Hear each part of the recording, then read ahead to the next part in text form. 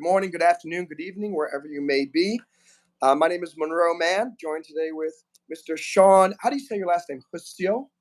It's pronounced Hsieh. Like in Mandarin, when you say Hsieh, it's the same character. Oh, yeah. So Sean Yeah, Hsieh. yeah. That's beautiful. Very, very easy. So usually how this happens, now that we've gone live, all of my subscribers who have the bell turned on, they're starting to get notifications now. So in the first 5 minutes, it's usually a little bit of a ramp up. So it's just a chance Sure. for us to get to chat. For those of you watching on the replay, my name is Monroe Mann. I have a PhD in psychology. I have an MBA in finance. I'm an Iraq war veteran. And I have this YouTube channel. I love to inspire people and make people laugh. I do some comedy on here and share some motivation, talk some current events, and of course, interview really cool people such as Sean Hsieh, who is not driving, in case you're wondering. He is, what's up, Love and Light? How are you? Sean is in an Uber. And he's in what city? I'm in Detroit, Michigan right now. Detroit, Michigan. Can you tell us Yeah. why you're in Detroit, Michigan, Sean? Yeah, so I'm here for a credit union conference. It's a number of different fintechs and that are sort of helping out community banks and credit unions. So we're in that space. As you know, I built Concrete with my team, and we're focused on democratizing building wealth in real estate for the everyday person.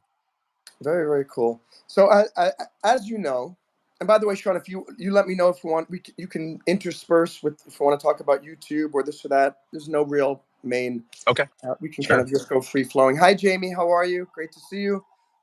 This is Sean. He's going to tell us about this really cool real estate investment app, Concrete, which you get on the app stores and Google Play and iTunes. And I'm actually a user. I'm one of the investors that takes some of my money and gives it to this guy and hoping that he and his team are doing good things with it. And I've really been impressed with it so far.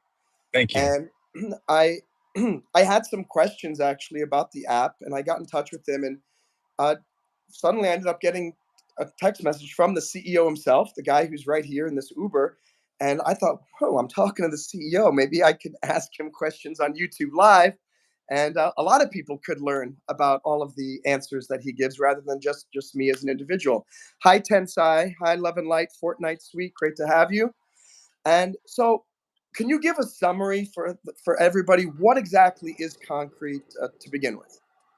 Sure. So Concrete at a high level is a real estate investing application. We have a mobile app, like you described, it's available in the app stores, available in Google Play Store. We also have a web app, so you can go on concrete.com and you can buy fractional shares of real estate. And there's different ways to do that. There's different purposes, and so what we're really known for is building this cash flow strategy that allowed people to invest as little as a dollar to get started very early on, start building a weekly dividend income stream. And then we also produce liquidity. And we did all that with the tech that we built. And now we've been offering shares of individual rental homes across America. So if you're interested in buying into a rental home, but you don't have all the money to be able to go purchase one yourself, you can actually own a piece of one and effectively crowdfund a home, participate in the potential appreciation and the potential income that we're looking to generate for the homes. Cool, cool. And All right. I apologize to all of your viewers if I'm bouncing around right now because I'm in a car and I thought, in our earlier conversation, I was like, let's try something new. No, I think, and actually, I don't know if it's the camera or YouTube, but it's pretty stable and it's not Okay. causing any problems. Hey, Violetta, great to have you here. So my first question is, and I'll just go with some of the thoughts that have come to my head. I mean, the main reason that I started to invest with you is my mom and I own two rental condos here in South Beach, and so we're involved with actual the traditional type of real estate. And I still see the benefit of that. And the reason why I love that so much is we actually own the real estate. We're not just benefiting from the rental income, but we're also Mhm. benefiting from the appreciation. Does Concrete in some way, shape, or form incorporate that into these weekly dividends that I'm getting? So the weekly dividends you're getting are actually coming from mortgage interest income. So in the cash flow strategy, we don't have a lot of equity properties in there. But that's how we're able to generate the liquidity. But if you're investing in the home shares product, where you can go choose like a specific home and say, hey, I want to go buy X amount of shares of that home. Um, That one you do get exposed to potential appreciation. So we hold on to the homes generally for about 5 to 7 years. We may sell earlier, we may sell later. It really depends on the market, but we just try to optimize the outcome for the investors. And so there's a consistent income stream that comes in through form of dividends. And then when we sell the property, there'll also be a distribution.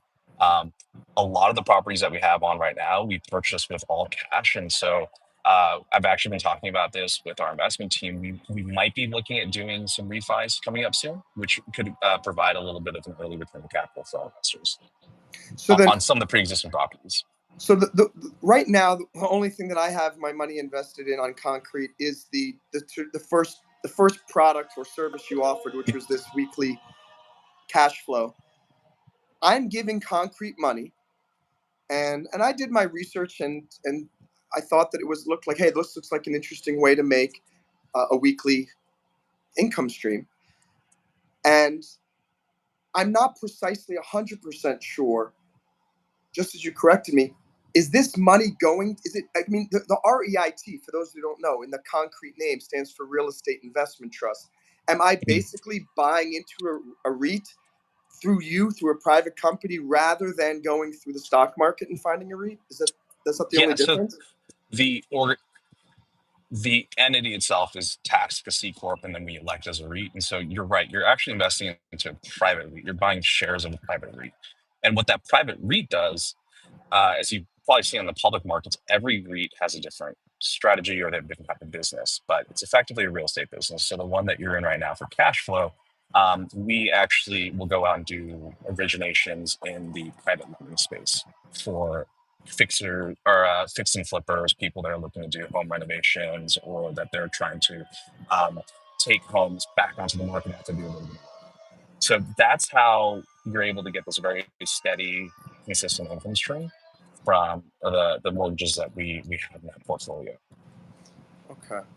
So for those of you who don't know, there's an app. It's called Concrete. You can go get it on the App Store. I recommend you go check it out and determine if you think it's something you want to do. But the thing that's nice about it is for a very little upfront capital, you can get started in real estate investing. And unlike almost every app on the market, this includes stock market apps, S&P 500, getting a real estate property. I mean, you're getting money every single week. And that's the number one thing that I think is super cool about Concrete is that every week you get this little cha-ching, great, you just got some money, and it makes you feel good, and it makes you feel like you're really an investor and you're doing something good with the money. Why I wanted Sean on here as well is I want for myself to feel comfortable knowing that, I mean, every week I'm giving more and more money to this company. I want to make sure, well, is that the best place for me to be investing that money? And that's basically what this interview is, to help me feel more comfortable with Concrete and continuing to be an investor, and perhaps for Sean to share some of his expertise and his inspiration for creating this real estate app, so that maybe you can become an investor there as well. And by the way, hi Major, good to see you. If any of you have any questions for Sean or for myself, just put them in the chat. Thank you for clicking like. As you guys know, we're in the YouTube live stream Olympics. When we get to 10 likes, that is a bronze medal. So I'm hoping you guys can help us get to the bronze medal with 10 likes. So Sean, so you guys understand the reason why I ended up emailing to Sean. Full disclosure, the thing that I was really like is that every single week, the amount of money that I was getting back as a return on investment was going up. And I've been with Concrete for about maybe 2 years as an investor. And suddenly, over the last 6 to 10 weeks, it's just the payout has been very, very steady, or precisely steady. And I got in touch with Concrete saying, what's going on here? I keep investing more money, but the payout is steady. Sean, can you explain why that it's been steady and when I can expect to see an increase in the return again? Yeah, absolutely. So in order for us to provide access to this type of investment, we had to work with the SEC, and we're still working with the SEC to have these offerings qualified. So, Monroe, when you had invested originally for like the last 3 years, we had a qualified offering, everything was good. Now, the specific offering regulation that we're in requires that every single issuer at the end of the 3 year mark goes in for requalification. So it doesn't matter if it's concrete, doesn't matter if it's, Sunrise, Yieldtree, any of these other platforms that exist out there on the internet, if someone is using a Reg A or doing a Reg A offering, they have to go through the same process. So during that time, we can't actually legally sell securities to any of our clients. And so we built this, we've gone through like the situation before about 2 years ago when we were swapping broker dealers. And during that time, I was like, boy, this is a really disruptive experience, especially for people that are looking for this sort of compounding experience of being able to grow their income. So during that time, like the team and I, we jammed for about a week or so, and we built this feature called Instant Earn, specific for times like this, where we actually take the dividend rate of the fund right now, and we actually have our investors that have any pending investments that have not yet actually purchased the security, they're able to build up these rewards on our platform, which are effectively credits to any fees that you'll have on the Concrete platform. So the net of it, the hope is that the net of it is really that it's going to have no, like, you shouldn't really see a huge difference at the end of the year because it's going to increase your future dividends, Monroe. So let's say in the future, everything's good. All of the investments that you have sort of queued up, their process, you have securities in exchange for them now. And then all of a sudden you're getting dividends again. Well, those next set of dividends, they're going to be a lot bigger than other investors on the platform because you have these rewards ready to go on your account. So first of all, let me just say love and light. Thank you. I think she just posted the link. This is for if you're an Apple user. There's the link in the Yeah. App Store right here, so you can find the app. If you're on Android, I imagine it's the same name on. Same name. Yeah, it's just in the Play Store. You can look for Concrete. So I tell you, all of you guys. No, wait, this is only for American investors currently. Is that correct? So far, we're actually looking to try to expand it. So I don't think there's any rule or regulation that precludes anyone internationally from being able to invest. I think the only thing that they need to have is a taxable identification number. So, the US has to get paid somehow. Okay. So, all right, so that's good. So, if you are someone who's not in the U.S. and you're watching, there either now or in the near future, you'll be able to potentially use Concrete. So, to review, what you were telling me is, well, let me explain to the people watching what what Sean's talking about with this instant earn thing. So, that's another cool thing. And as soon as with a lot of investments, you put in $5 or $10 or $500, doesn't matter. You have to wait a while to see any return on that. In most cases it's a month, and in a lot of places it's maybe every quarter, or with a real estate project it could be months and months and months. The thing that is really nice about this Concrete app is you download it, you put in your information within about, assuming everything goes well, 15 minutes, link it to your bank account. You can immediately put in what's the minimum? $5, I think, Sean, is that right? It's $1 right now for the account, but generally, I mean, as you can imagine, when we're like, if anyone's investing $1, the dividends and everything just don't look that meaningful. But it's a great place to start if you don't have a lot of cash. We generally recommend that people start off with at least a few $100s to a few $1,000s. So absolutely. And so this is the conversation I have with a lot of people on here. Sean is talking about in terms of, hey, it's best to start with a 300. I always say psychologically start with even $1. Just get started with something. I know Sean, he's talking about, hey, he's the head of the company. Of course, you want someone to invest with 300. I just want you as an individual just to start investing with something. So, and even if this discussion just gets you thinking in the mindset of investing, put $1 up and realize, oh my gosh, I just did it. I just made my first investment in my entire life. Yeah, you're right. Sean is right. You're not going to see a huge return. You're not going to become a millionaire, even in 5 years with $1 investment. But if that gets you comfortable into the investing, I always encourage just start with whatever makes you feel comfortable. But even with $1 or $5 or $25, with this instant earn, immediately you can start to see that money is earning money immediately through Sean's company's really unique and novel system where you're getting return on investment immediately, and you're actually, do you still, I think you're it's still there where you see the actual returns updating every Yeah. 5 seconds in real time, right? Instant is real time to the second, and then the dividend ticker itself is an estimated calculation, but that should be done per second as well. So all right, we have some comments in here from some. So Burn Night Priest, hello, welcome.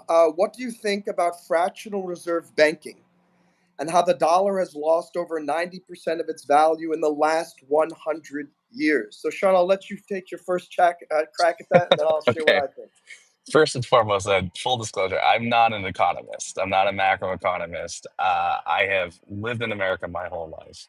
I think thinking about the value of the dollar and the devaluing the dollar, it's coupled with, it has to be sort of like viewed as a whole system. And there's a lot of different factors.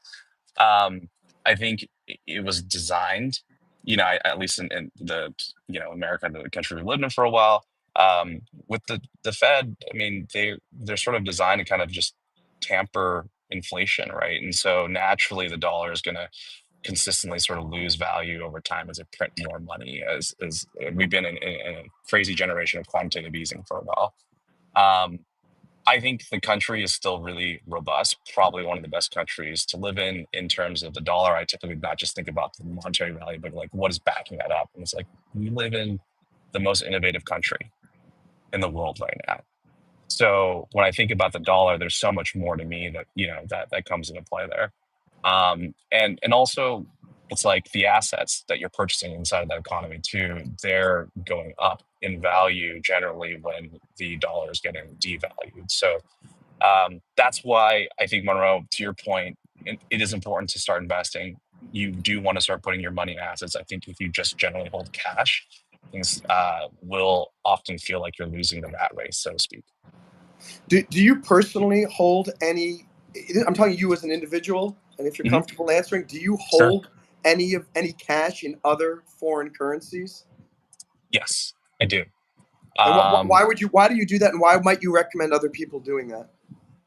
Well, before we dive into that, I just will say a lot of this is not going to be the opinions of Concrete, right? These are just opinions of the CEO as the personal individual person. So it's not financial advice either.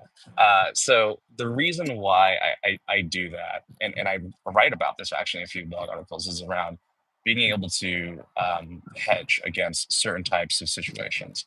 So I think earlier before we started the stream, Monroe, I was telling you about I was just in Mexico. I just came back. Um, I actually personally purchased a property in Mexico for a few different reasons. One, the Mexican currency has been very strong against the U.S. for the last 5 years for myself personally, and then also, um, if anything happens to the economy, I still have an asset in another country that's predicated by a certain currency, and so it's a way to diversify. And for me, I think diversification is pretty important, particularly where if you've accumulated or you've built a certain degree of wealth, you do want to think about how you have some of that protection. I'm at the age now where I'm thinking about having a family. Um, I'm not as young anymore. I can't just go, hey, you know what? I'm in my 20s. Like, let me just take all the crazy sort of, you know, thoughts around investing in this or that and just make those types of choices. I do have to think about how do I start protecting some of that. Not to say that I don't, invest in crypto or anything like that either. Beautiful, great answer, great answer. And my answer, Burn Thy Priest, is fiat currency is notoriously problematic. And if you remember, I always talk about the Weimar Republic back in Germany when little kids were playing with barrelfuls of Deutschmark and it was worth nothing. Worth, Uh, worth less than the bread. yeah, worth less than the bread. And you know what's funny? I wonder if that's maybe that expression, I don't have any bread. Where's Yeah. my bread? I wonder if it came from the It Weimar Republic in that photo. probably did, and probably some of it from the Great Depression too, when there was bread lines and everyone's lined up, and yeah, hard to make Yeah, money. back in that Where's the day. dough? And Yeah, but this is why it's important. I mean, this is why it's important to diversify everything. I buy gold. My mom buys gold. I'm sure Sean has some physical gold somewhere. And why do my mom and I have both of us, Sean, myself, and my mom, we have real estate, but we also invest in other types of assets like such as concrete because it's just you never know. Here's the thing: do I trust Sean? I do. Do I completely trust him? Of course not. Right? Because you should never trust anybody 100% with your money. I don't. yeah, I trust Sean trusted me enough to come and join the stream Does he completely trust me? I should hope not, because he doesn't know me completely well. So it's important for all of us to diversify everything we're doing. And I'm giving you, as Sean is here, an opportunity to learn more about Concrete. For those of you just joining, this is Sean Hsieh, who is the CEO of the Concrete Real Estate Investment app. It's one of the coolest apps, I think, in this fractional share of real estate market that has become rather popular. Hey, Bradley Sharp, good to see you. And Bradley Sharp is asking, what platform do you suggest we use to invest? Well, certainly Concrete is one of them to invest in real estate. If you want to do, if you're trying to invest in crypto, you can use Robinhood, you can use Coinbase. A lot of different apps let you do crypto investing. And for the stock market, there's Stash, Robinhood, and those are the two main ones that I use, Stash and Robinhood. Do you have any answer on that in terms of platforms in which to invest? Obviously, we're talking about Concrete. Is there anywhere else that you think someone might want to investigate? Yeah, I think just looking outside of fractional real estate, right? The space that I'm in right now, I think when it comes to investing, my thought around this and what I tell my friends is usually look for the apps that actually provide you with the type of investing experience that you actually want to have. It's different for everybody. And there's a lot of apps out there and they specialize in one thing or another. And that's where I'm like, okay, yeah, like Stash App, Robinhood, Betterment, Wealthfront, any of those will provide like a fantastic experience for you. But find something that works for you. I think investing is a long, long journey, right? As you know, Monroe, like it takes years and years and years, and you don't get. It doesn't feel like there's any benefit for like a very long time. So Mhm. if you can find something where you feel like, okay, I can get like discipline around this and just be consistent, like that's probably what you want to get involved in. But like you said, double check all the platforms too. Um, we live in a world of like fast money at times with venture capital, like building fintechs or even like wealth tech companies. And so you just want to make sure you're investing with the right, the right platforms. Football is amazing. Saying something about Professor Charles Xavier. Is that me or is that Sean? I don't know, but we're apparently communicating via Cerebro. That's great to know. Isaiah Perez, you're back. Telepathically over YouTube Live. Yeah, it's a wild wild experience here. Isaiah, you're back from vacay. Glad to have you here. We got a salute, pre-workout salmon. Hope it was delicious. You stole the words out of my mouth. Bradley Sharp says, thanks, guys. This is awesome, informative stream. Really appreciate it. Thank you for joining us, Bradley, and glad you're here. Again, if you have any questions specifically for Sean, because he's here, I'm here all the time, unless it's one of my characters where Sean is giving us some of his time today. So if you have questions about real estate investing, and specifically about Concrete that you want Sean to answer, please share those here.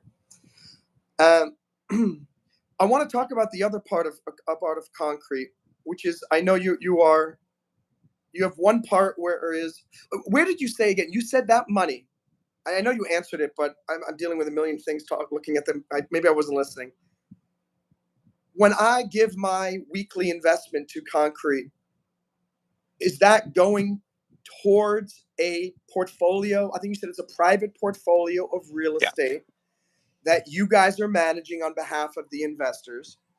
And are they rental properties? Or are they commercial properties? Are they a mix? What are these properties? They're usually properties that are undergoing some form of renovation that's about to get relisted on the market. So if you've watched all those fix and flip TV shows on HGTV, you can think of those specific borrowers. Like those are the ones that are actually borrowing money from the fund, which all of the capital comes from our investors. I put my own money in there as well. And we as Concrete, we lend it out to those types of borrowers. They have to pay an interest on that on a monthly basis. That interest that we collect then is paid out to our investors. So how do you analyze each of these potential lenders? I would that's a good word. I would imagine it Borrowers, was. yeah. These Uh-huh. these borrowers. Excuse me. Thank you. You're the lender.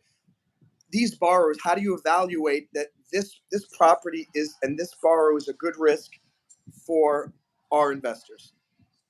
Yeah, I can talk about it's so one, it's different for almost every single deal that we do. The reason why these borrowers, first and foremost, will come to a lender like Concrete or any other private lender out there is generally because they can't get the type of loan they're looking for from a bank today. Just post Dodd-Frank Act. It's this is stuff that banks can't do anymore, but there's still a need inside the real estate market. Obviously, the fix and flip TV shows have not gone down; they've only increased in terms of like concepts. And if you're on YouTube, I bet you can find more than a few hundred influencers that are talking about here's how you can make your money on some flips. So you asked a really great question. You're asking questions around like how do you underwrite, how do you think about underwriting, and then how do you really determine whether or not even lending money out to a particular person for a project is a smart move. By the way, Monroe, let me know if it's too loud in here. I just No, stepped into a lobby. for me it's fine. And if any of you guys are Okay. watching, if you ever feel like you can't hear me or Sean, or the environment is not conducive, just let us know in the chat. Yeah. Otherwise, we're gonna drive on. Yeah, I can We'll hear you just keep fine. going. Cool. So we usually talk about this in terms of there's a lot of different acronyms out there, but I'll talk about that simplistically in terms of like we think about things from an asset-backed perspective, because at the end of the day, the property or the asset underneath is really what is providing from our perspective the ability to have some level of recourse. The borrower doesn't make a payment, if they start defaulting, we have to go foreclose on it, and then we have to ultimately, maybe we call it take down the property or kind of claw back in and list it ourselves. We need to think about the asset in terms of how does this actually, can this be leveraged and protect our investors' capital? So we do have a specific series of metrics depending on the strategy and experience level, but we will credit score different types of assets, and then we get to the borrower, right? And with the borrower, then you get into a whole bunch of different things. What's the experience around executing the specific strategy? How are they with this market? Even with the type of work they're going to do, how many times have they done it? Does it look good? Does it sell well? You also have to think about like them as a business person. You have to think about character. You want to look at credit score. Are they too thinly capitalized themselves? You don't want them to be in like dire straits or anything like that. So there's a number of these different facets that we consider as we're underwriting different investments. And then what I'd say too is the market has a lot of meaning as well, right? Like earlier when I talked about the asset itself, you also want to consider the market they're in. Some markets have much better liquidity than other markets. So, So go ahead. yeah, I was going to say we could dive into that because I'm sure there's a lot of questions around that you have. There's another app called Ground Floor. Have you Mhm. have you heard of them? Yeah. So, hearing you speak, it seems like at least this side of Concrete, because I know there's the other side that's investing in the rental property. This side of Concrete, the main income generator for investors is similar to Ground Floor in terms of the target borrower. Is that correct or no? Yes. In terms of the use, it's the same. Now, the borrower is going to look different. Ground floor has a pretty wide range in terms of, I think, borrower experience, borrower quality. Um, Depending on the region that we're working in. So, like in the Pacific Northwest, we generally will not have any loans go out unless the borrower is like they're known inside of the real estate network and they've done projects with one of our origination partners before. When it comes to us doing direct originations, we work with other platforms, and so generally there's a business that we underwrite on top of that, along with the actual asset itself. So with Concrete, you're actually getting exposure into proprietary relationships that like Ground Floor doesn't have access into. But you could say the same thing on Ground Floor. When you invest in Ground Floor, you're getting invested into relationships that they have that we don't have access to. And so I think that's the interesting about real estate. I think what most people don't really appreciate enough is real estate is very nuanced because there's a whole bunch of different aspects around it that make it unique. Like if you have a relationship or effectively an into a special type of deal, that's your edge. But Mm-hmm. that's not really the case when it comes to buying a stock on the public market. At that point, I would just say, go look for the best execution. Go look for maybe a broker dealer or platform that you like with the right tools that you like. It's the Apple stock that you buy here is going to be the same as the Apple stock that you buy over there. But with Mm-hmm. real estate, the property that you invest into over here, or the piece of debt or mortgage that you're buying over here, is not the same anywhere else. But I want to summarize that, and for everyone, and correct me if I'm summarizing correctly, make sure we're all on the same page. So what Sean is saying is, if you go to Robinhood or you go to Stash or you go to E Trade and you buy a share of Apple, you from those are just platforms from which you're buying the exact same share in the same company.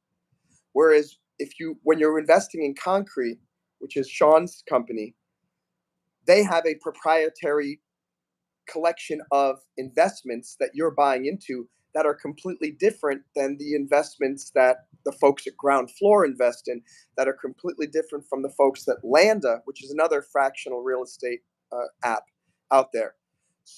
Am I correct so far? Yeah, 100% correct. Yeah. And what And we do with them too, and how we handle them as a business is also very unique on all the platforms, right? Like how we handle operations, how we think about investments. Like we have a very different perspective than the guys at Ground Floor. We have a very different perspective than the guys that Arrive. Certainly, a very different perspective than the guys at at Landa, and so on.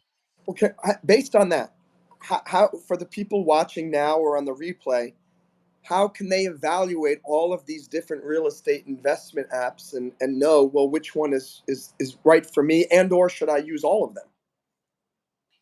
I will say I personally use all of them myself as a CEO. Um, I like I said, real estate is unique, and you're really trying to gain access to investments that you believe in. And so the guys at Arrive, I have tons of respect for them. We started building our companies around the same time. The guys at Ground Floor, again, tremendous amount of respect for what they built as a business and platform. So I also have dollars that sit on all those platforms because sometimes I like the deal that they have access into that I don't have access into. Um, but if you're evaluating a platform, first and foremost, you want to go take a look at the opportunities that are in front of you on those platforms to see if you can even kind of wrap your head around it. As you know, Monroe, like when you're making investment, you should generally try to understand the business that you're investing into. And so I encourage all of your viewers to like just go try to understand what do those businesses actually do. If you're going to put your money and invest it on their platform, what are they going to do with it? And then if you can back that out and go, cool, I'm comfortable with this, I get this. And then you like the asset, you like the characteristics of the investment, then I would say go pursue that. Because at the end of the day, like a lot of our investors on Concrete invest on other platforms and vice versa. We do have some that are like hyper concentrated with us solely. Um, but it's one of those things where you'll develop a preference. And like, when you make an investment, it's sort of like your portfolio. People a lot of times will ask, what tickers do you have in your portfolio in publicly traded markets? And you'll say, this is what I have. But you probably find yourself over time just gravitating towards a specific type of company or an investment where you're like, cool, I'd love to double down on that. So I first of all, hi to Carly. Great to have you here. Do not fear, for Carly is here. That's always good to know. And how you doing, Trizzy and Cameron? If you guys are still here, great to see you. I see three types of potential people that watch my live streams. There are, for example, Carly is a minor and she's in school. Obviously, she has parents. What would you recommend to some? Let's start with her. It's a three-part question. What do you recommend to the people watching who are 12, 14, 16? They can't really probably open an app, an account by themselves. They can't directly invest with Concrete because they're not old enough, but maybe they're interested. Uh, what do you recommend to someone who's on the stream who maybe doesn't have a whole lot of money and doesn't have a whole lot of investment experience, but wants to get involved? And third, the people who maybe have a lot of investment experience and have a significant amount of money that they maybe could invest. And thinking in terms of Concrete, uh, Mhm. is Concrete relevant for all three of these demographics, or is there somewhere else you recommend them to go? So we've designed Concrete to be available and accessible to as many people as we possibly can. The age restriction really does come from the regulatory environment that we're in, or the structure that we're in. So for people that are a bit younger, uh, you know we've actually worked with some parents to create an account that then ultimately will the beneficial owner will be their kids in the future.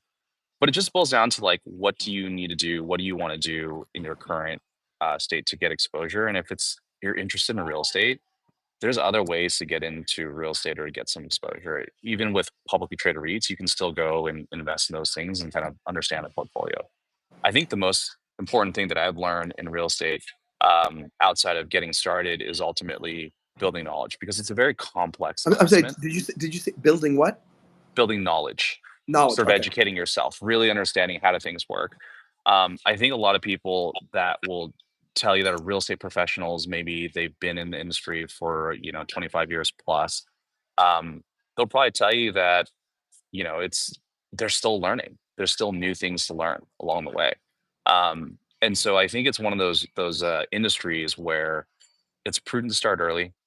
You definitely want to expose yourself to the concepts. Start at the high level first, and then start to work your way in. I think as people start to pick up their own individual deals, I guess let me ask you a question. When you started Sure. investing with your condos, like what was your first year like compared to your last year just now? I the first year I wanted to give up and I was going to sell both of them. And my mom's a little bit older, so I'm really doing all of the work and I'm helping her with her finances. And I knew nothing about how to be a real estate investor except from reading Rich Dad Poor Dad books and Mhm. from Robert Kiyosaki and and always just knowing that real estate is a good investment. And it was horrible the first year. It had bad tenants and found out one of the guys who I inherited. We inherited this tenant from the original owner. Was Airbnb-ing it. Didn't even live here. Lived in Canada, and was Oh man. making about 300% more per month than we were, and risking our in Miami Beach. If you're in a condo area where you are not zoned for short-term rentals, it could be a very expensive per day fine. And I mean, I had to learn. I had to learn. I'm a lawyer, but I had to learn. I'm a New York lawyer. I had to learn all about Florida eviction law, how to file eviction paperwork, this and that. It was a nightmare, and literally, I wanted to give up. But it's now the third year, and I know how to screen tenants now. I got the plumbers in place. I've got the air conditioner repair people in place, and it is true. I talked about this a few days ago or a week ago, saying if you want to run a business, do an Airbnb because it's going to take up a large amount of time, and you're going to have to really have a large amount of time to manage it at first. Even after you're going, it's an ongoing business. But once you learn with long-term rentals, I get a call from a tenant maybe once every 3 months now, and it's so much easier. But it took me. There was that 1.5, 2 year learning curve to get to the point where I kind of feel competent to do that. And why did you ask that question? Maybe that'll help me to answer the question better. Well, because I think from my experience talking with my friends that have gone into real estate, whether they're super experienced or they're like, hey, I've been doing this for a few years, maybe I got excited during COVID and I wanted to pick this up as a profession because I thought this was like the hot market to get into. I think no one's ever said that this is an industry where they spend a constant amount of time learning. And I think to your point right now, what you described sounds like a very common journey. A lot of people are sold this dream that getting into real estate is this passive income machine.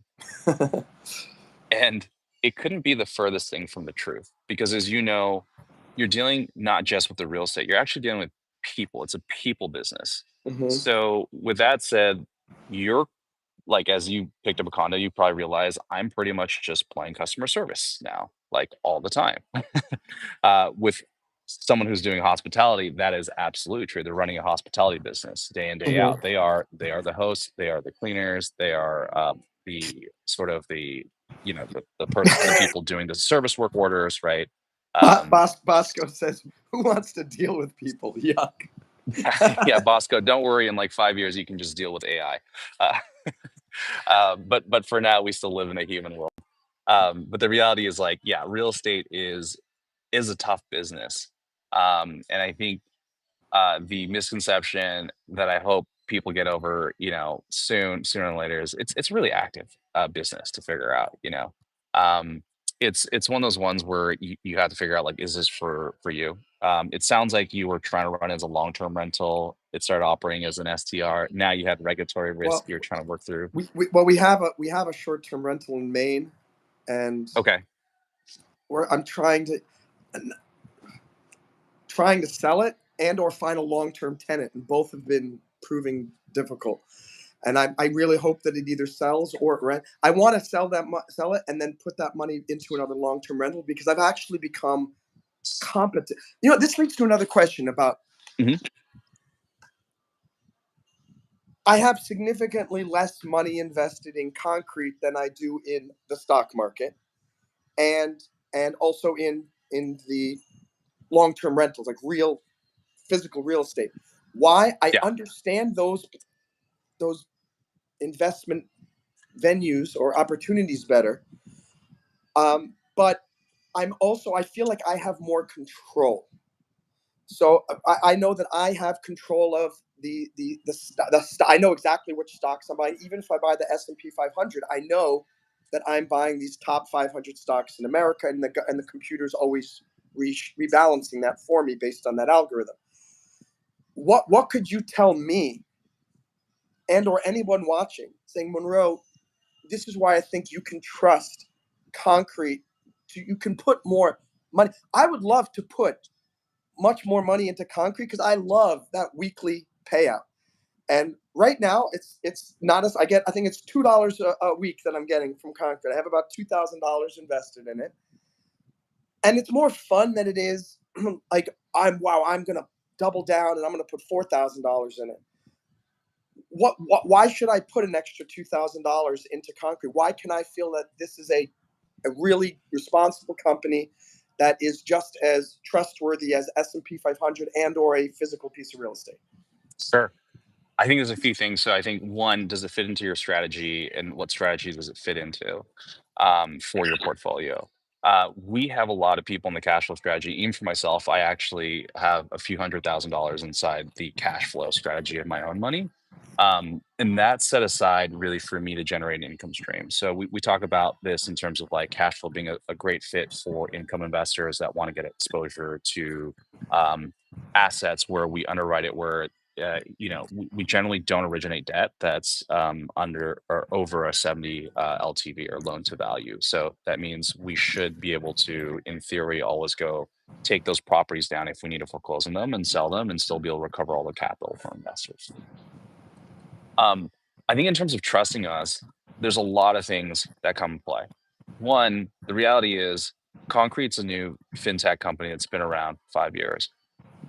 Now, 5 years is, we've made it to this point where you've probably also seen a lot of crowdfunding platforms sort of fall by the wayside. When we built this company, we were really intentional around like, how do we structure this so that we can actually build a really durable company long term? And so we had a lot of advisors that kind of came in to provide a lot of guidance around like, how do we structure investments? How do we think through them? How do we ultimately operate a fund? Collectively, they've managed over $30 billion in assets. So I wouldn't say take my word for it, right? I'm an entrepreneur, I'm an operator. I do put my own money in these investments. I put my money where my mouth is. Um, but I'll say, I would look at the people that have helped guide us, or the people that are ultimately doing the asset management today, and look at their track record and look at sort of how they think about managing money. Because as you know, when you start investing on these fractional platforms, you're effectively trusting an asset manager of some sort, right? Like you're kind of putting your money with the equivalent of like maybe a, it, someone that's controlling your finances, or portfolio. Like that's the best way to think about it. So you do need to be able to figure out, how do you build a strong degree of trust? How do you feel like, for example, you being able to Let text me me, interrupt you. right? I think you're helping to answer the question. I know how everything works with the physical real estate properties we own. And I know, even though the S&P 500 is controlled by an algorithm and it's computers, at any given moment, I can see exactly what those 500 companies are that I Hmm. own. I don't have that same level of trust. Like, I don't know who's managing the concrete investments. Where can I, as an investor, see them easily? Maybe that's something like on the app itself. All I see is it's just managing the money itself, but I don't really feel like I'm a participant in, hey, this is actually what we own. It might be there, but I don't really see it. And maybe I Yeah. feel more comfortable if I knew, okay, this is how we're buying these. This is what you're doing with your money. This is where it's gone. This is how we Okay. rebalance it. Is that on the app? That's great feedback. We do have a portfolio tab where you can go and take a look at the underlying assets. But I think what you might be tapping into is a little bit different, where it's like, what's going on with the money, what's being done with the money, right? Getting that sort of level of feedback around maybe updates on like fund operations, because we have more than weekly meetings when it comes to what are we doing with the portfolio. We constantly are dealing with administrative work. Can investors come to these weekly meetings? They're internal right now. I actually don't think we're allowed to host them live. We might be able to I play mean, them as recordings. if there's something like that would be cool. Like if once a month you have something public for all the investors to come on, and even if Yeah, it's coming yeah. onto this YouTube live with me and they can ask Right, questions of right, this, right. you It's know, like I'm more than happy to do sort of a public I forum thing, but I know we're supposed to. There's something around like making sure we're not giving insider information. You know what I mean? Like I think that's where I have to be careful around, even internally in our own company. Like not everyone in the company is allowed to really sit in on our fund management Mm, meetings. I see, and that completely makes sense. I'm trying to just figure out in my head, Yeah, why am I not more comfortable putting more money into it? And you just said you put a couple of 100,000 into it, but that's also precisely because, first of all, I don't have a couple of $100,000 that I could put into it, but you feel comfortable enough, I think, because you're the CEO and you have access to so much information. You're like, you know what? I trust this thing. I'm going to put $300,000 into it. I'm not. Do you have it? Again, maybe you can't disclose. What percentage of your investors are smaller, like with less than $5,000 in the accounts, and what percentage are more than, 100,000? Is there a large number of big time investors that are putting their money into it? Because I'd love to know, why do they feel so comfortable putting it's that much money into it's Concrete? true. It's truly like a pyramid. I think in terms of like the there's a small cohort of very large investors. And then, if you think about the groups, it gets more and more and more in terms of people with account balances. And I think as I've spoken to my friends that operate, other wealth tech platforms, like they've told me there's a lot of similarities in terms of just the psychology of how people put money on these platforms. And so this looks normal. The biggest thing I think as I'm thinking about building this company is like, how do you ultimately build the trust over time? How do you get people to think about, um, you know, like this conversation, right? Like you're giving me new ideas where I'm like, oh, okay, maybe we should build that into the app experience. Like that's not hard for us to do. Why didn't we do that? So I think for us as for me as an entrepreneur, I'm still trying to figure out like what should we be building in terms of the ideal experience. I think investing remotely in real estate is a dream that many, many people have. I think we're moving into a digital native, you know, Mhm. generation where the control of funds is flowing from one generational cohort to another. And then on top of that, I think we're just going to be dealing in a world where you want to feel connected somehow. And so for remote real estate investors, like how do we create that? Like you said, you don't feel connected to maybe the activity of what the fund's doing. You just see the numbers go up and you're like, okay, cool. Like I trust this increment That, of a and number, right? that's exactly what it is. Like, why do I like Concrete so much? Theoretically, I get it, and I will tell you, it is the most fun of all the real estate apps. Stash used to be so fun, and then they changed their interface to make it appeal to boring accountants, and they took away all that. It used to be multicolors and cute cartoons and stuff, and it was like, wow, this is like a video game. It's like a video game, and I'm investing, and then now it's just okay. Stash still has, I mean, excuse me, Concrete still has the video game aspect, and that's a compliment because investing should be fun. I mean, I think that makes it like it's cool. Wow, you get to see your money grow. And Concrete is the only app on the entire market where you literally see your money grow every second because you see that instant earn, and it encourages you to put another $5 in because immediately you can see, awesome, that is growing. And I think that is the greatest thing. And I think it's addictive because of that. But you're right. I don't fully understand what Concrete is doing with the money, and I'm sure I'm not the only one. I think I'm one of the most avid users, and yet I'm asking you what exactly is going on with the money, and I think that's a big wow. I'm Hmm. sure I'm not the only Yeah. one who I think I love the app because it's so fun and I see the instant earn. but I think I'm hesitant to put more money into it because I don't 100%. There, and people come on. I talk about break diving. It's a not-for-profit that I have. I have another channel called Break Diving, which maybe you want to be a guest on that as well. We're a global not-for-profit mentorship and personal growth community. We got people all around the world, and now we have a YouTube channel. And I've been doing the live streams, and I talk about it and say, once we get monetized that channel, any super chats that come in or any advertising money will go towards our mission. And they go, oh, so your money's going right back into the company. Sounds like a Ponzi scheme to me. Blah blah blah blah. And I always go, it's I maybe that's how it sounds, this and that. But I recognize that some people are going to instantly think break diving, money, not for profit. You only see in the news the terrible Madoff stories of people taking money and running with it and doing nefarious things for their own personal gain. This is not break diving. It's not me. It's not Concrete, and it's not you. But I think all of us have to overcome. Like I have to do double time to say, even with this on this YouTube live stream with myself, they go, what? Sometimes I did a live stream the other day. I got $60. People super chatted me. Sometimes I make nothing, but sometimes I always have to make it clear, like where are you going to put this money? And maybe my advice to Concrete is to make it. If you and your team can make it even more clear, so it's not just fun, but it's fun plus some level of higher trust. I will absolutely double, triple the amount of money. I'll transfer money from savings accounts maybe and put it into Concrete. I think other people will too. But I just don't feel it right now that I know why will I give more money, and why do I know for sure that money's going to be there when I need it in an emergency, or if I find it in better investment elsewhere. Mm-hmm. Well, I appreciate that feedback. And so I think maybe in another call, not in this session, I'd love to sort of pick your brain around what does work, what can actually help tell that story. I think we put a lot of content out there.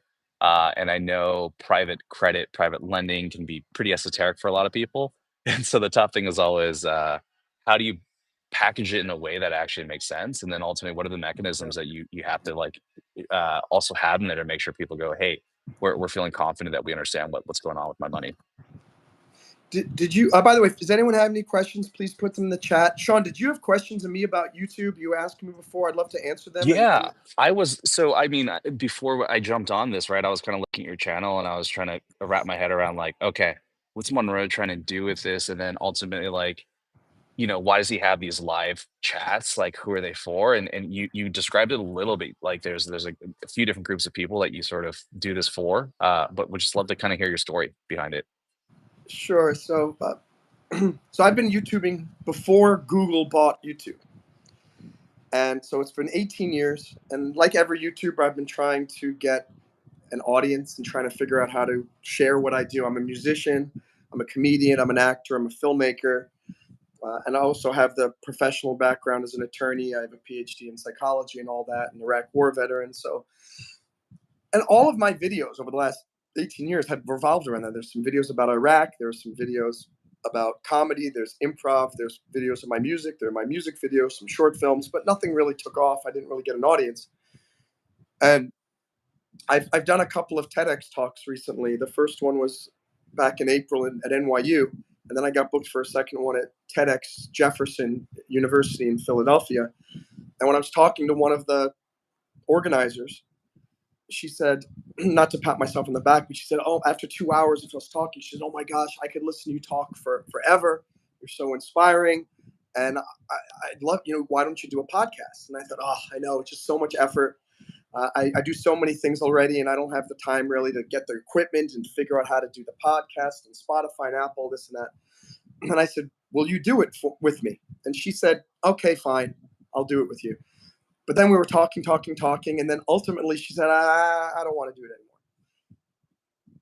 But the seed had been planted, and after the first TEDx I did, I was just walking Miami Beach, and I just turned on YouTube Live, and I saw that. I said, YouTube Live.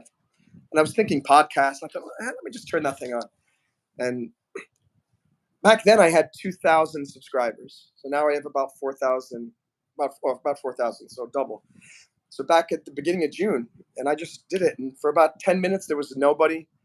And then after about 10 minutes, one person came on for about 3 minutes and then left, and I was there. And at the end of the live stream, and I was basically talking to myself, or whatever, I was doing it. All of a sudden, the screen came up and it said, how many concurrent viewers? It said 1, so that there was 1 person at any given time watching.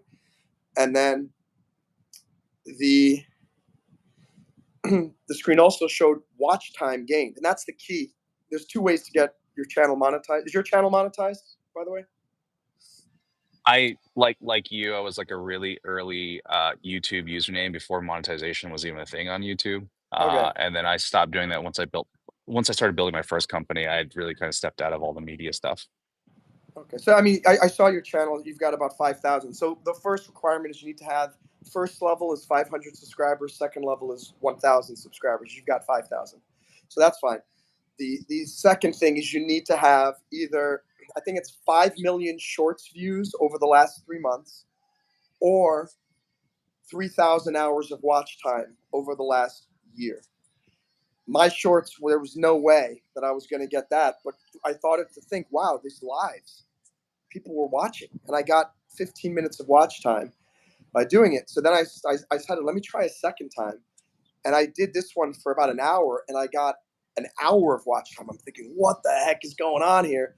And I just started doing it and doing it. I started playing my music. I started bringing out my wigs and my hats for my comedy characters again and doing that again.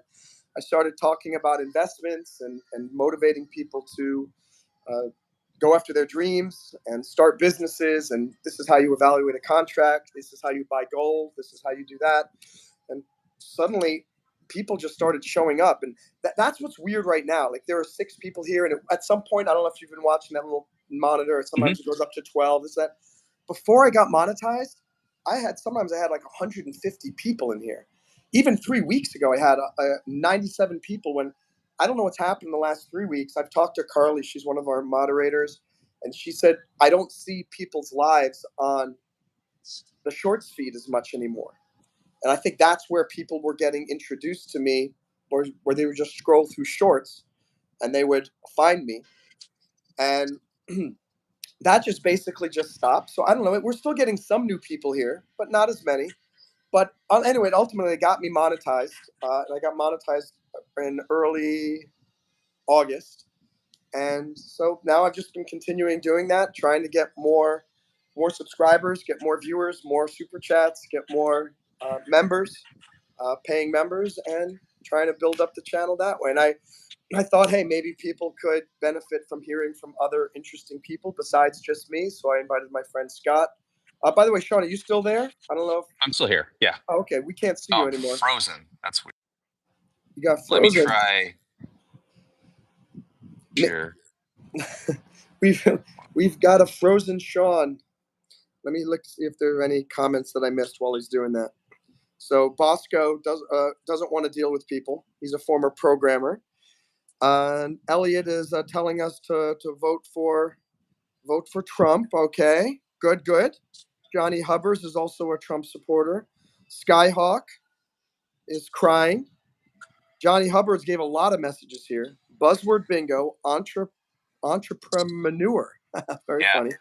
Disconnected, theoretically, aspect, addictive. And how about you? Are you figuring that out? Figuring what out? Oh, you, because we still don't see you. Is the video back online, or is it? It's just completely black screen. Oh, that's weird. I flipped it. Try flipping it again. Flip and flip. Let's try that. I did the flip and flip. My video is back in terms of.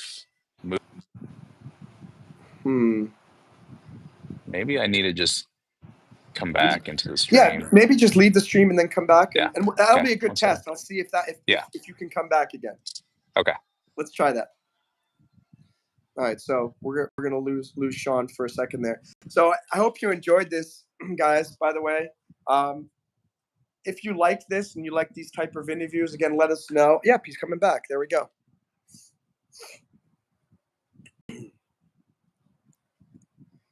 And we're gonna see if he's back, and he's more handsome than he was the first time. Wow. The lighting got better. By the way, Sean has a YouTube channel with about 5,500 subscribers, so he's got a good little potential audience there. Do you share any useful financial tips or anything on your You know, channel? I haven't. So before I started my first company, I was actually a professional hip hop dancer, and so that's where a lot of the subscribers came in. That's This was awesome. like early before Jabberwockies were even known. So a lot of my friends are like they dance on the Jabberwockies. I started a group called Kinjas outside of college. A lot of my friends are still professional dancers today, choreographers, and directors of shows, and they work with artists. So I don't get to claim that anymore. I'm just a tech Asian tech dude now in Seattle. Um, but yeah, that was a former life. So that's why you see, subscribers on my channel. Very cool. Well, hey, I think break divers, just like actors, they need financial guidance. So I'm sure Yeah, they, yeah. they would love. I bet. Do most of them not even know that you are the CEO of Concrete? From the dance community, probably not. Obviously, the guys from in my crew know. They kind of watch me build a company. I think they just get really annoyed whenever I come back and hang out with everyone because I'm always trying to like help people out with their finances, and it's for creative people that's the last thing you ever want to talk about. So yeah, that's sort of the interplay right now with the community. Okay, I know everybody. Can you do a dance move for us, or am I putting you on the spot?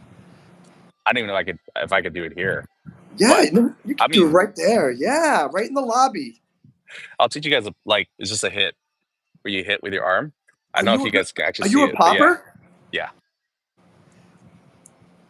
Wow.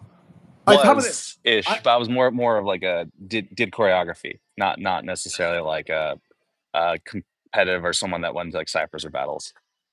Very, But yeah, it's well, like you like push your wrist down, and then you also just make sure your muscles kind of like yeah, you I squeeze took them. some popping classes at Broadway Yeah, Dance Center in New York City, but I'm not very good. We'll save that. We'll save your dance yeah, performance for another, different stream. for a different stream. Is there any? Oh, but anyway, just to finish the story, that's basically how this is, and uh, I was surprised ultimately that for 18 years, people were telling me, "Dude, the reason why your channel's not working is because it's too much of a variety channel. You do music, you do comedy, you do investment advice, you do motivational stuff, you talk about psychology, you do travel. You got to pick something." And lo and behold, it was my variety that actually resulted in getting 2,000 subscribers over this last summer and getting it monetized. So um, I don't know if that's what will continue to do it, but I think it's great because it allows me to do all the things that I love to do. I get to be educational right now, helping people with investments, interviewing you. I get to later tonight maybe put on the Billy Bob hat and be my character from Louisiana. I get to play some of my music. I get to motivate people, and hey, I feel like that's pretty cool that people are Yeah. engaging with that and joining. Well, it's And like Joe Rogan, right? Like he just has guests from like all over the map, all over the world. And so there's no consistency outside of he's got his show, his format, but like the topics and everything, they're just different all the yeah, time. I'd say like for the interviews, I won't really care who it is, as long as the person has something interesting to say and Hmm. can maybe help inspire the people watching, keep them engaged, this or that. I don't know what's been going on. Literally, if this were going on right, if this interview right here were a month and a half ago, there would have been 75, 100 people in here. And I don't know why YouTube is not suggesting it. I thought it was just me, but I've been talking to a bunch of other live streamers, and they've been telling me that the live stream suggested feed is not what it was. I don't know if YouTube. I know that it brought in a lot of spammers, and maybe YouTube was trying to make it easier for the live streamers and the moderators by not bringing in this influx of naysayers. But I would get 6, 7, 8,000 people who viewers, and 100 of them would become subscribers. Now I'm happy to. I haven't changed one thing. Nobody knows, and It's I said, it's the algorithm, the craziness of the algorithm. yeah, and it's very very strange, and so I don't know, and that's why I'm doing experiments too. Why, like, bringing on interesting guests too, maybe maybe this interview, right now it's not, doesn't have your name in it because we had to do it, but I'll rename it and put that in. Maybe more people will find it, and I have no idea. But Johnny Hubbard is just saying the algorithm. The only thing that upsets me, and I hope YouTube's listening. Of course, YouTube is listening because their eyes and ears are everywhere here. Your content creators are the ones that are making you all of your money. All of the revenue from YouTube in some way, shape, or form is coming from the monetized channels, through advertisers, through super chats, through memberships. A percentage of that money goes to YouTube, and that's where they get their money from. Why do they make it so difficult for us to figure out something that works? Because as soon as we find something that works, they change the algorithm. And it's like, imagine if Concrete every single day, it was completely different.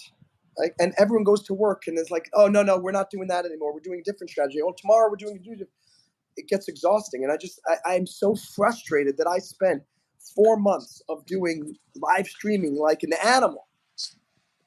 And if the algorithm had continued now like it was before I got, like 3 weeks ago, it just changed, I would probably have 5,000 subscribers now. But I'm stuck around 4,020, and it's like, Do, well, what the heck is going do you on? And have like a mailing list or some other spot for people to kind of follow you and your announcements? yeah, I mean, I have a Discord that I created for the channel, and so people can join that and break down. I have an X account and Twitter, but I don't know. I'm not sure. I have no idea what happened, and I'm going to keep going. I'm not going to stop. I'm just going to keep doing the live streams. Every once in a while, I'll get a couple of new subscribers from doing a live stream here, but I'm not sure what happened. By the way, for those of you watching, don't be offended because right, you're free alien saying we're here. Tell them, bro. I know you guys are here, and I love you, and I appreciate that you guys are spending time. And what's weird is, you notice we got 8 people watching, but we had 16 likes. Which means I know when we're done with this, we're going to probably have around 300 to 500 views, which means there were 300 to 500 individual people who came to watch this live stream. But it's certainly the far cry from the 5 to 8,000 that I was getting over the summer. Now we're up to 17 likes. Thank you for that. Appreciate Yeah, that. By the way, it's 15 going likes, up. silver medal, 18 likes. When we get to 20 likes, we get the gold medal on the YouTube live stream Olympics. And it's a team medal, so I get it, Sean gets it, and all of you get it because we're all part of the same. I want a physical medal The same. we, in gold, a gold bar. you get the physical medal when you get to 100,000 subscribers. They send you a physical, like a platinum silver thing, and when you get to 1 million, you get a gold one. Like, literally send it to you in the mail. So That's one awesome. day, One day you'll get I, the I, plaque. I You'll will get the get to plaque. that. Let me Yeah, see. Bosco saying YouTube has to be strict because people are trolls and have a low life. And when you give a crowd anonymity, they'll be cruel to others. But you know what's funny? I was thriving off of the criticism.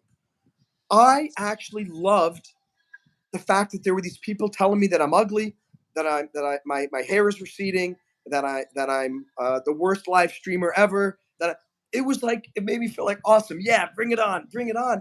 And it got everybody in the chat enthused because then there were my fans who were fighting back, and we had this little, tete-a-tete in there. And I'm not saying it's not fun to have you guys here, but now we've got like people who love me. And I'd like to have people who, like, it would be nice if there was someone who criticized Concrete in the chat, because it would give Sean something to go off of and saying, thank you for bringing that up. Thank you. But none of us grow by being around people who just tell us we're beautiful.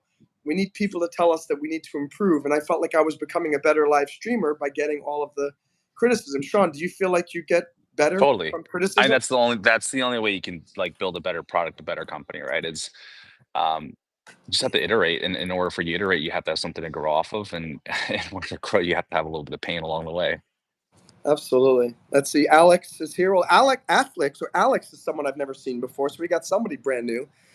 Bro says, this is nothing new, though you're already boring. Hey, thank you so much. Thank you.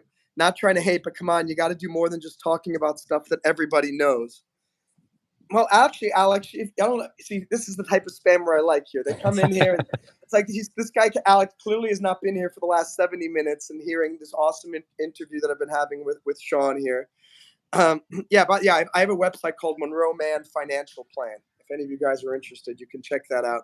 Free Alien says YouTube throttles everything. My channel is stuck at 42 subs.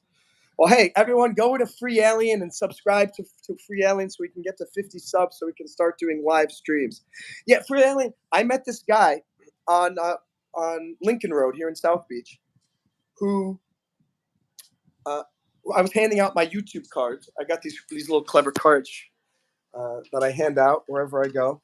And it just says, "Hi, I'm Monroe Mann and I have a YouTube channel.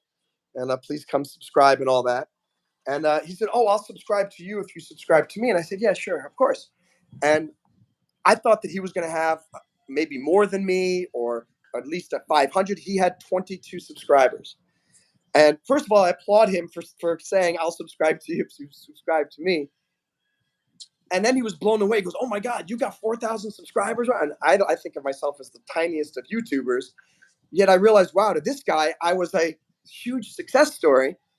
And he said to me, "Dude, how do you get more subscribers?" He goes, "Honestly, I wish I could tell you because I thought I had it figured out over the summer and I got the channel monetized. And now I don't know." And I did. I mean, that works. When I hand out those cards, guys, I get new subscribers. I gave out 100 of those cards and I got 8 new subscribers from handing that out. So that's something. And I'm sure from this live stream, and I can maybe go check, I'll get maybe 2 or 3 more subscribers. But so it used to be like per live stream, 20 to 30 subscribers. You'd be like, "Oh my gosh." So, um, Joanne, hello, Budapest, Hungary. How are you? Do you guys invest in Hungary?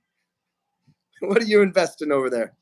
Free Alien, YouTube should allow freedom to be real. That's where I like you. Thanks, Free Alien.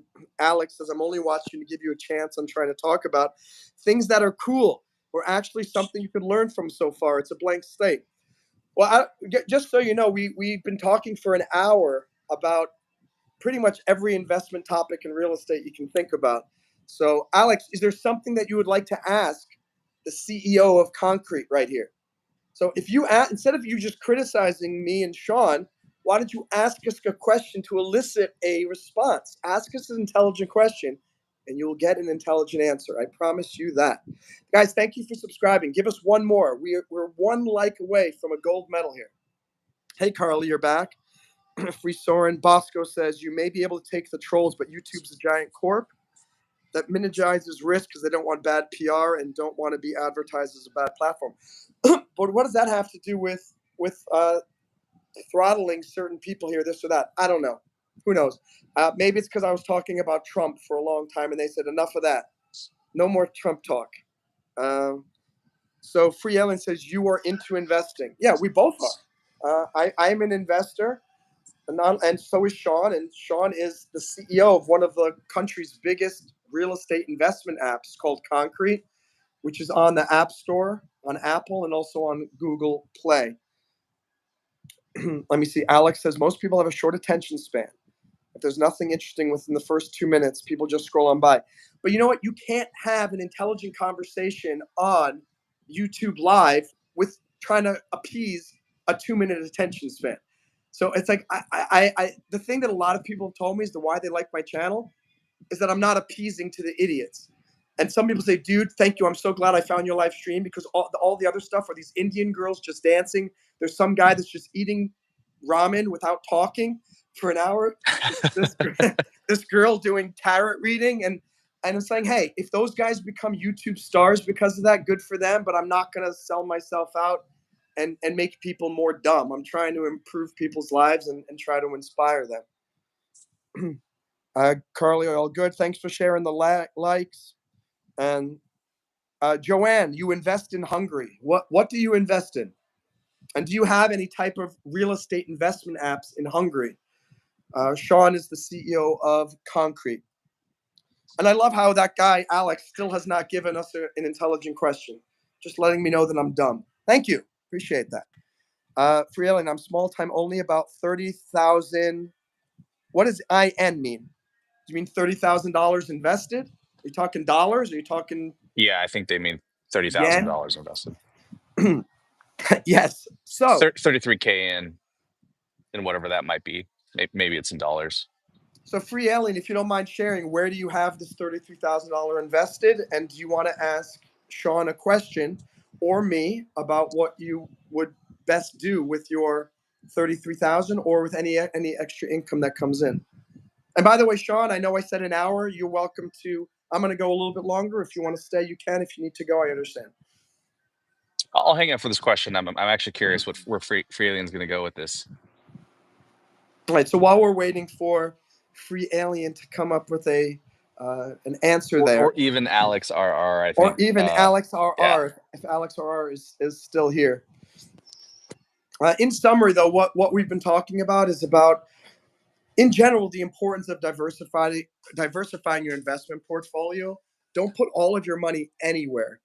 And some people say, but no, you should really focus on one thing. And maybe I'll do a TEDx talk about this one day.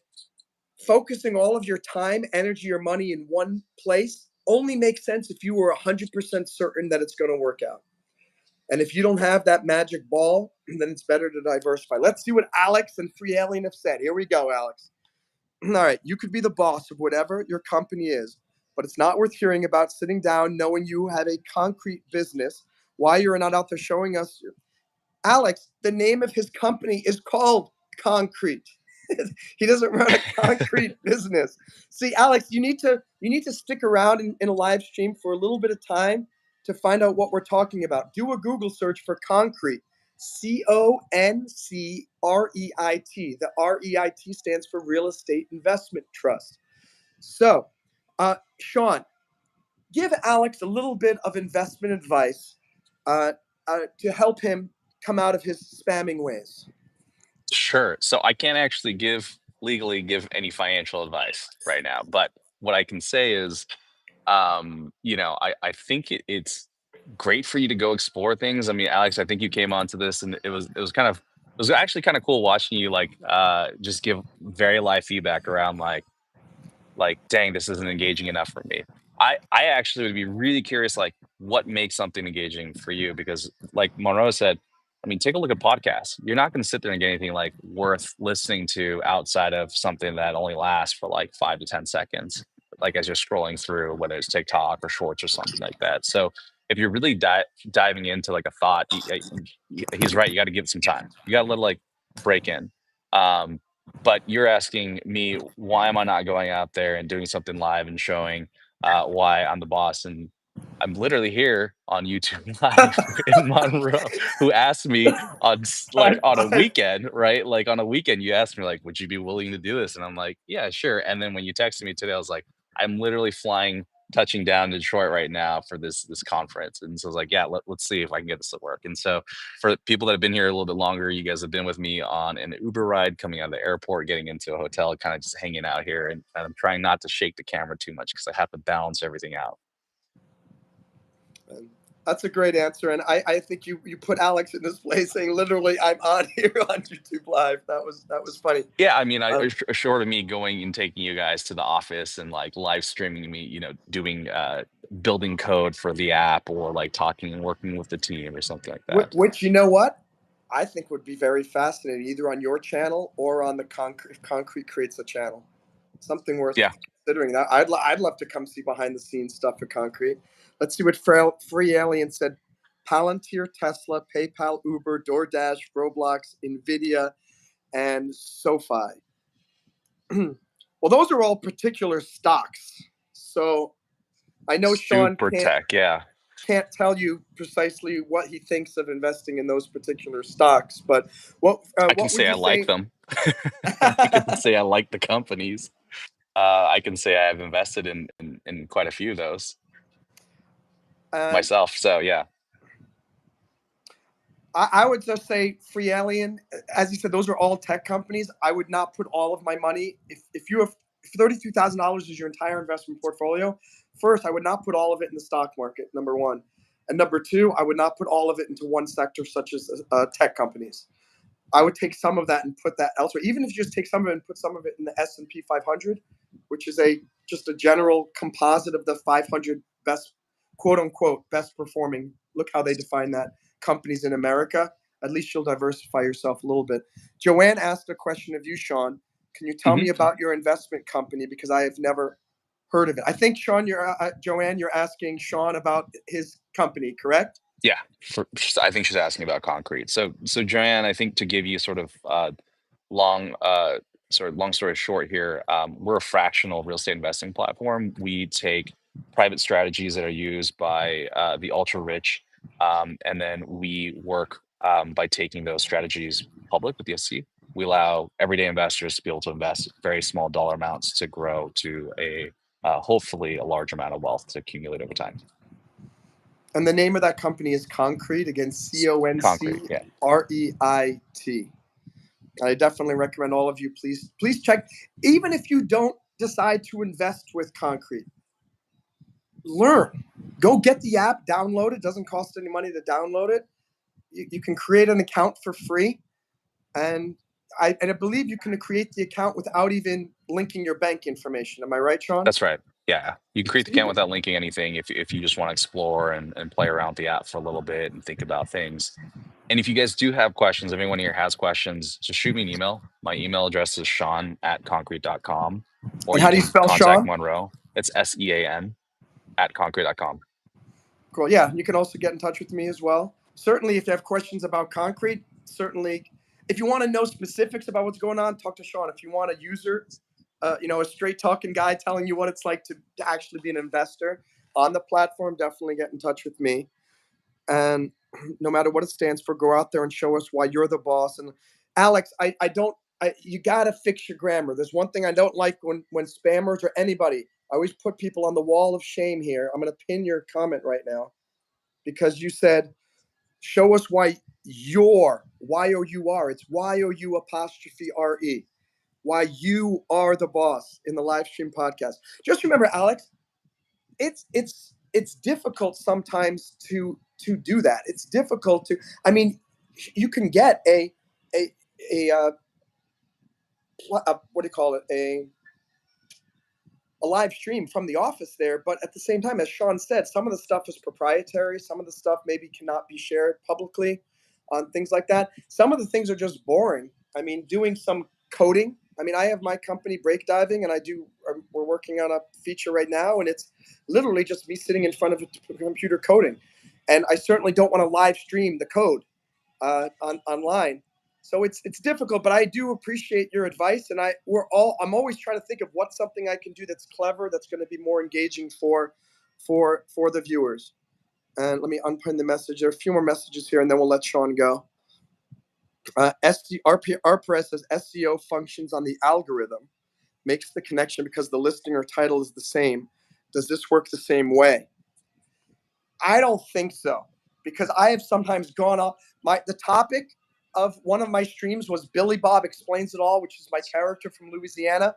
And by the end of the stream, I took off my hat and I was just playing my own songs. And it had nothing to do with that. And I ended up getting more people watching me because I started playing music. So I don't really know. Part of it's the title. Part of it, I think, is I thought it was based on the likes. But look at all the likes here. 19 likes. That's pretty good. Why isn't YouTube throwing in a deluge of more concurrent viewers? I don't know. Oh, Free Alien says 8,000 in cash. Okay. Well, I would say my personal thing, again, I'm not, as he said, it's not investment advice. It's just what I would do with my money. I would hey, make sure your emergency fund is robust first. Make sure you got, as Robert Kiyosaki says, 3 to 6 months of expenses saved up in an emergency fund that's just easily accessible. So if you don't have that, I would say keep that money in cash. Cash is not a bad thing. Any thoughts on that, or you want to punt on that Yeah, I one, was gonna John? say, I think Free Alien, what I'm hearing is definitely more of a trader. I think them being up in this year is solid. I think, him or her or they're putting money in cash. Great, right? Like they're being smart about it. I think that's the biggest thing. That doesn't mean that being concentrated for a period of time is necessarily a bad thing, especially if you have a strategy and it seems like you're active. But I think there's a lot of people that don't know a lot about investing. They're not going out there and like going, hey, I'm going to think like a day trader. I'm going to be trading. They actually just want to be able to put money into something and invest over time. And I think that's important as an investor, figure out the type of investor you are and really kind of dig into like educate yourself in terms of how you can be better. Beautiful. There's a follow up here for you saying, like, understand you can't show us everything, but at least give us a glimpse of why you're a boss. Take the camera and do a live stream like the boss you are. So I'm sure Sean will take that into consideration, and maybe Yeah. he'll be inspired by If this to do Alex some if live Alex streams. RR starts helping with live streams, then yep, that's happening then. And beautiful. And you deal with someone from a different country, says Joanne. Possibly. I think right now we haven't really, but definitely. I mean, reach out to me. I'm more than happy to update you on what I find out because I also want to figure that out soon. Beautiful. And if you guys are interested about my philosophy of investing, you can check it out, Monroe Mann, financialplan.com. And of course, I deal with anybody. And if anybody wants my help, they can certainly reach out to me. What's up, Jamie? How are you? Good to see you again. Break time to know what is your website again? So the two websites, mine is Monroe Mann Financial Plan. Sean's is Concreit. Is it .io, .com? What is it? .com. So .io works too. Yeah. CONCREIT. The REIT stands for Real Estate Investment Trust. So concrete.com. This is Sean Hsieh. It's not pronounced as it sounds. It's HSIEH. Sean Hsieh. I'm going to update the title to this live stream with his full name. And, so you'll be able to see that. You'll be able to watch this. If you came in late, please come back and watch the whole thing. You will learn a lot about real estate investing. We talked about short-term rentals. We talked about long-term rentals. We talked about all the different real estate investment apps on the market. We talked about why Concreit real estate investment app is very unique in this sea of a lot of competition and why you should check it out. And let's see. Jamie says, if I came across a live stream where someone was coding, I'd feel like it was probably going to be over my head and I would just keep moving on. That's the thing. It is so hard to figure this whole thing out. Not only can I figuring out the algorithm and then figuring out, and that's what's frustrating. You find out what works. I actually got in touch with YouTube support. Once you get monetized, you get really good 24/7 YouTube support. When you're not monetized, they will never respond and you'll get nothing. But now I got their support and I said, what happened? Why are you guys not suggesting my videos anymore? And they wrote back to me and said, well, we never suggest videos. I said, you have a tab on my homepage. It says suggested videos. I said, but we never suggest people. We don't suggest your videos to anybody. I said, you do. That's how people find me. I go, how are new people finding me? And it's like, it got super, super frustrating trying to talk with them because even the YouTube staff like didn't even know what we're doing as YouTube live streamers or anything. It's like, of course, where do you think random people are finding us? So, a lot of comments, but we can't go through all of them. Sean, can you give a closing argument here for, by the way, stick around, guys. I'm going to stick around for another 5-10 minutes and answer any of your other questions. But I want to give Sean an opportunity to just share his closing thoughts. And maybe you could tell us a little bit something personal about you that maybe no one's heard before so that we get to know something behind Sure. the CEO. Yeah. So one, thank you for having me on here, Monroe. This is cool. This is fun. We'll do another one around different topics some of the time. And just to give everyone that's sort of still here that they want to find out a little bit more about Concreit, you can go to concrete.com. So CONCREIT. We're a fractional real estate investing app that allows everyday Americans to be able to start building wealth in real estate. And one random thing outside of the fact that I used to be a bit of a professional dancer a generation ago. Let's see. I grew up inside of a family restaurant. Um, so I've been working since I was 6, and I think that gives me a very unique perspective on a lot of things in life. And I hold on to all the craziness that I've gone through as a kid, even growing up in a restaurant. What kind of restaurant was it? Chinese food. Chinese food. Chinese food. Yeah. I'm sure some people. I know we talked a little bit. You were born in America, but your family's from Hong Kong. From Taiwan. From Taiwan. Yeah. Is there a particular city that your family's from? Parents from Nantou and I think around Taipei as well. Okay. Yeah. Very cool. Well, ladies and gentlemen, let's all give a virtual round of applause to Mr. Sean Hsieh. Thank you for the likes. We got 21 likes. So Thank we you, got guys. the gold medal. We got it. I'm very We got the happy gold. that we got the gold medal while Sean was here on the live stream. Sean, I'll follow up afterwards. I'll give you a screenshot of how many viewers were here and the stats and love to And the follow gold up medal, and see right? That we're all going to get. And the gold medal will be shipped to every single one of you. Just make sure you get me your physical address. Don't send me your physical address. I'm just kidding. And Sean, thank you so much. And I certainly would love to do it again. And I hope all of you watching download Concreit and just check it out, because I invest with it. I invest with it, and I've done so for about 2.5 years, and I'm going to continue doing so. And I certainly think you should include it in your portfolio. Thanks, Sean. Thanks. Take care, everyone. You too. Bye-bye. So, ladies and gentlemen, thanks for sticking around. Let me follow up with all the other. It's so weird to see my face really big now. I'm sure it's weird for you guys. Like, whoa, my face just got really big now that I'm on the full screen. And let's see, Alex says, I'm still very uneducated, yet you're so smart to understand it. Why it makes a problem to solve things because it's faster.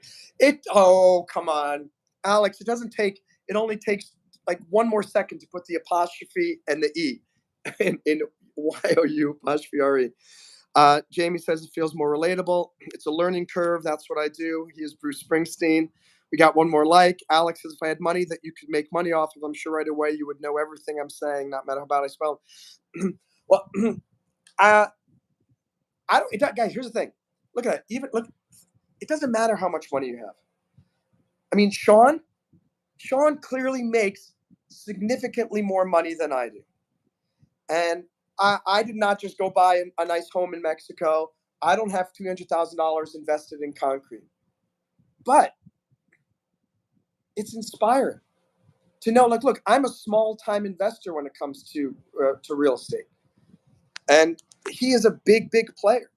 But we're all in it together. So, Alex, it doesn't even matter. Even if you have $1, you should be investing. Whether it's $1 or $300,000. The sooner you get started, the sooner psychologically you prime yourself into being a repeat investor. And Alex is a little scary. Free Alien says MSN Financial Plan. No, it's Monroe Mann. Monroe is my name. Oh, 11 Light put it in the chat. Monroe Mann Financial Plan is I have a financial planning practice. I just help people for flat fees. I help them put together investment plans for the stock market, for crypto, for real estate, for starting their own businesses, things like that. And Concreit is a specific recommendation that I would probably make to all of my clients. Anyway, so you're getting that right now. You should download Concreit and check it out. And as I mentioned, don't invest in anything without doing your research. But and once you do your research, don't put all of your money into it. I always laugh when someone says, "Oh my gosh, this is the greatest thing! I just put all like 90% of my." Don't put 90% of all your money into anything. That's just crazy. Even 90% of your money in the bank is a mistake, because banks could fail.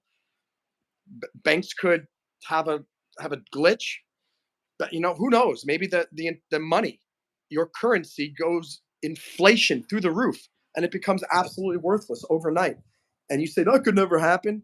That's what the people in Weimar Republic thought could never happen, and it did. That's what the people in Argentina thought couldn't happen, and it did. That's what people in Greece thought couldn't happen, and it did. Jusa says real estate investment in the U.S. only. So we just had our special guest, Sean Hsieh. He's the CEO of Concreit. Right now, that's only, I think, available for not for people in the U.S. It's for people who have a social security number or a TIN, taxpayer identification number, here in the United States, I believe. So you have to check that out. The Concreit link, I don't have it, but it's not spelled. It's CONCREIT. CONCREIT. Or just go to the App Store on your phone and search for investment app Concreit. Or if you just type Concreit. Now, it's not CONCRETE. That's the concrete that you put into the floor, into the ground. It's Concreit, CONCREIT. Yeah, love and light. We got the gold medal. Huzzah, huzzah. You're welcome, guys. You're very welcome.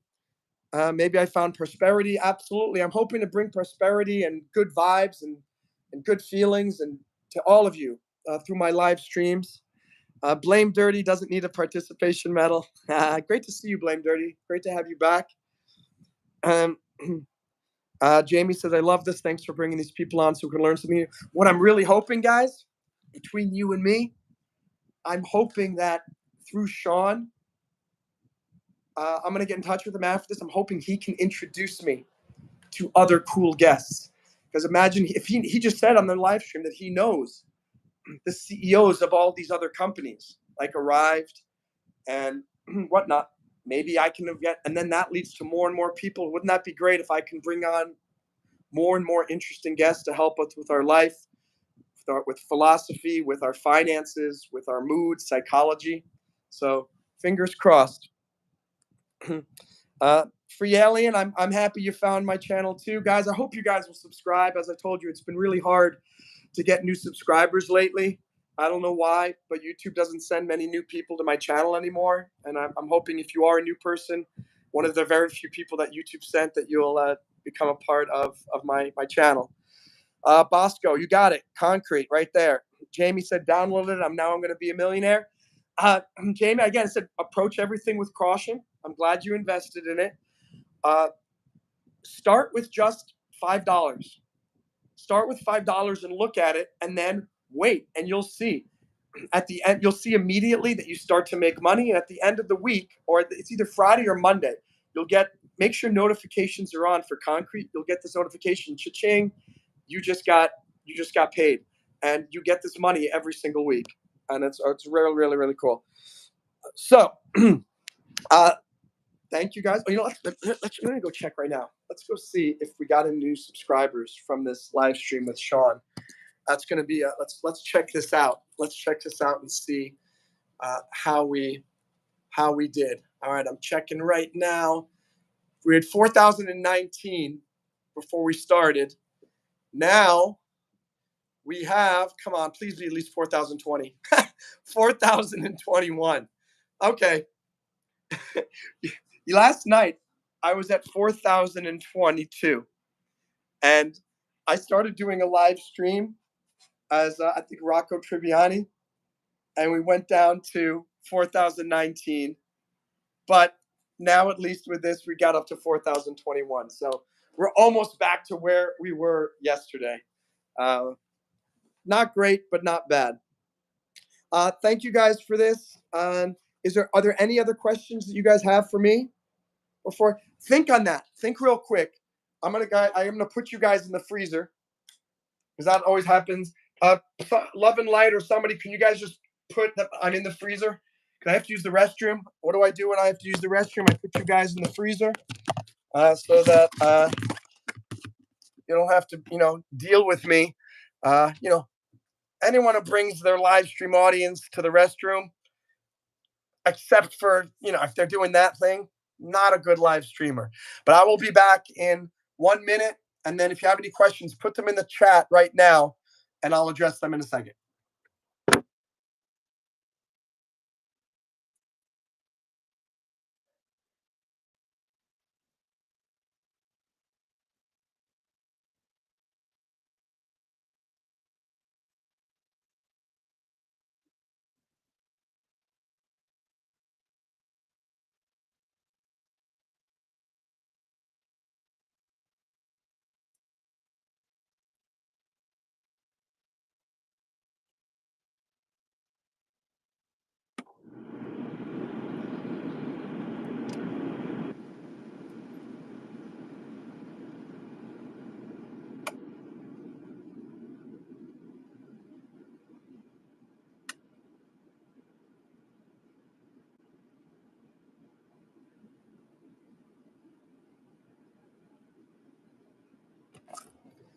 What's up, everybody?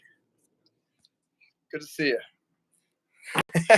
He says it's so dark in here. All right, so let me just check if there are any questions. We're in the timeout. I'm going to check you out for sure. Thanks so much, Free Alien. Let me see. Are you subscribed? Let's see. You know what? It doesn't tell me if you're subscribed. You've been here twice before, though. You've been on Kino Surf Explains It All about Nick Ocado, and you've also been on when I was playing my music. So this is not your first time here, Free Alien. So, how you doing, V? Great to have you here. I think at least one of those members that you gifted a membership to, V, said that he is going to re-up the membership at the end of the month. So that'll be great. You helped to potentially get a recurring member, which is really wonderful, and I appreciate that. And and unfortunately, this live stream is ending now because it's been almost 2 hours. We had a great interview with Hsieh, who is the CEO of the Concrete real estate investment app.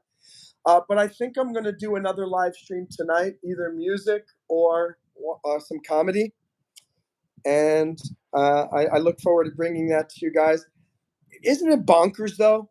I mean, that interview was solid gold. I mean, YouTube should have recommended that to 10,000 people. There are 10,000 people who would have absolutely loved to have heard that interview, and I think it's only maybe 300 to 500 people probably ended up seeing it. Have you tried making some of your long form videos into shorts with a link to the video in the description? That's a good idea, Jamie. I'm not sure how to do it easily. I'm not sure. Maybe there's an app that can do it. Bosco shared a message and then retracted it. I got to do something. Yeah, I don't know. I don't know what to do. It is really discouraging because like I was becoming like a superstar over the summer. There was once 190 people in here for like a half an hour. I got something like 110 hours of watch time in 1 hour. 110 hours of watch time in an hour. Now on a live stream, if I get 5 to 10 hours of watch time, that's a good live stream. Did you try changing your region using VPN? Why would that help?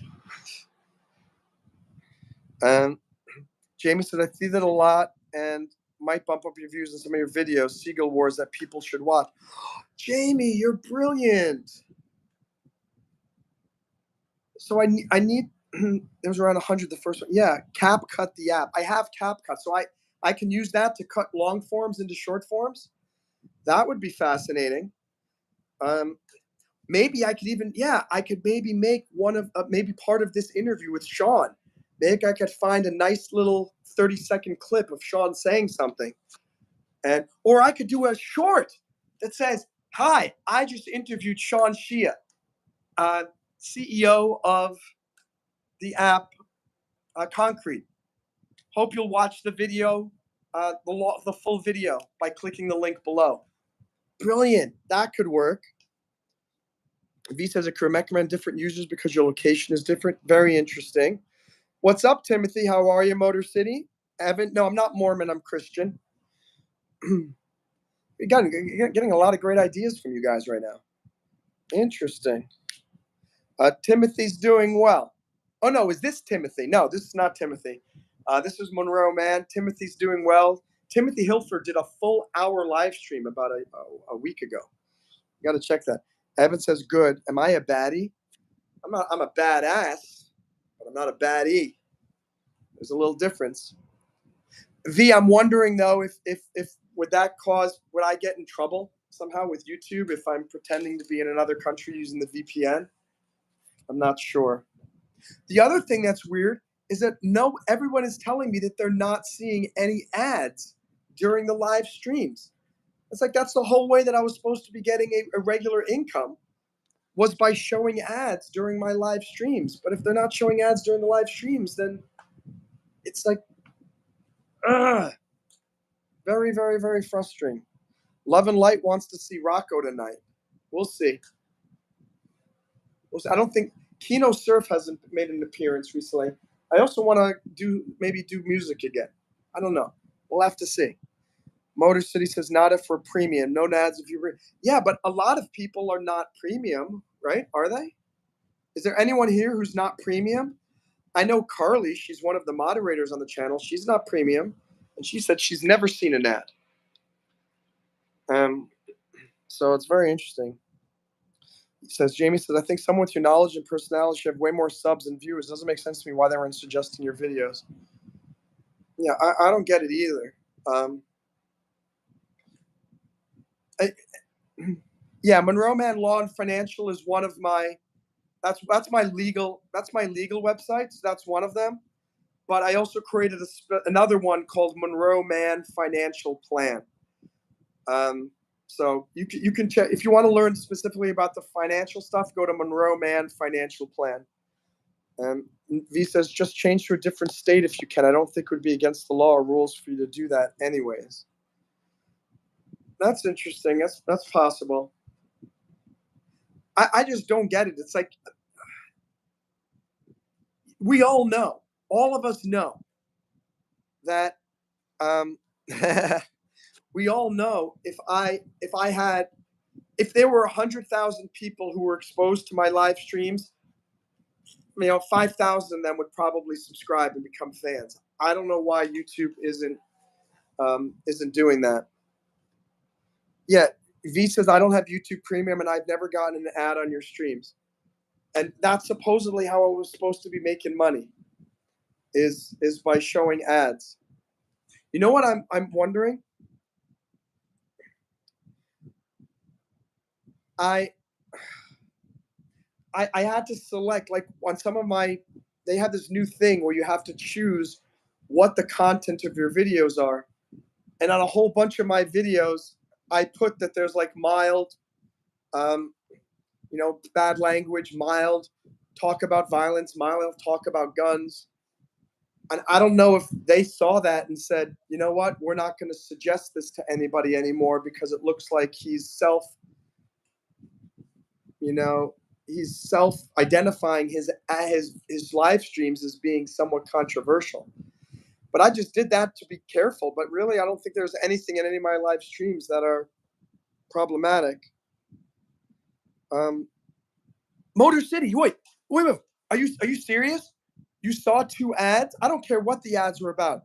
You saw 2 ads before coming on here? If so, that's fantastic news, even if it is about Harris. Can you do me a favor? Can you describe exactly the experience you went through? Like, what happened? How did you find this live stream? And then what happened?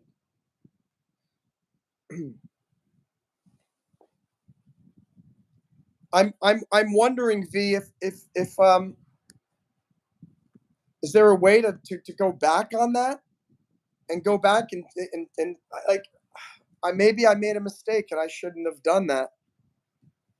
I have to feed animals and get that. All right. Have a good one, Jamie. Thanks for your support. Great. I'm glad you were here, and have a great evening. Motor Citizens scroll through lives. I'm not here. My job, I do a bunch of things. I'm a lawyer, so that's, I guess, my primary income. But I make money from real estate investments. I make money from stock market investments. Now I make money from YouTube. I make money from the military. I have a disability pension from my service in Iraq, and there's some other places that I make money that I forget as well. Jamie says bye. Bye, Jamie. Bye, Love and Light. Oh no, I don't think Love and Light's leaving. I don't know if it's because I did that self-selection thing and then that caused an issue. I don't know. Oh, thanks, Jamie. I appreciate that. Thank you for reading it. I'm glad people are finally reading it. Most people can find channels by swiping through stream shorts, long form videos. Yeah, but the issue is, Motor City, is that YouTube used to suggest my live streams to thousands and thousands of people. Now I think they're only suggesting it to a very small handful. That's why I'm not getting a lot of new viewers now. I want to go to Iran. Says, where are you from? I'm from the United States. I'm from New York originally. Now I live down in Florida. So Anyway, guys, we're just going to keep on pushing forward and hope that this starts to work out, and hope that more people end up finding the streams. I hope you guys, the new people, will subscribe. Thanks for clicking like, and thanks for turning on the bell, and thanks for being here. And Love and Light, I'm glad you're here for the long haul. Motor City says make shorter, catchy titles. I could try that. Maybe try something else with a just a random title. And yeah, I'm here. You're just gonna be in my back pocket. Now I'm gonna head off now. I'm gonna go get some dinner. I'm a little hungry. I am very chagrined and sad that I don't get a lot of new subscribers and new viewers anymore.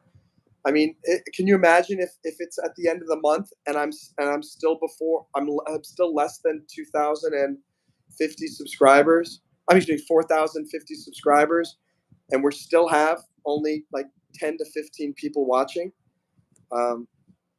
That's crazy. My mom has been to Iran, believe it or not. My mom visited Iran. Long story. I'll tell you that story sometime on another live stream. In any case, thank you guys for your support. I really appreciate it, and hope you have a really great day. Yeah, in South Africa. I was the last man standing, riding that ostrich. Champion! I still have the certificate that declares me ostrich riding champion. But the thing that Jamie and Love and Light, I mean, that's the thing. You guys being dedicated is great. But if the only people that I have coming to my live streams are the handful of people who are my regulars, I mean, literally, it's not a good sign that we used to be getting 50 to 100 people on every live stream, and now we never get above 15 to 20. I mean, that's really concerning, and it makes zero sense. The more subscribers I have, the less people who come and watch me. I don't get it. I don't know, and that's where I'm really worried about. Maybe my self-selection of the live streams for the ads was the problem. I don't know. Jamie was just trying to be positive. No, I appreciate it, and we have to be positive. I just don't know what to do to grow the channel anymore. I mean, I don't know. What do I need to do? Do I need to actually get a legitimately recognizable movie star to be on the stream too? And like I come on here and there's me and there's Tom Cruise, and that's going to keep people, or me and Avril Lavigne, and then people are going to stay. And and then they're going to promote the channel. I don't know. No, my New York live stream the other week was it was the last time I had a big. No, I had even more than that. Like a month prior, I had 190 people watching concurrently. The New York one, I think I had 102 people, and that was before I came back. After I got back home, it was about 3 or 4 days later when I what do you call? I started looking at YouTube Studio, and it said you need to tell us the ads, what's in your live streams. And I think what I said there is what I think everything changed at that point. And I'm just I don't know how to fix it now. Like, does YouTube now think that I am a foul mouth, controversial YouTube live streamer, so it's not recommending it to people anymore? I don't know. But Carly said this was happening to lots of other people as well. So I don't know if it's just me or is it everybody. Did they stop promoting live streams as often as they did? It's rent a billboard. I looked into that for a lot of other. I mean, those things are expensive, thousands and thousands and thousands of dollars, and there's no guarantee that the people are going to read it. There's no guarantee that people are going to check out my channel. There's no guarantee that they will subscribe. And even if they do subscribe, there's no guarantee they will come to the live streams, more importantly, or even like the live streams. That's why this was working so well before, because YouTube was introducing me to so many new people, and statistically, I was finding they were finding really great people. I'm sure you can amend that somehow. I don't know. They told me that once you submit for each, maybe I should do it for. I don't know. I don't know. I wish their AI would look through my videos and realize this guy's docile. He's not talking about anything inappropriate at all. It's just, what's really frustrating. And I talked about this the other day. I feel like a guy who's been led on by a girl for 4 months, and YouTube is the girl, and YouTube led me on for 4 months, skyrocketing my views, my watch time, my subscribers, and then as soon as I got monetized, shortly thereafter, yeah, we're taking that all away from you. We're just kidding, because I legitimately thought that this was going to be my full-time job very soon. And right now, there's no way this can be my full-time job because it doesn't make me enough money. Well, let's see. I'm going to see what's going to happen with this video with Sean. I'm going to do some shorts. I'll try to use CapCut to cut up some of my videos into shorts, and and let's see. What about an ad on conservative talk radio? That's a possibility, but again, expensive.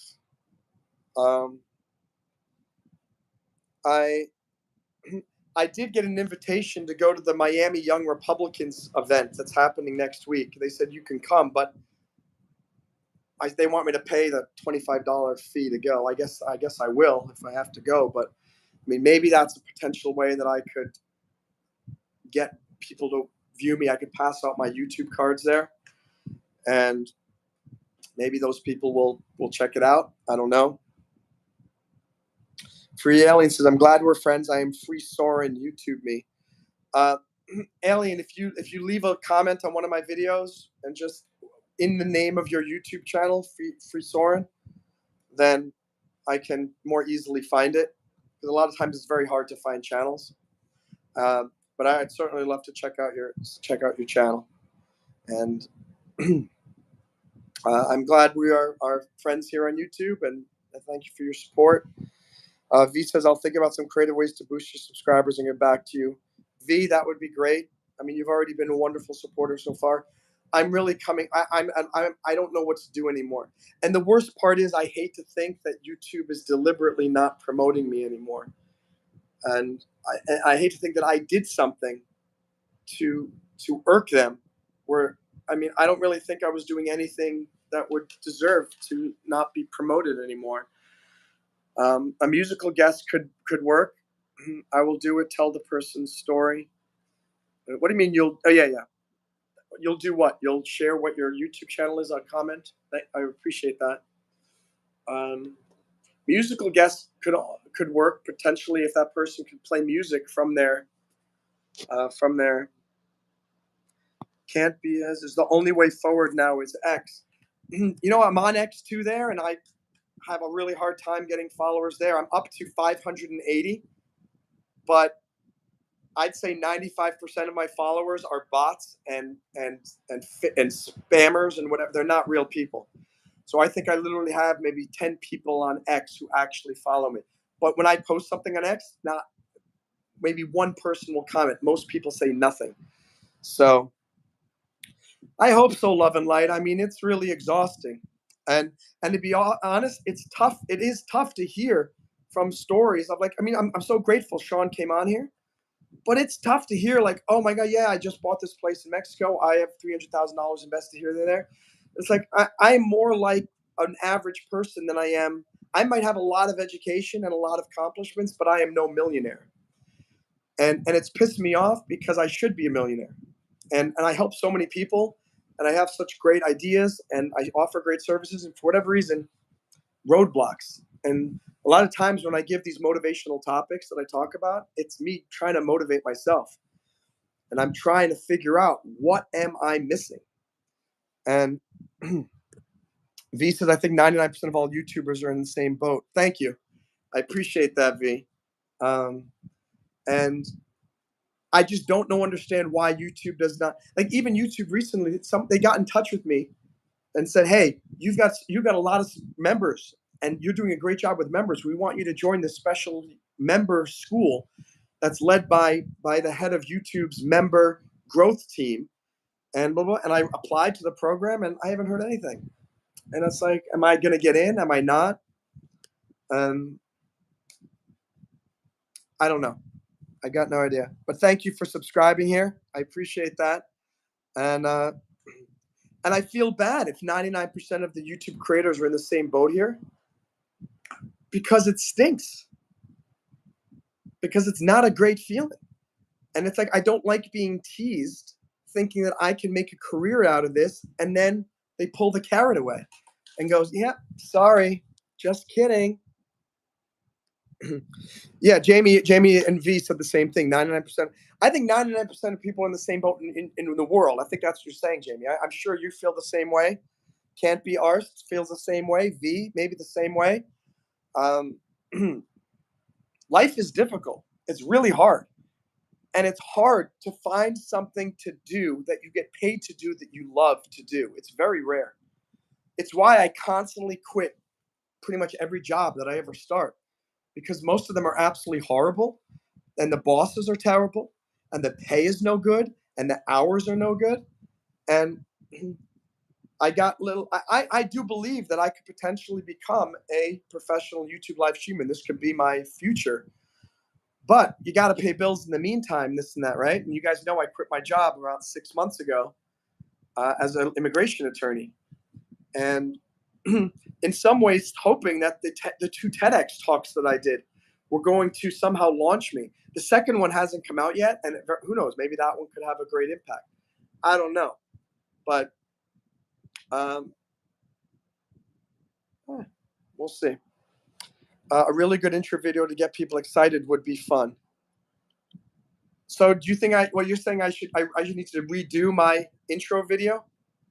I did that original intro video like 5 years ago or so. Let's see. Jamie said, "I'm 43, still haven't figured it out." Yeah, right. And I think we're all trying to figure it out. And I kind of think, I'm hoping that that's what this channel does, is help people figure it out. I'm trying to figure it out too. I'm trying to figure out Christianity and my purpose in life and God. I'm trying to figure out relationships and friends and romance. I'm trying to figure out my family. I'm trying to figure out my finances. I'm trying to figure out investments and entrepreneurship. And I'll be the first to tell you, I may know more than some, but I don't know everything, and I have a lot to learn myself on so many domains. Just a short intro before every live. Yeah, but V, I do that. I do wish that short intro before every live a little bit, and tell. You mean about who I am? I'm not sure how. I guess that could help, maybe. But when I do that live, nobody's there. When I start, for the first 2 to 3 minutes, it's either 0 or 1 person on the live stream. So it's kind of awkward. But I guess I could just say, "Hi, my name is Monroe Mann, blah, blah, blah, blah, blah, blah, blah." So maybe I'll try that. I could give a little intro. Michael Corleone, figure out day-to-day life, which would reach the thoughts on the current escalating wars. Is in effect soon, possibly. Sure, I put romance in the dustbin. I kind of have too. I haven't figured that out. I think relationships just cause me a lot of stress. Love and Light, check out Ape Father. He's a talented conservative and ton YouTuber. He allowed me to advertise your channel on his. Oh, Love and Light. I tried. Oh, by the way, I got in touch with whoever that person that someone recommended to get in touch with. Never got back to me. Watch Peter Schiff's live videos to get an idea of what I'm talking about. V, can you give me can you remind me in a comment, because I can never remember all of these things. Yeah, I'd like to have more. I don't know. Maybe doing these guest things is going to work. Maybe after I post this video with Sean, because people are probably going to search for Concreit on the internet, and Sean's lame. Maybe that will end up getting more people to come check out the channel. Thanks, Free Alien. Enjoy your dinner. Zaire Brown, how are you? If any of you guys can figure it out, it's I deserve more subscribers. I deserve more live stream viewers, and but I don't know what else. I'm trying. Let's come up together. I'm going to try to do some different viewers. I'll try to do a better introduction. V, let's figure it out. I think we can come up with something. And then V, if you come up with any clever ideas, let me know. Appreciate it. So everyone always talks about collabs with other YouTubers. I have no idea how to do it, and no YouTuber knows what the heck a collab is. What the heck is a collab? The only collab I can think of is inviting someone to be on my live stream as a guest, or them being a guest, me being a guest on their channel. But if they're not willing to do that, I have no idea. Yeah, Zane has over 150,000. Yeah, I know, Zaire. Free Alien, constructive criticism is always appreciated. But here's the thing: I know it's not me. I am not the problem, because the YouTube algorithm was suggesting I had 1,000% more people watching me over the summer than they are now. And I don't know what it is, and YouTube is not giving me any ideas. Maybe it's because of the ad descriptions that I gave. Maybe it's because people went back to school. Maybe because YouTube changed the algorithm. I don't know. Well, I'm not. I don't know what I am, Zaire. It's very difficult. I mean, I was talking to Zane too. I mean, he has 150K, but even he's having trouble getting live stream viewers, and he can't even do it anymore because he's in school.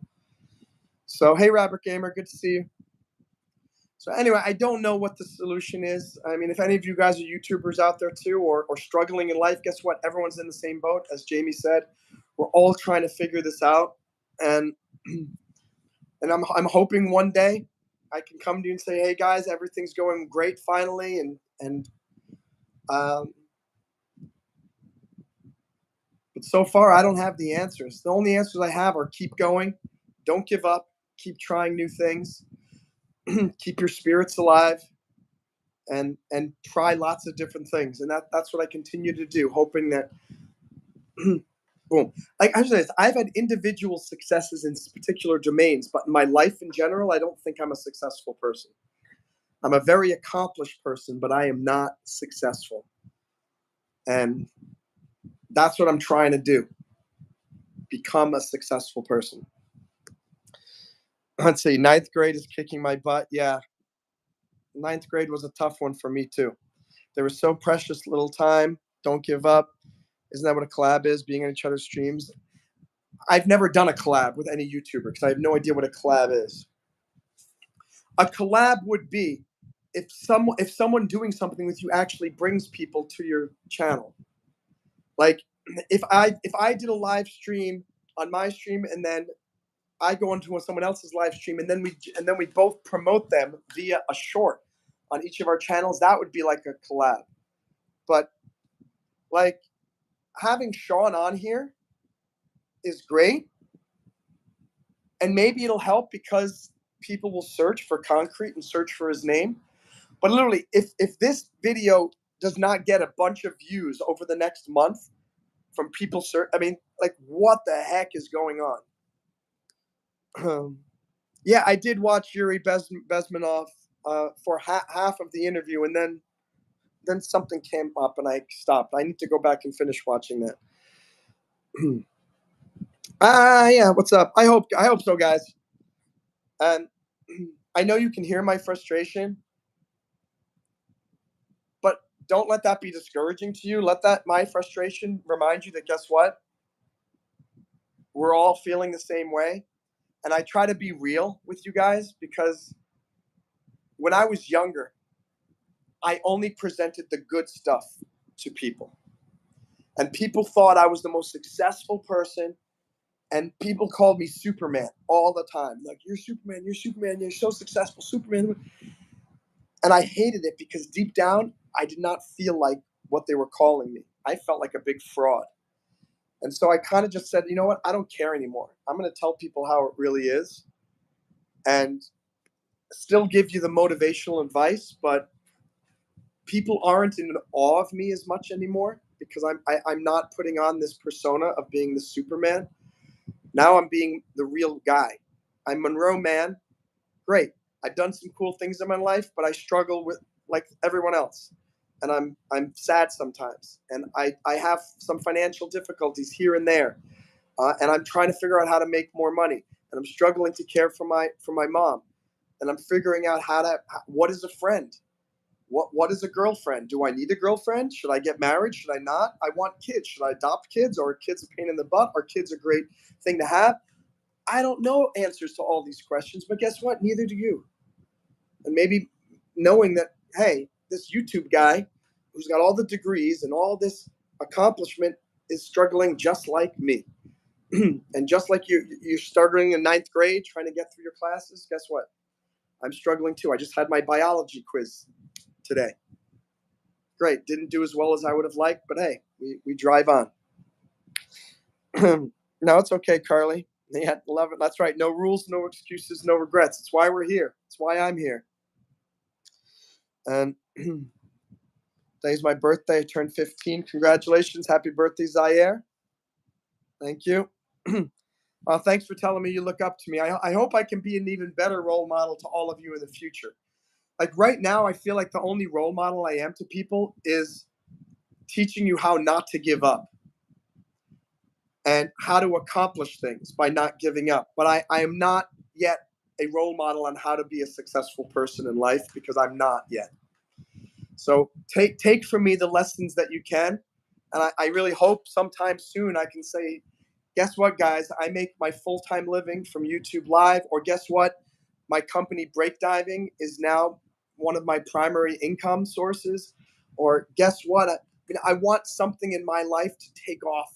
Like, boom, it's a huge success. I look up to Sean because he's got a really incredible company that he built from nothing. And wow, he's got massive amounts of users and he's making a lot of money helping people with their investments. It's like, I want to be like him. And and so I'm excited that I connected with him. I'm excited that we got to learn a little bit from him. But the answer is just, you got to just keep going.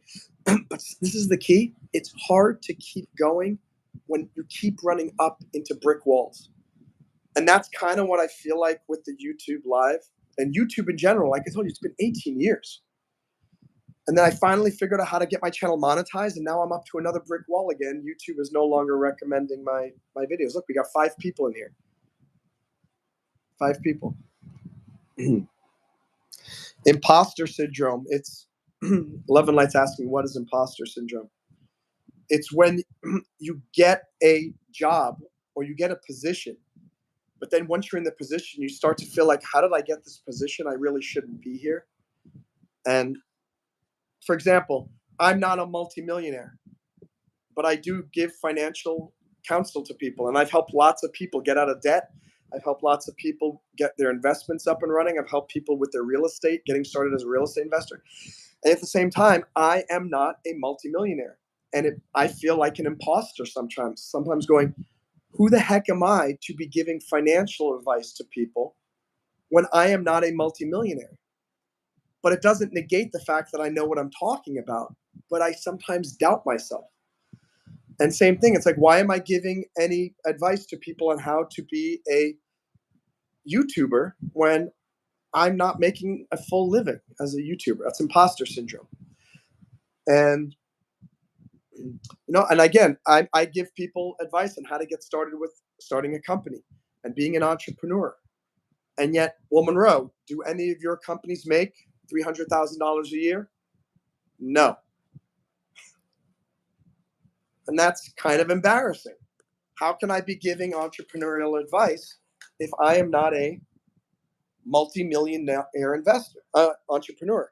But again, the truth is, because I know how to start a business, because I know how to get customers. I mean, this YouTube thing is a business, and right now it's making money. Every month now I'm making money. It took me 18 years to get it monetized, and even now it's still not making a living, as you guys, I made $250 last month. I'm on track to make $250 this month from it. It's not a, it's paying for maybe half of my grocery bill for the month, right? And I say thank you guys, I appreciate that. But do I really know how to tell people how to make money on YouTube? I know more than a lot of people, but I'm not Mr. Beast. So that's what imposter syndrome is where you really feel like you doubt yourself. And that's how I felt recently, because I thought I was going, oh my gosh, I'm doing it. I'm getting lots of subscribers. I'm getting views. I got monetized. And then, boom, 23 likes and 7 people watching. That's not bad. It's more than I got the first day I did the live stream back in May. But it certainly makes me feel like a failure compared to what I was getting even just 6 weeks ago. Rabbit Gamer, Mr. President, we're in a new Cold War. We may not see our enemies, but they are out there. That is true. Carly says, Jamie, I'm a pain in the butt. Jamie said, I thought once that we were adults, I'd have all the money. Now I'm leaving for round 2 of my second job. Yeah, absolutely. It's not easy, Jamie, and I'm with you 100%. Rabbit Gamer. V says, I may not always be prepared for what life throws my way, but I'll always be prepared to throw myself at life. And I am too. You guys know it. And I'm not easily a quitter. And I am not going to quit. All I can say is it's hard to keep going sometimes when you just feel like, oh, there's a thing called learned helplessness. I talked about that in my first TEDx talk at NYU. That if you try something, like for example, watch, I'll show you learned helplessness. If I go like this and it doesn't open, and it doesn't open, and I try to turn this and it doesn't turn, and I try to open it, I come back later, 2 hours later, doesn't work, doesn't turn, doesn't work. Eventually, what do I start to realize? There is no point in trying to open the door. But let's say one day it's turned. I still won't try it anymore because I've learned that there is no point. Even though the door opens now, I have learned to become helpless because I've run into brick walls so many times that I feel like, well, I'm not even going to try to go through the wall anymore because it's always a brick wall. So that's how I feel sometimes with not only with YouTube, but with everything I do in my life. And especially with YouTube, it's especially hard because I've been doing this 18 years. I know you guys think that it's just, oh, I just discovered this guy a few months ago. 18 years I've been doing this. And I finally got it monetized. And I thought, oh my gosh, and now I'm making $250 a month. And then people say, no, but it's got to take time. You got to take time. But I'm not getting new subscribers anymore. Let's just look. I mean, people have been coming in and out of this live stream now for the last 30 minutes since Sean left. Let's go check and see if we're at 4,021. Let's see if we've got any more. So we got one. So that's good. 4,022 subscribers. But we're back to where I was yesterday morning. What kind of progress is that? Where I spent all of my time YouTubing today just to get back my subscribers that I lost yesterday. I mean, that's, like I said, imposter syndrome, learned helplessness. It all comes together, and it's hard to keep going when you just feel like, well, am I just going to keep doing this for the rest of my life and not get to the point where now I'm making 500 a month, 750, 1,000, 5,000, whatever? Carly's lazy and dumb, apparently. That's what she says. Yeah, Rabbit Gamer, we do have to spread news of the Roman Empire all over YouTube. Give them a place to go. I'm not a good artist. The trail gone cold. Yeah, the trail's gone cold. Carly says about the millionaire thing. I feel like all the millionaires that do that are like annoying. They're like pure ads. You want to know how to make $1 million in a month. but that's the thing too, is I don't like how all of those people appeal to people who are already making massive amounts of money. A lot of those ads are, hey, do you make more than $200,000 a year and want to have washboard abs? Then keep watching. And it's like, oh, forget you, man. Thanks for being the jerk and criticizing everybody else who does not make $200,000 a year. So I wouldn't be that type of person. It's annoying, and they charge money for basic information that does nothing for you. I'm a decent artist, but I stopped making art 2 years ago. Well, I hope you will continue, Carly. I'd love to see your art. Oh, by the way, to any of you who are artists, if you want to create designs for any merchandise that I could sell in my YouTube store, I would love to look at it. If it's actually good art, like something about Billy Bob or a quote like "and I'm not gonna quit," Monroe Mann 2024, stuff like that. I know, Carly, we talked about I can create all that stuff now. We can start doing designs. Maybe that's something that would help the channel. R. Perez says, "Pop off the hinges." The hinges are outside. Yeah, I've been doing YouTube 18 years. I had a YouTube channel before Google bought it. So I think I had my YouTube channel started in July, and Google bought it in, I think, October of 2006. And no, it started in 2005. I joined in 2006. I think that summer, July. That fall, Google bought it, and off we go. Love and Light says, I saw your TED Talk and Learned Helplessness. You said that one can also program themselves to the opposite. You're right. I mean, here's the thing. I'm not a robot. I'm a human being. And so everything I talked about in that TEDx talk about that you can program yourself the opposite of learned helplessness, it's true. It doesn't mean I still don't feel terrible and doubt myself. I mean, here I am. It's been me going on a live stream at least one per day, except for that 1 or 2 days in Philly or so. I took a break since May. I mean, I'm not quitting. So there's clearly no learned helplessness in the fact that I'm still going. The learned helplessness would kick in if I actually just stopped doing the lives. I'm going to keep going because I practice what I preach. I'm just getting very frustrated because I don't know what else I can do. I feel like I'm back to being the YouTuber I was again back in April when nobody watches my videos. And again, I'm not insulting any of you, and I'm grateful for all of you here. But I'm getting the same number of viewers like I did back in early May. And it just doesn't make any sense. And I don't what can I possibly do that's going to bring me back into the good graces of YouTube?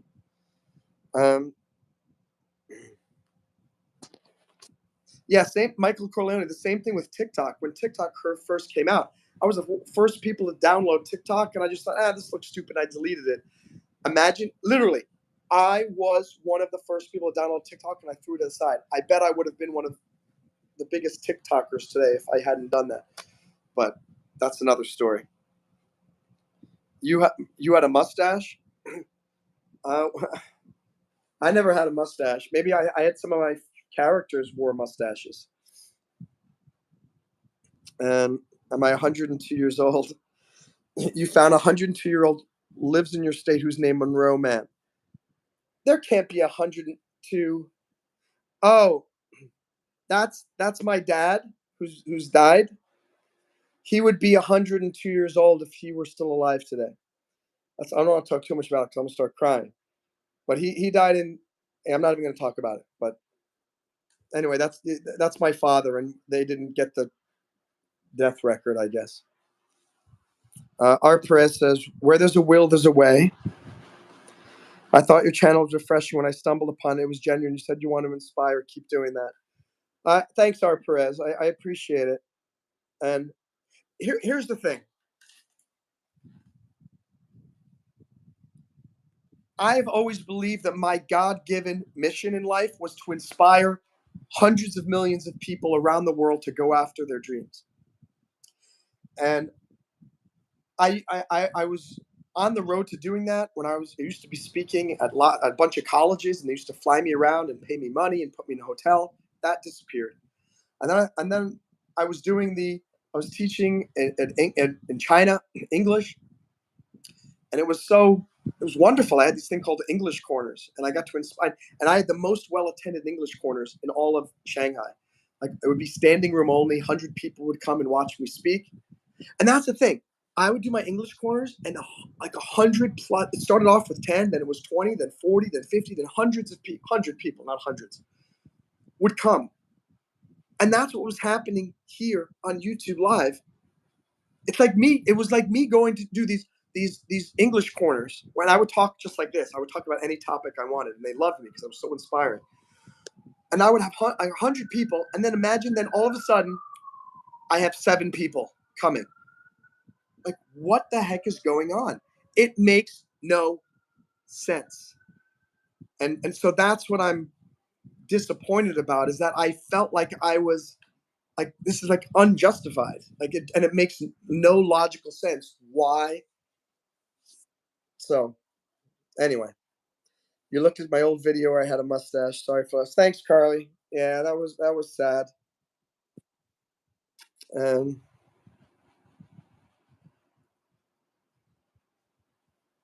Sorry, I'm trying not to cry right now.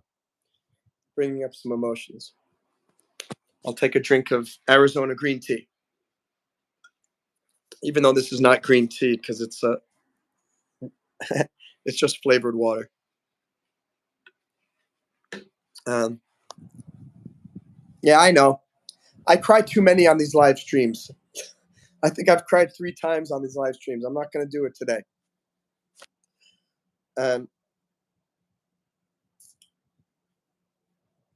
Yeah. Anyway,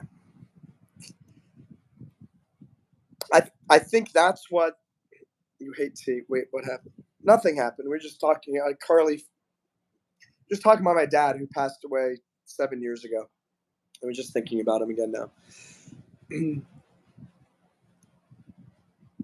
I just tell you this. I mean, Jamie knows because Jamie's sort of in my age range. I don't know enough about Jamie's story, but I mean, I don't think anyone has tried as hard as me in life. I mean, you think about all of my things that I have accomplished. Can you imagine how many things I failed at in order to make all these accomplishments? It's like I have accomplished more than anybody, and it's like, why am I not a huge success story? And it's just really upsetting to me. And this thing with YouTube Live is upsetting me again. It's like, here we go again. Like, my life is the life of being almost famous. I'm almost successful. I almost become a millionaire. I almost got signed to the record label. I almost became a successful YouTube live streamer. I almost did. And it's just like, I am so sick of almost. I want to be the true inspiration, saying I stuck with it, and look at me now. I did it. And you can see my smile right there. I mean, I was just imagining, wow, how cool if it actually happens. And it's hard for me to continue to being a motivational speaker when year after year I'm not becoming the success that I keep telling my listeners and viewers that I can be. And I don't want to become a liar. But every year that goes by that I am not the success story that I tell everybody that they can be, I start to think, Monroe, maybe you're wrong. And I hate to think that. I don't want to think that I am wrong, because I believe that I'm right. And I believe that if you are persistent, things will happen. And if you keep going, good things will happen. So thanks, Liga. Appreciate that. Hi, Three Monkeys. What's up, Jamie? Thank you so much. $1.99 can put a smile on my face. Yeah, and Rabbit Gamer, you basically did that. You said he was a soldier, lawyer, philosopher, and doctor who's pursuing it to the max.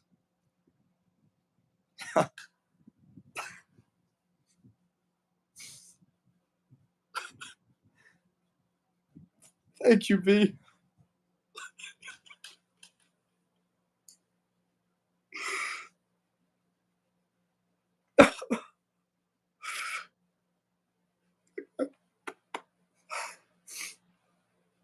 Thank you so much.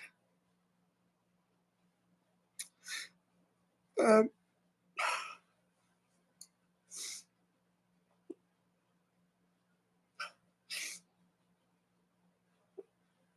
I appreciate that. I appreciate all you guys for your support. Oh my gosh. Um, so El Green's got a membership now. Barbara's got a membership.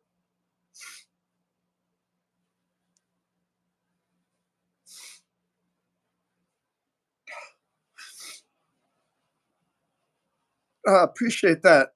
Wow. Looking at all these people who've got memberships. Wow. So anyone who comes and watches this video, which was interviewing Sean, if they stay to watch the end of it, they're gonna find me crying at the end. Oh my. Ah, thank you.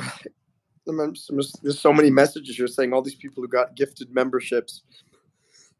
um, let's see. Um, it's so funny. I don't even know any of these people who've been gifted memberships. These are like subscribers that have never been on my. They subscribed back in 2006. They don't even come on YouTube anymore. Oh my gosh. Oh, Rabbit Gamer got a gifted a membership. Look at that. What's up, Dan? Um, thank you guys. Um, Men need to let it out sometimes. Oh my gosh. And by the way, I mean it's tears of joy and I mean tears of appreciation and um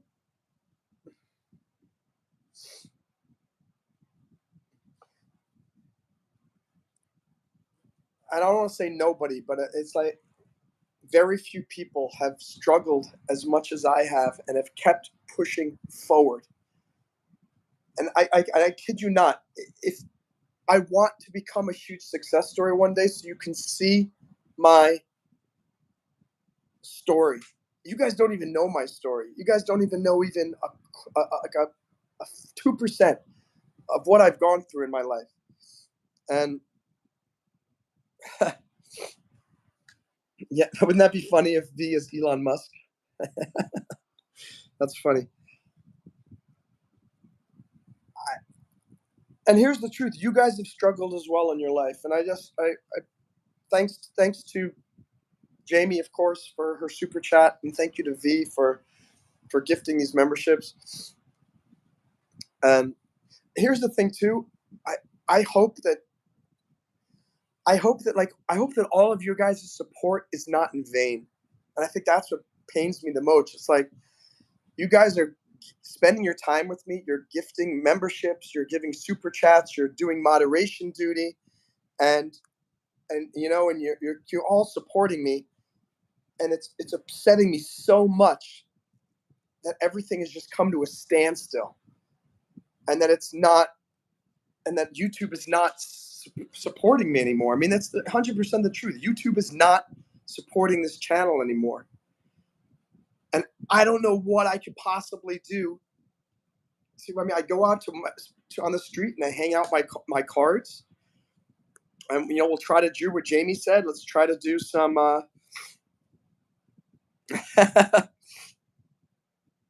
read what you wrote, Jamie, about members only stream. Uh, Rapper Gamer speaking Jeremy. Rapper Gamer could kiss me right now. Appreciate it. Hey, I don't take any offense. Um,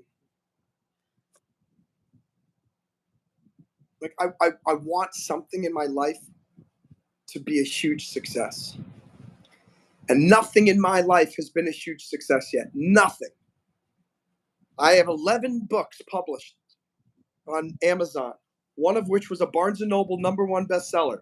Has anyone heard of me? No. I've been in countless movies, and and I've even produced one.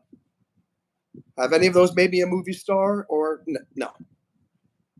I have my band and I've been playing my music for more than 20 years. Does anybody know my music? Nobody except a very small group like you. And I mean, it just goes on and on. I just did 2 TEDx talks. Nobody cares about me. I have all of these degrees. Nobody cares. And I don't want this to continue. And V is the MVP, 100% true here. But here's the thing is, I don't want, what if your support, what if this channel doesn't get to where it needs to go? I mean, I don't want, I'm not being a naysayer, but it's like part of me is feeling like, can we do this? Can we get this channel to go where it needs to go, even if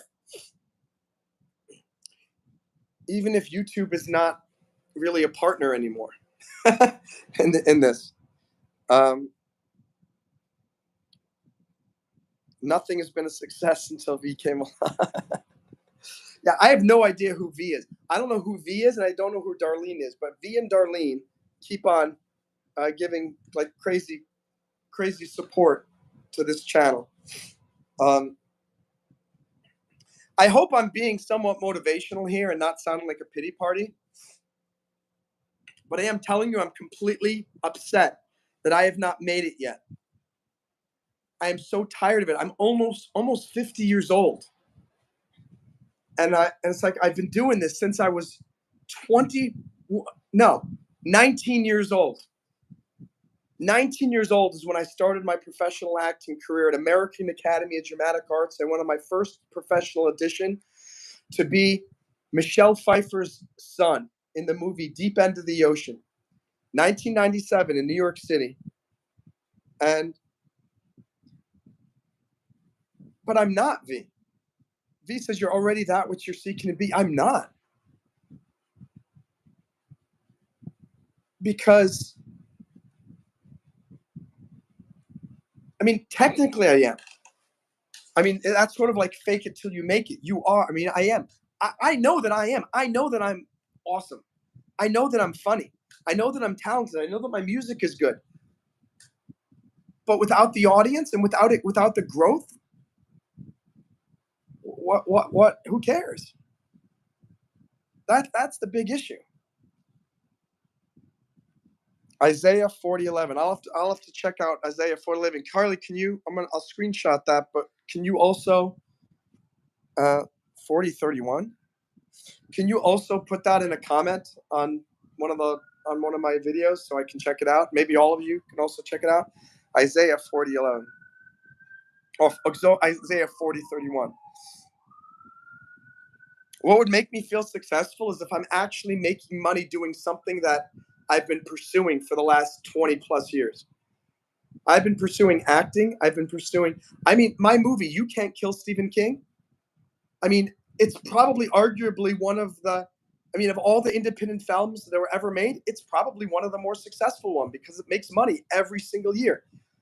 But am I paying my bills with that? But when I can support my mother and my mom never needs to know more, and I could say, and then I think I'd feel successful. But doing something that I love. My thing is I cannot sell myself out. I had to quit my job as an attorney because I hated the work I was doing. I did not like the people I was working for. I did not like the actual work I was doing and the clients that I was helping. And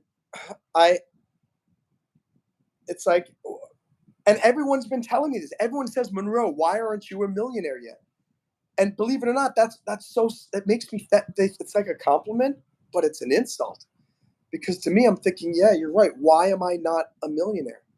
Why has everyone else started all these businesses that have become so successful, and mine have not gone to that level?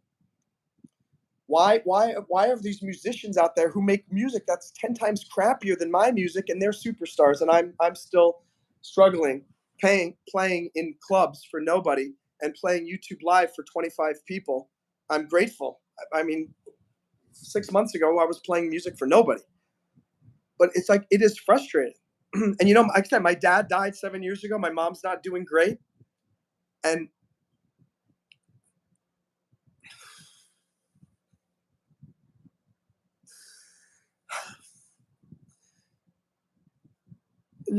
you want to be successful before your parents die,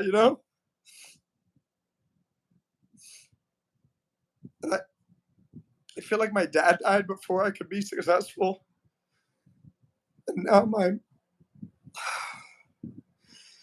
just so pissed off because I'm so good. My music is good. My comedy is good. My advice is good. I'm a motivational speaker. I just like, why have I not been discovered? Why is everything I've done just not taken off?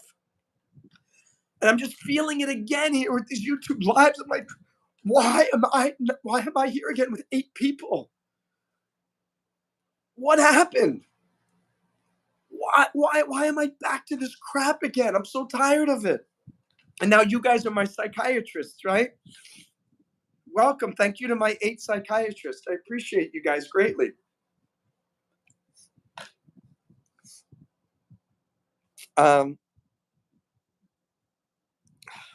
Let's see what these comments are. I mean, so what would make me feel successful? Like I'm actually making a living as a YouTuber. That my music is making a living for me. That my company break diving. I mean, I can't tell you how many times have I mentioned break diving. Not one of the people on these live streams has submitted an application to join my not-for-profit. And it's an amazing company and an amazing mission. And that's hard. And I'm thinking, why? Why does nobody care?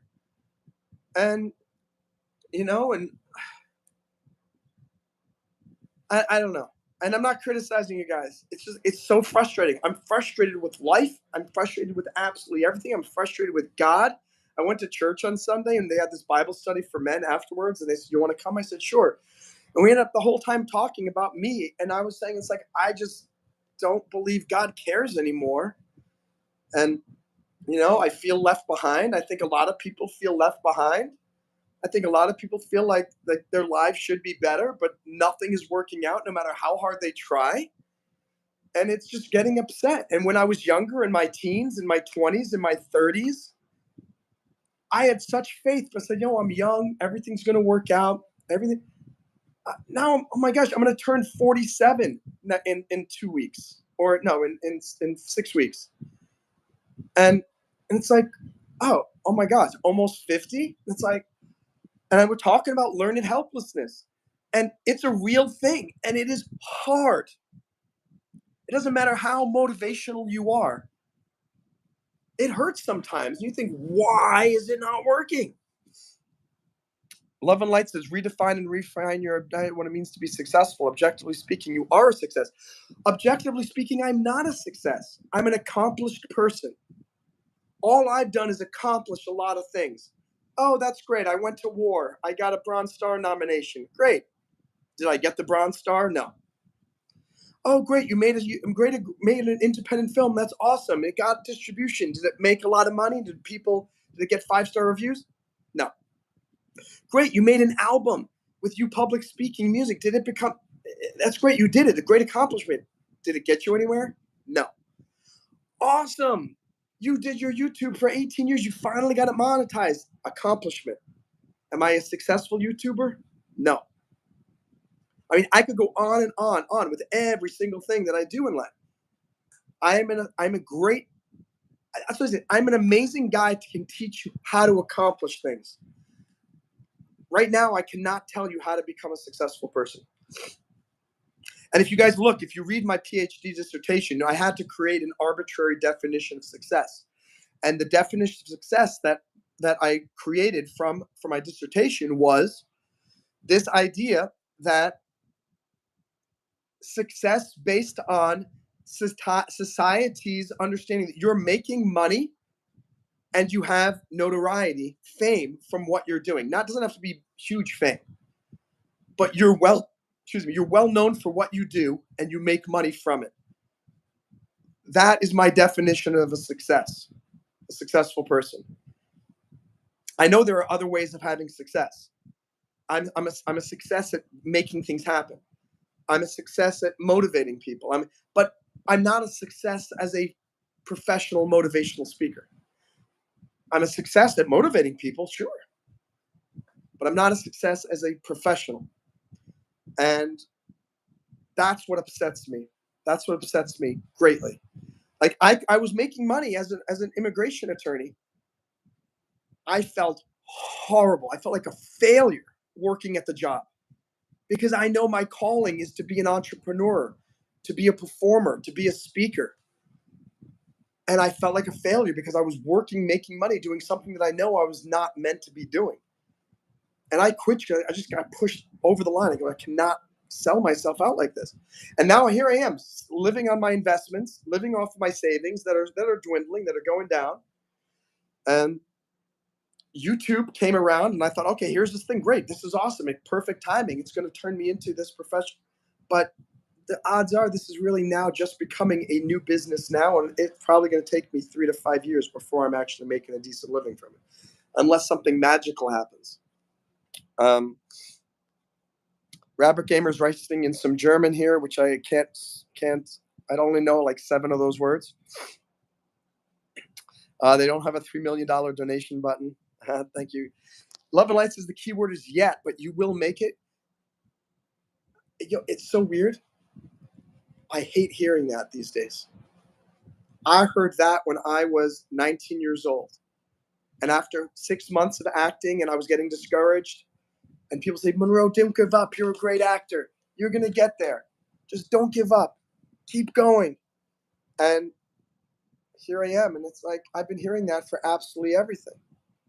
And I won't lie. I mean, I do feel not jealous, not envious, or just like, I'm just frustrated. Like when I heard that Sean just, like I said, he just bought this house in Mexico, a vacation house, and he's got 300,000 invested into Concreit, which means he's got massive amounts of money elsewhere. It's like, why am I not like that? And maybe you guys felt the same way too, hearing him say that. And I feel like I've done everything right. I've read every book. I've got all the education. I've been persistent. I mean, to the point of being stubborn. What am I doing wrong? Clearly, I'm doing something wrong. Or the fates have just not aligned, because Love and Light says the key word is yet, but you will make it. Will I? I mean, the God's honest truth is I could die tomorrow and I don't make it. And then I laugh. I'm up in heaven going, wow, I spent 25 years trying to do something and it just never worked out. I mean, the odds are, though, that of course I'm not going to die tomorrow, and we can keep going and we keep pushing forward. But that's the thing that hurts, is there's no guarantee that I will make it. I don't know. And you don't know.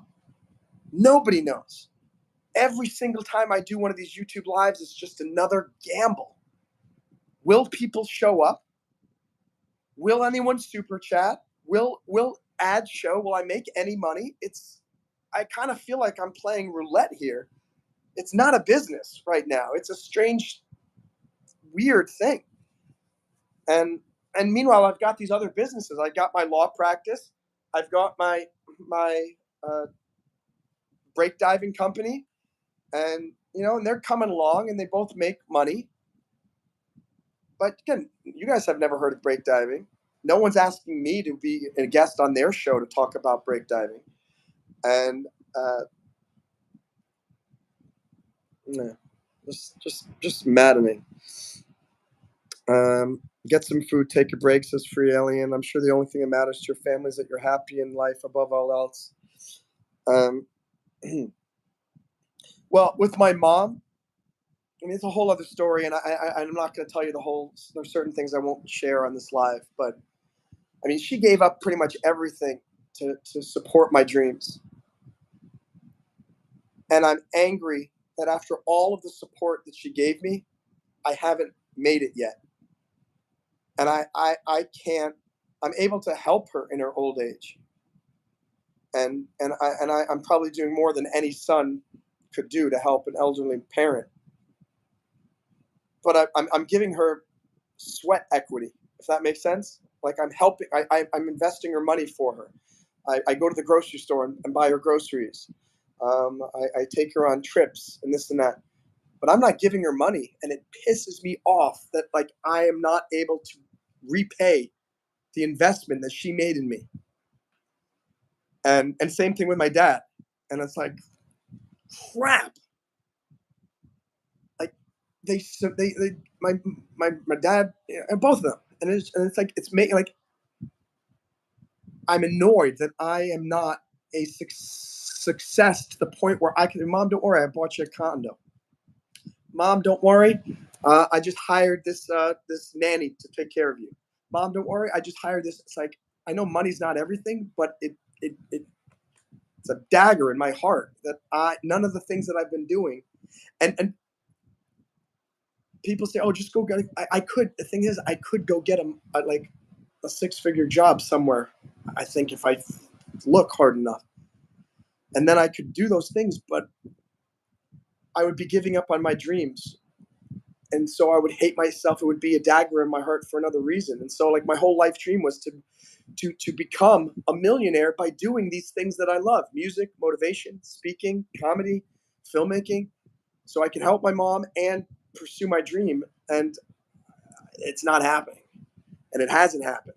And that's what is upsetting. What's up, David? How are you? R. Perez says, I have an idea. Let's put your coaching the test. I'm down to be the crash test blonde. I'm a high school dropout and help the companies I work make millions. Sheer will. What's your question, R. Perez? Lay back on the couch and tell me how that makes you feel. We're part of your support team. I'm a professional procrastinator. Didn't really feel good enough, says Jamie. Say it through teeth for yelling. You're making my day. I was brain injured in 2021. I care about you making my day and being my friend. Thanks for yelling. I appreciate you too. There you go for some honesty. Carly says, Monroe was going to join, but his personal info in the applications, and I felt a little insecure signing up for something with personal info. Well, Carly, if you want, talk to me in the Discord, and I could figure out a way that you could join without disclosing as much personal info. And that's valuable feedback too. Maybe we don't need to get as much personal info from people or stuff like that. I don't know, but and no, love and light. You don't need to be a success to be a joy, and that's the whole thing. We got people in there who are struggling to get a job in the Philippines. I mean, and they're part of this. That's basically what we're doing on here, and we're just being honest with each other. I mean, this is the most honest I've been with anybody in a really long time, and now it's going to be publicly, on YouTube when everyone searches for Concreit and Sean. And I have no goals in life because I'm young. Well, you have some goals. I think you do, Carly. I'm sick of watching people get taken advantage of, so I've been trying to find a way to put people over profit, says our Perez. Toot your own horn if you can expect others to. That's what I tell myself. Anyway, V says, you can have them all in possessions if it doesn't bring happiness. No, you're right. You're 100% right. Money and possessions do not do that. And I'm reminded of again, I forget his name. I always forget his name. I don't know why. But he was the host of that television show on CNN, Parts Unknown. And he had everything. He had the host of one of the most watched shows on CNN. It was non-political. He went around the world getting paid to eat food. He had a beautiful girlfriend, wife. He had kids, and he ended up killing himself. And so money and possessions won't do it. Won't bring happiness. And you're right. But I would hate to think that I've wasted the last 25 years of my life. I mean, that's kind of like I feel better now these last 3-4 months doing these YouTube lives because I feel like, wow, I finally have an audience again. When I used to be a public speaker and give speeches to 2,000 people, and they'd be clapping,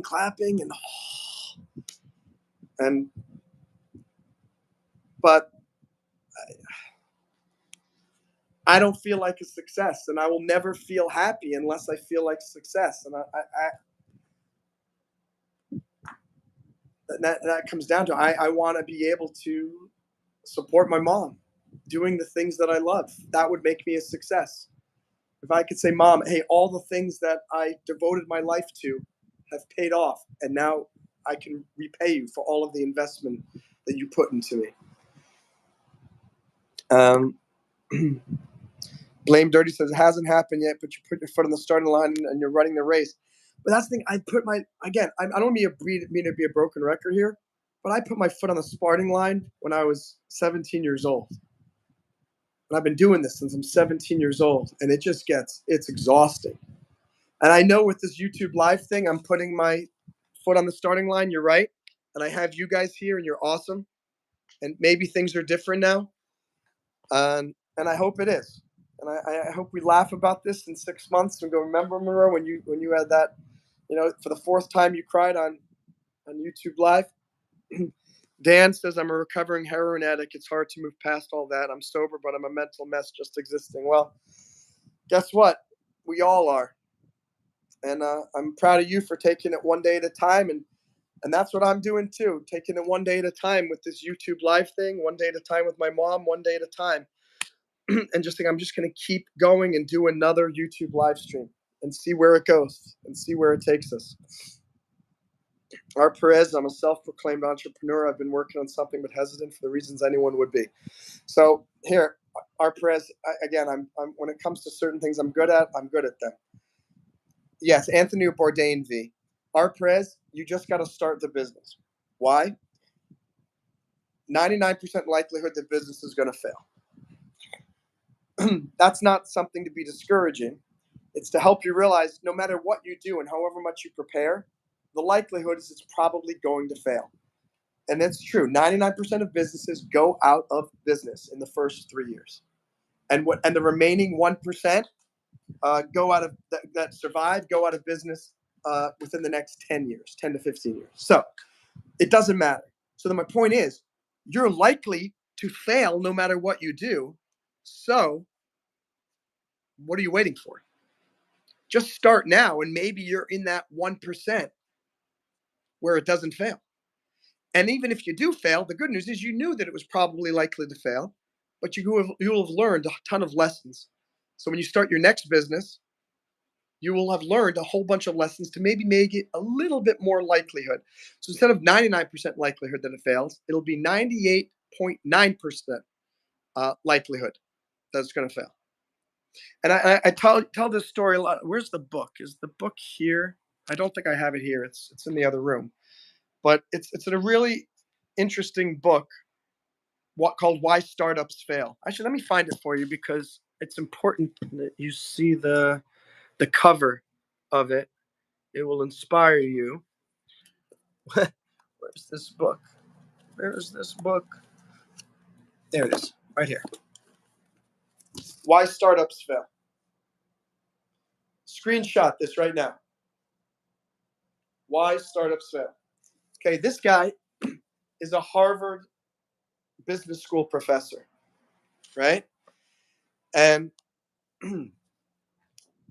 he did a study of all of these businesses that failed. But here's the rub. Every one of them was a Harvard Business School grad. They all had partners who were basically Harvard Business School grads or similarly trained. They all got massive amounts of money from new business entrepreneurial incubators. They all had amazing staff. They all had incredible business ideas and business plans. And guess what? Every single one of those businesses failed, went out of business. And the book is super inspiring because I guess, like I told you, 99% of businesses fail.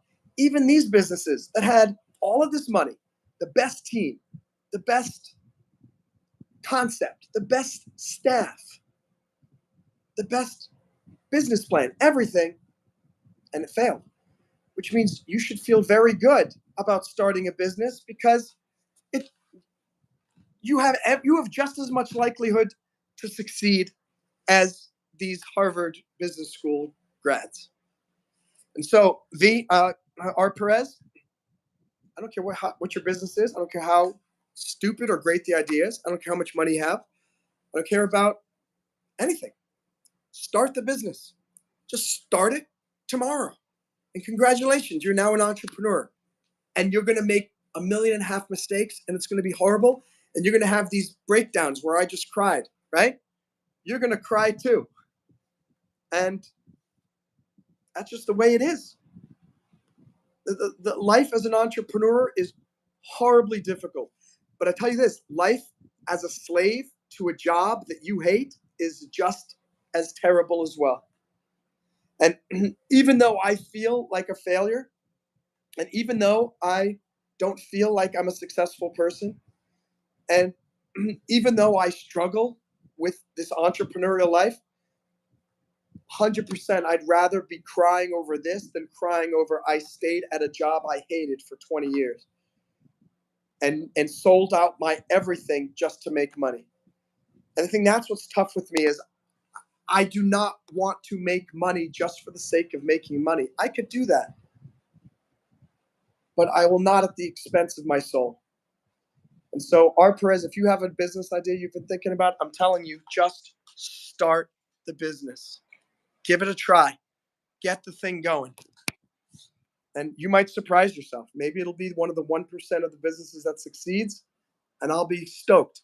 And if it fails, which is likely, just like this YouTube channel thing is probably going to fail, but there's a 1% hope, which is why I keep going, because maybe I'll be one of the few who breaks through. That's why we do it, because there's that 1% likelihood that you can break through and become a winner and become one of those totally crazy and unlikely success stories. um, the little 50 gifts is staying in the corner. Oh, yeah, Carly, it's staying forever. I think if I have to do the live stream until that's gone, I think I'm gonna be here until tomorrow morning. No, it's already 9. No, it's only 9:15. Wow.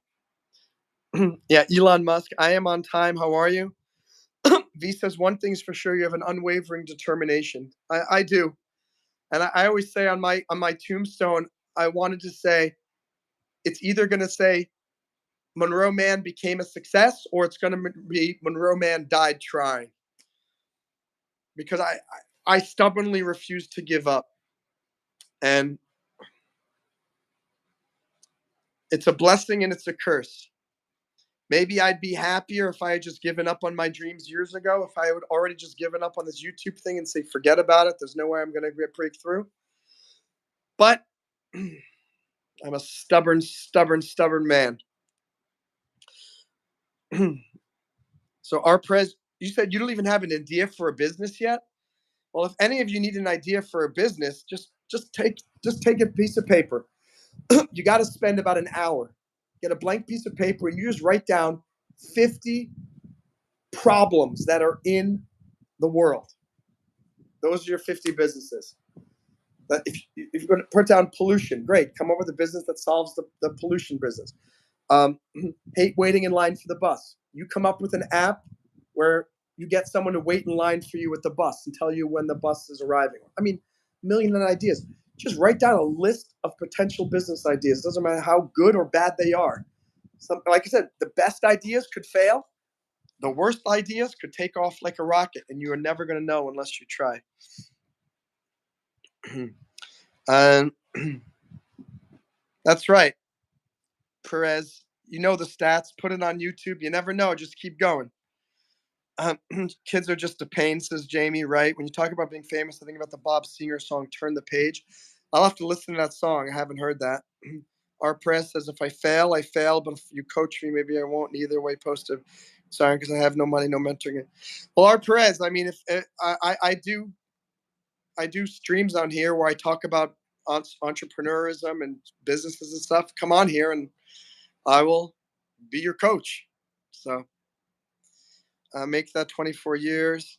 Our president, I'm going to toe to toe with the construction industry. Pick a fight with foundation repair industry. It's going to be great. Perez, I think that sounds absolutely fantastic. And yeah, daily life. Go through your day and think how you can prove it in any way. That's literally just keep if any of you want to start a business, just go through your daily life, just as Jamie said, with an open mind, thinking about, oh, this is annoying. Oh, this is annoying. Oh, this is annoying. And figure out, well, what could I do to make it less annoying for me and other people. That's all a business is. Solving a problem. We had Sean on here earlier today. And Monto, he's filling a gap. What's the problem? A lot of people don't know how to get involved with real estate investment. A lot of people don't know how to get ahead. A lot of people don't know how to start with only a few $100s. Well, Sean's company Concreit is doing that, and it's allowing people to invest. So anyway, thank you guys for being here.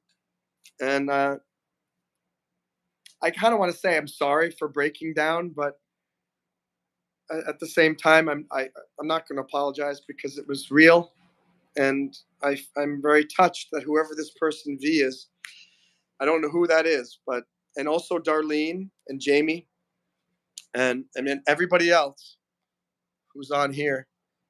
By the way, 50 gifted 50 memberships. Let me see, 50. I gotta. All right, let me get the calculator. How many was that? I mean, 50 times times 399.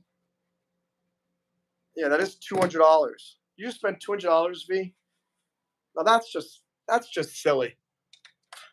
But you're getting up here. Let me find out where is her name or V's name. V, $80 in membership. Now 200 in membership. I mean, just crazy. Yeah, you are silly. V, you are silly. You are one silly person. And Carly, what do you say? I keep telling you, the more constant is in your life, the better, because more people go through the same thing and we want to fix it. Carly, can you say that again? I'm not sure what you're referring to. The more constant, what is in your life? And Carly says, Monto, don't leave. We still have to wait for the gifts to disappear. Carly, do you really want me to stay here until those gifts disappear? I mean, I think that's going to be like 7 hours. It's going to be 7 hours. That's going to be long. I'll tell you this, I am hungry. I got to eat something. By the way, can we get to 25 likes here? I gave a very vulnerable cry here on this live stream. So I think I deserve one more like. I think I deserve one more like. I'm going to have, there we go, 25 likes. We did it. You know what? I'm going to have some of these. These are really delicious. Sea salt and lime rice cakes. Yum, yum. Carly says, yes, we need to put your phone in the freezer and go for dinner.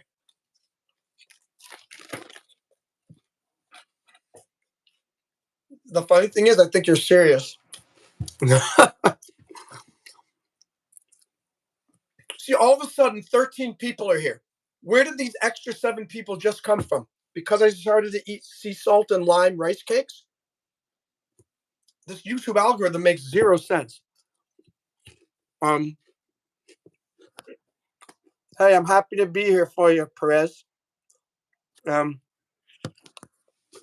I hope my little emotional sharing here reminds you that, look, it's not easy to start a business. It's not easy to go after your dream. It's not easy to keep going after your dream. It's really hard. And just to let you know, I mean, look at everything I've got going for me, and it's a huge struggle for me as well. I really want you to start your business. I really want you to become successful. I want all of you to. I don't want any of you to suffer like I have these last 25 years trying to make something of myself. I hope it happens a lot sooner for you. I hope it happens by the time you're like 25, 26. Because this wasn't fun. How you doing, B Trash? No, I'm not in Monroe. My name is Monroe. Good to have you.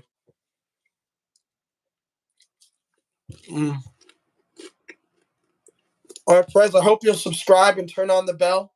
Would love to see you again here. Hope all of you will subscribe.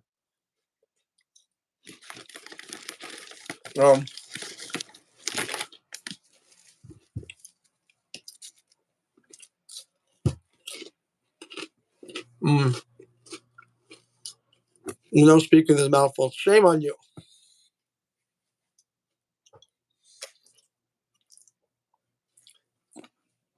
Hey, let me ask you: is there a dislike button on these live streams or no?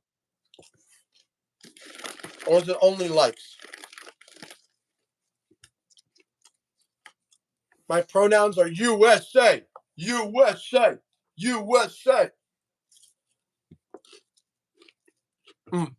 Okay, that's good.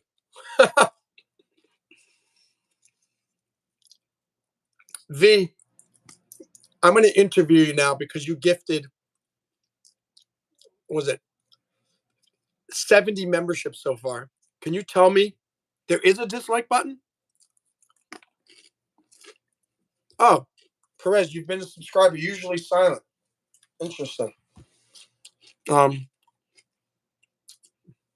Thank you. I am on time, but you're totally late. V, can you tell us about yourself? Who are you? And what do you do for a living? I know you want to be made mysterious, but you can tell us anything. Do you live in the United States? Are you retired? Are you working? Are you Elon Musk, as Carly thinks? Okay. Keep your hands away from the thumbs down, guys. Please keep your hands away from the thumbs down.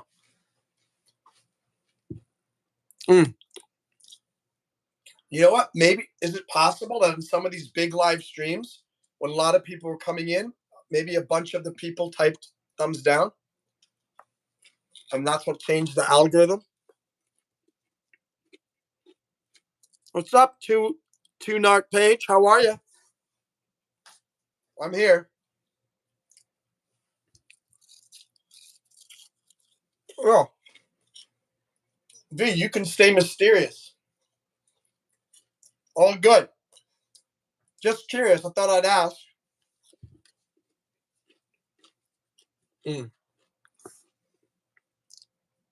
Yeah. Carly said, you can stay mysterious, but I'm not going to lie. Let me check the battery here. Hold on. Okay. I'm good. I got 61%.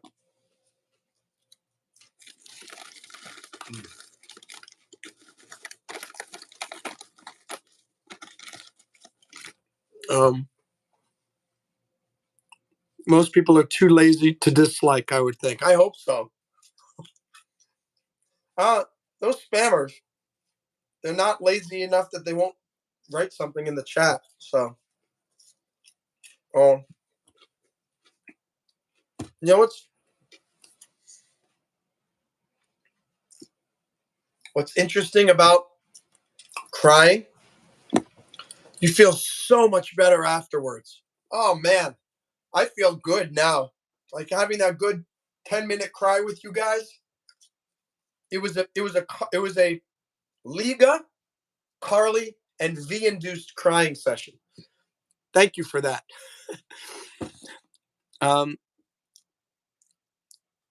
Yeah, I'm also a licensed private investigator in New York and Florida.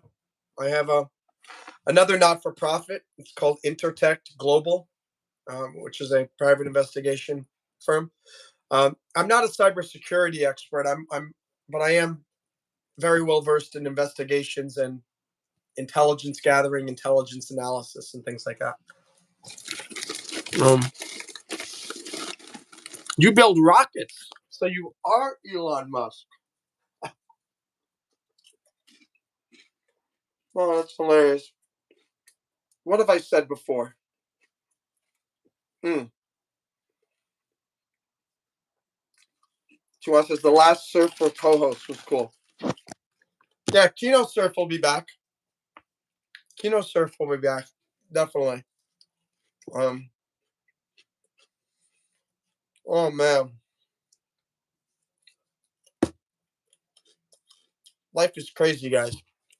Life is crazy. V says, how long do you have? What do you mean, how long do I have? How long do I have what? Wow, we're up to 27 likes. Look at that.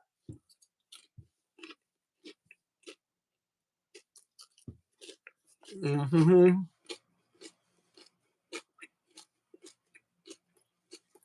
Mm.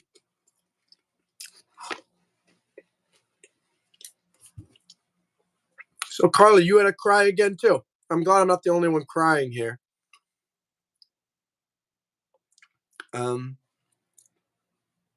Yeah, I think V is Elon Musk. You know what, X, that Twitter thing? I don't have a lot of followers there, like 500. At least every month, someone named Elon Musk follows me. So I think I have about 5 Elon Musks, none of whom are the real Elon Musk following me. But maybe one of those fake Elon Musks is V. Huh? Could be.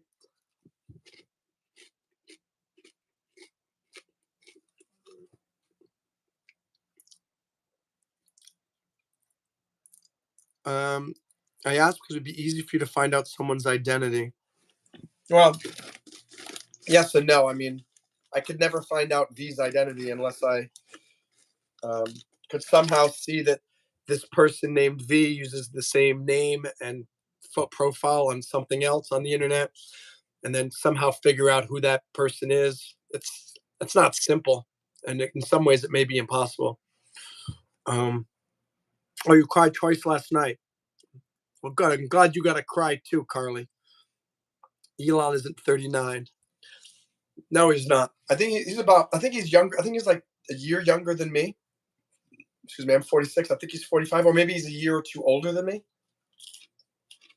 Honestly, I have no idea how old Elon Musk is, to be honest. I'm not sure.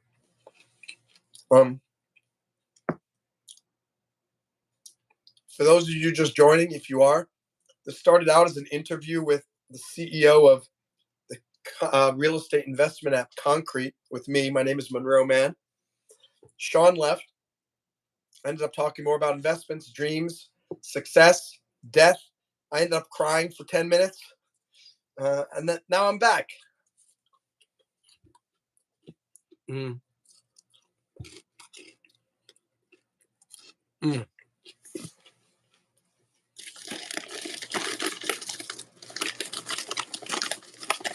I'm supposed to see who downloads from the shop. So when did you download it, Jamie?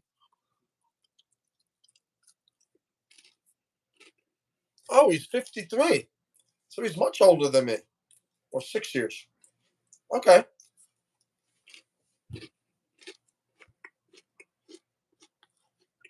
I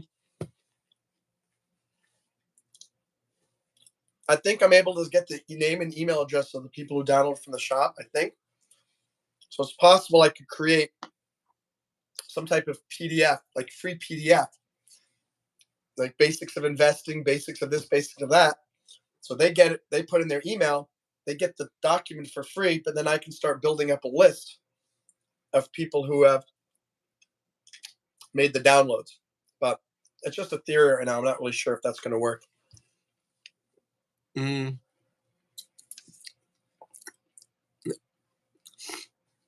So mostly folder says, for instance, a Part 107 is through the FAA for remote piloting. What is a private investigator certification license? So in the United States, well, let's talk about globally. Some countries have private investigator licenses.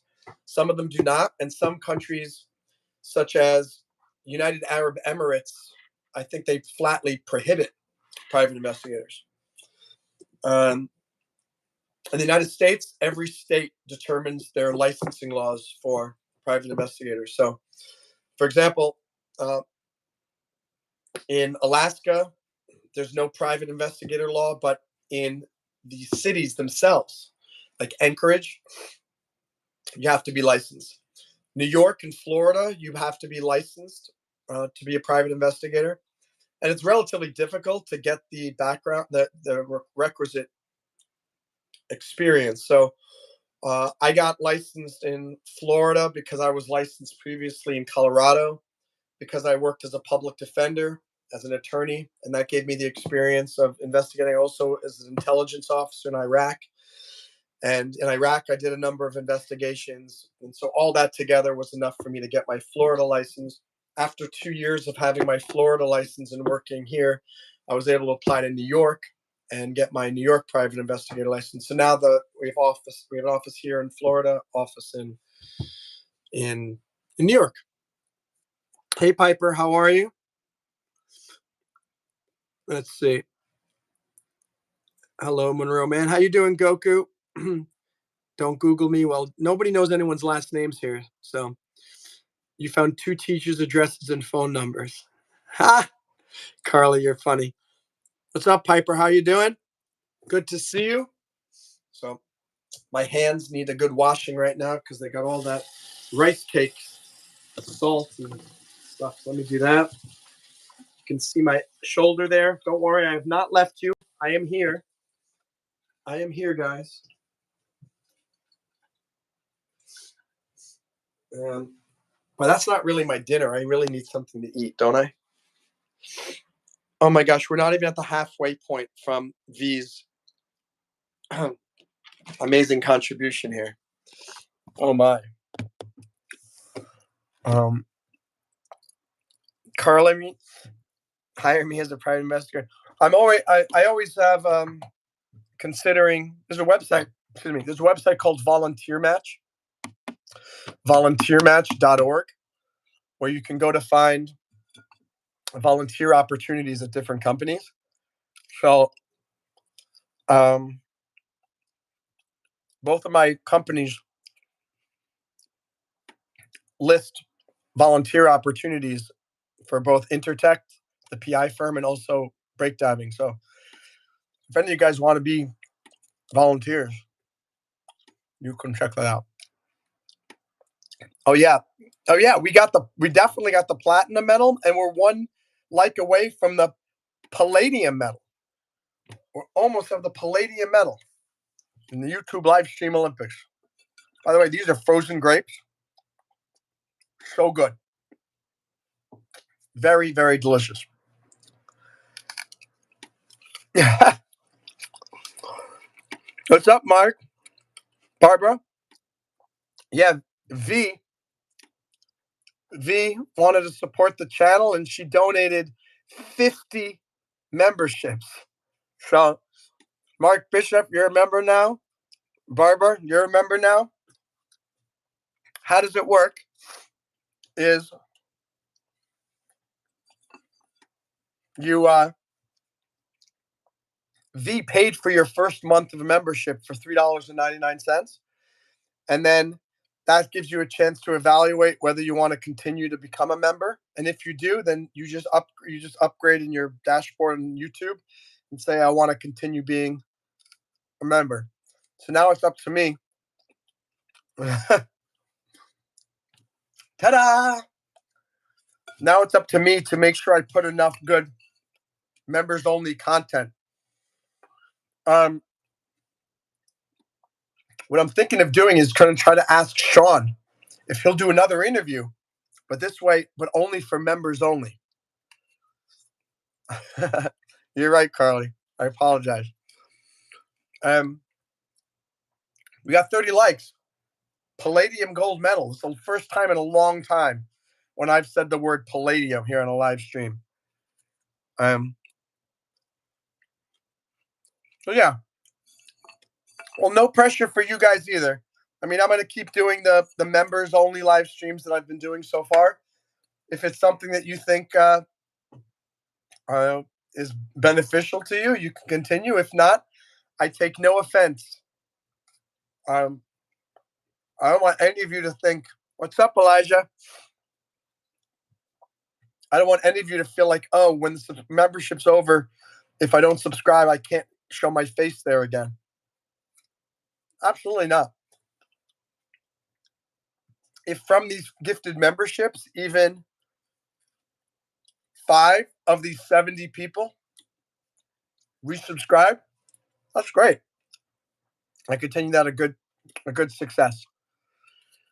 Wow, we're at 32 likes. We might be getting up to 35. Wow. That means we're going to get up to the rhodium medal.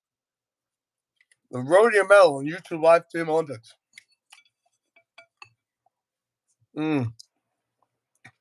See, where are all these people, these 32 people? Are they all subscribers?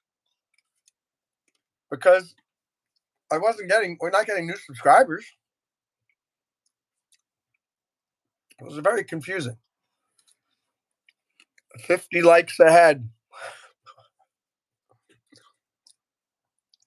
We just, I think, we're still not even at the halfway point for these.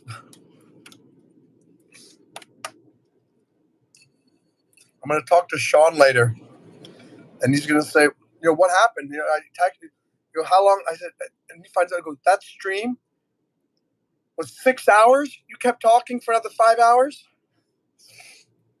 He's never going to come back again. He goes, what the heck? That's a crazy live streamer. That's a crazy live streamer. Well, all gone.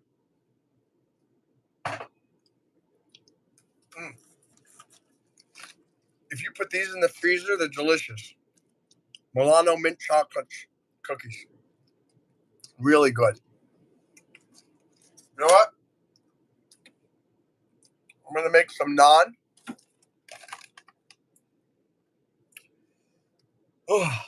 And then we're going to then make some Indian food. Put this in the oven. Okay. And what else we got here? Right here.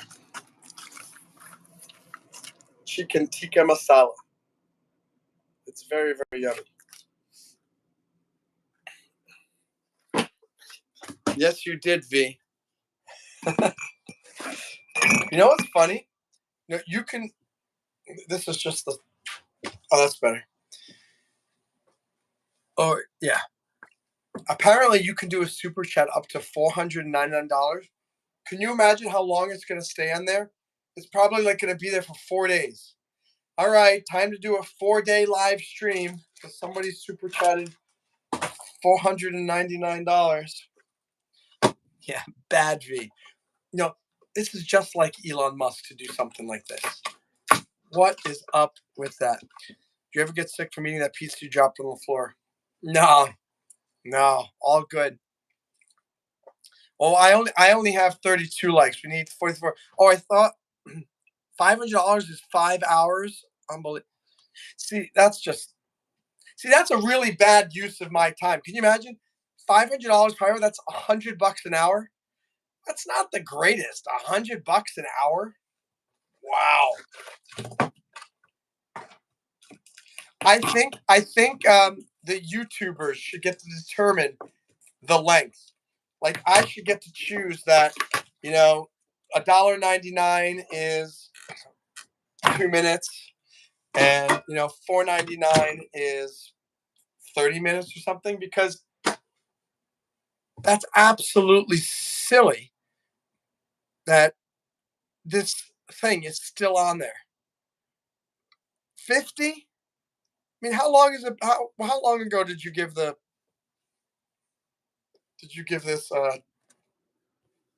gift of 50 memberships? Just bonkers. Oh, Love and Light, you said you wanted to volunteer. So yeah, first thing would be is to submit an application. Just go to breakdiving.io and submit the application. V says it's been a while. What's been a while? Oh, and this is something else. Maybe some of you guys can help me solve this problem. I'm really angry. I did a members only live stream the other day, and I was practicing for the Beatles concert, so I did about 9 Beatles songs. I got 5 copyright claims. But get this, none of the copyright claims are from the Beatles or Sony ATV, who actually owns the rights to the Beatles songs. The copyright claims for these other artists who did their own covers of Beatles songs.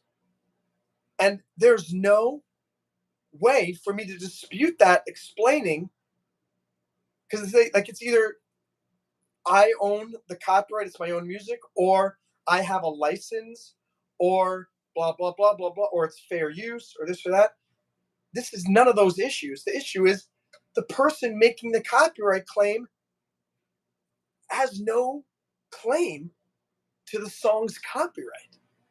So it's like these bozos are going to be getting money from me playing Beatles songs. For honest, as you get them all the time, you ignore it, but that means that entire stream, they're getting all the money from the ads. So is your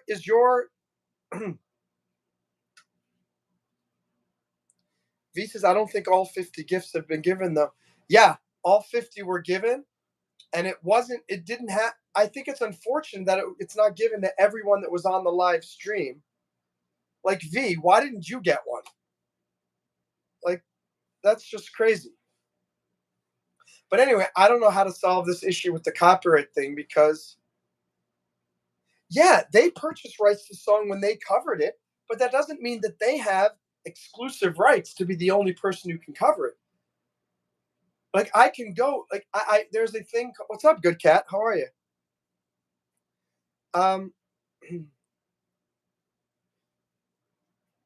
What do you mean? Oh, you don't have gift cards on me either. Interesting. Okay. I went to that. There's a thing called the Harry Fox Agency. Yeah, good cat lurking in the chat again. I wonder how long he was there. I went to the Harry Fox Agency and found out how much it would cost to get a license for. Oh, you missed. This is a crazy live stream, good cat. If you watch it from the beginning, oh my gosh, it's got ups, downs, lefts, and rights. They said it would cost $2 for the license and $15 for the agency fee. So I could get the rights to the song 8 days a week, no problem. And then I could do it. And then I can use that license to appeal to YouTube saying, no, I have a license and here's my license. But I shouldn't have to show that I have a license when the person who's making the copyright claim has no valid copyright in the song. So it's, I don't know, it's a big legal issue. Because it's usually like, I don't know how to deal with this. And it's really, really frustrating. So anyway, but it makes me, until I can solve that problem, I can't do the Beatles concert, because I'm not going to spend all that time singing 8 covers and then all these other people get the money for it, who had nothing to do with the song or the copyright or the performance. V is a giver, not a taker. Thanks, Elon Musk.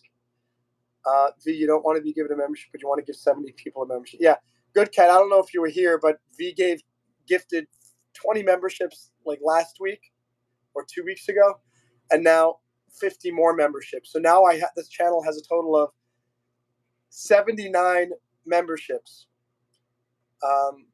No, more than that. Wait, 50, 60, yeah, 79. 70 of whom are the result of the mighty V over here. The great and mighty V.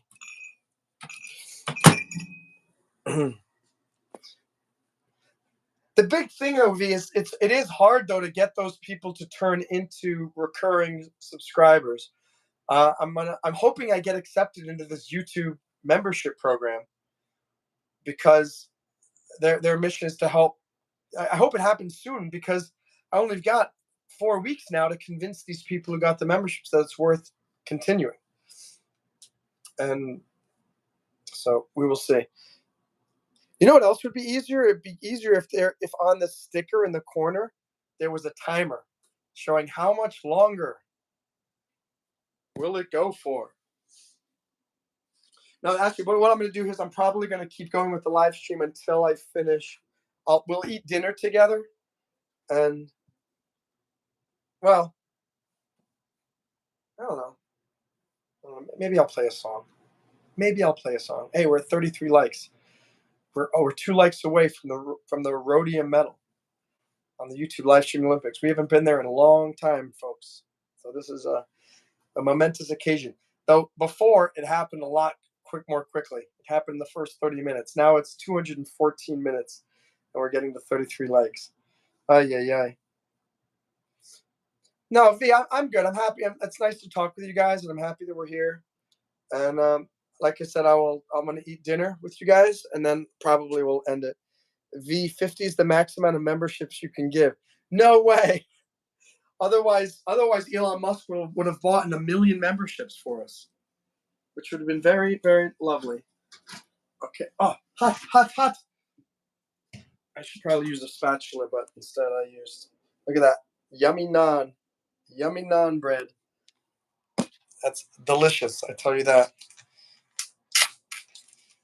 That's a little tip for you guys. You can make a really yummy home cooked tasting meal if you get these Indian dishes and then you buy the naan and you cook the naan in the oven and you cook the actual this in the microwave. It fills you up and it feels delicious, and that bread is so fresh and yummy. So let's see. What's up? Melissa says, I'm in the kitchen eating. You're happy to see that I'm in the kitchen eating. Do we know each other? Melissa's talking like she's so happy to seeing her good friend Monroe eating, but I don't think I know who the heck this Melissa is. Molisa.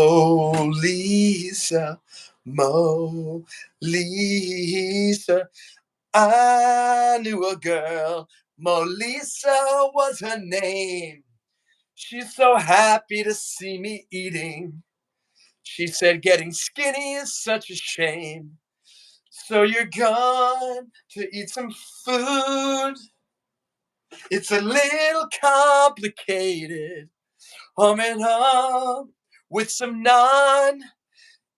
And soon we're gonna be satiated. We're gonna eat Indian food for a living. Yeah, copyright Richie Valens. Oh, Melissa's been to other streams. I made a comment last week. I thought you should eat, and I thought you were getting thin. Oh, well, Melissa, today's the only reason I'm eating now is here on camera is V donated 50 memberships to my subscribers, and you know what's crazy? Shouldn't I be able to gift a free membership like every month? Me as the owner of the channel? Why do I have to wait for the generosity of people like V? Wouldn't it make people want to come back to the live streams if they knew, or subscribe? Like if you subscribe every week, I gift a new membership to some subscriber. That would be a good idea, but I don't think they do that. People like basic life stuff, Richie Valens. And I saw you talking about non-Indian food is the absolute best. Yeah. I do love Indian food. As long as it's not spicy. I don't like the spicy food. V says you should be able to for sure. Well, if so, I don't know where I would do that. Mighty V. We got a mighty V. Yeah, but honestly, I think it's preposterous that other artists who have no rights to the song are trying to get money from me. Unbelievable. I gotta sit somewhere. Where can I?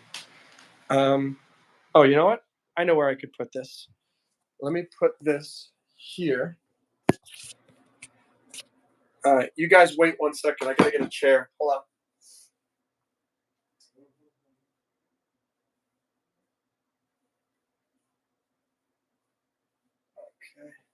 Okay. There's the chair. And here's my drink. What's going on? Okay, I can sit with you guys here and eat. Oh, bigger streamers can give 10 memberships per month for free. No way. Interesting. Well, again, maybe I'll get in, maybe these 50 memberships, now that they know I got 79, maybe they will, YouTube will let me get special perks or something. I feel bad eating in front of you and you guys don't get to eat. But it's very yummy. Very yummy. Yeah. I don't know, Jamie. It's like YouTube is listening and then is notifying these other folks saying we think there's a copyright thing. And I just think it's disgusting. You guys know I'm an entertainment attorney. And how dare these artists, dare these artists take advantage of this YouTube copyright system from people like me who are, I think, how's the thing? I think they take advantage of people who don't know any better. I am, yeah, we are into half. We're doing all right. Maybe we'll stick for the whole thing. Most people on YouTube are not attorneys. And so they get a copyright claim, it scares them like crazy. But I'm a lawyer and I look at this and go, well, who's making the copyright claim? And then I do a search and go, who owns the actual copyright? And I go, these aren't the same people. So that person cannot be making a copyright claim. I'm going to reach out to YouTube tomorrow to try to fix this, going, say, look, if the copyright owner wants to file a copyright claim with me and then not take the ad revenue, fine. But please don't allow these people who don't have any business at all making a copyright claim do this. It's called like copyright trolling. And most YouTubers probably just give up and go, oh, I'm just gonna, oh God, this is way too spicy. Oh, not good. I don't like spicy. My life is spicy enough. I don't need it in my food.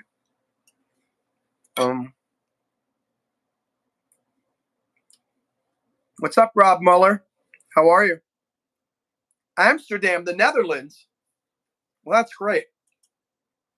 All I have to say is hohatet. Did I say it correctly? Hohatet. Which should be how are you in Dutch. Well, yeah, ad revenue for the ad revenue for the ads that never play.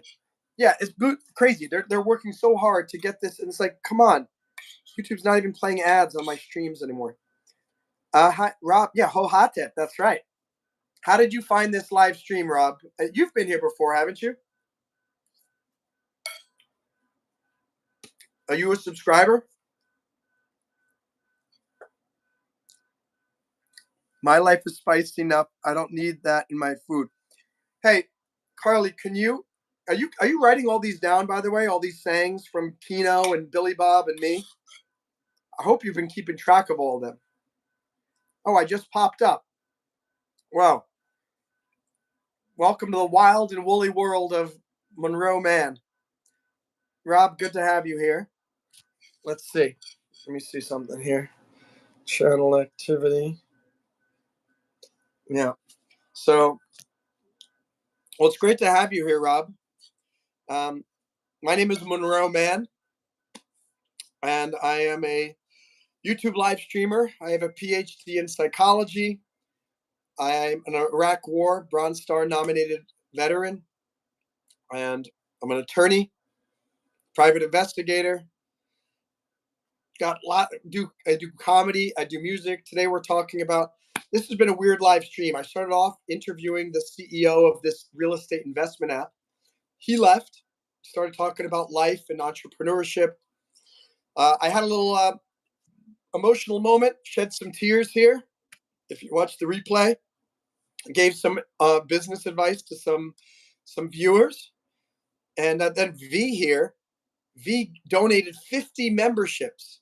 And that's that thing in the bottom left corner here. And so I figured I got to try to stay for most of that time, since V has been giving me a lot of support.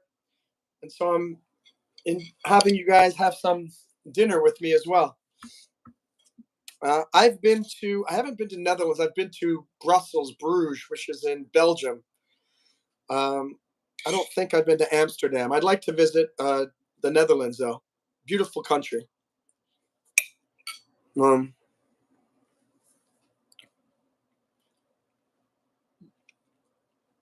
Yeah, but Free Alien, they are, according to the YouTube ads thing and the monetization, they said that lives get monetized. And they play the ads in the beginning, during the middle, while the live is being done. But apparently that's not happening. And that's kind of a problem, because most of the people are watching my live streams live. They're not watching replays, but I don't know, maybe they are. Let's see. Yeah, Belgium is your neighbor. Have you been to the border? The southern border in the United States? No, not recently. That's a problem. That's a big problem. Rob, since you're a new visitor here, what are you doing in Amsterdam?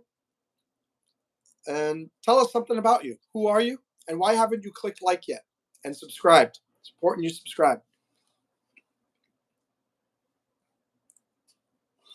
Carly, just because you're a member doesn't mean that you won't see ads.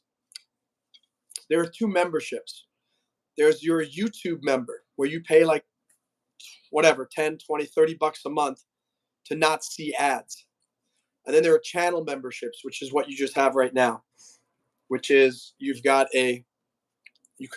see the private live streams and videos that are only for members of this particular channel.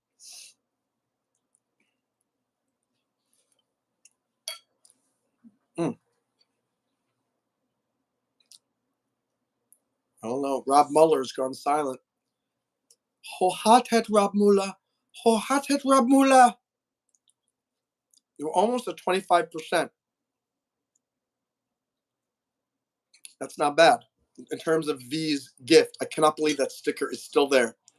That is the sticker that never stops. That is the sticker that never ends. It just goes on and on, my friend. Somebody named V started sticking it, knowing full well what it was. And now we're all sitting here on this live stream just because that is the live stream counter that never ends.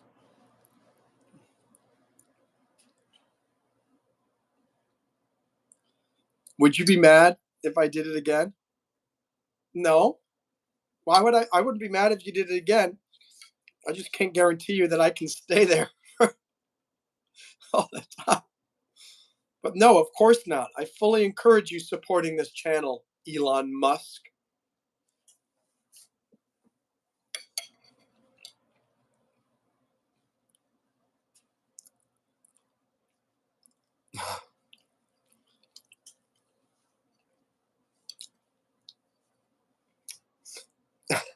Who is this mysterious V?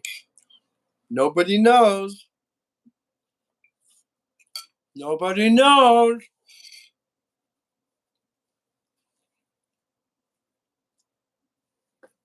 To sleep or not to sleep, that is the question. No, because you're assuming that if you gift another 50, that I'm going to stay up for another 2 hours doing this.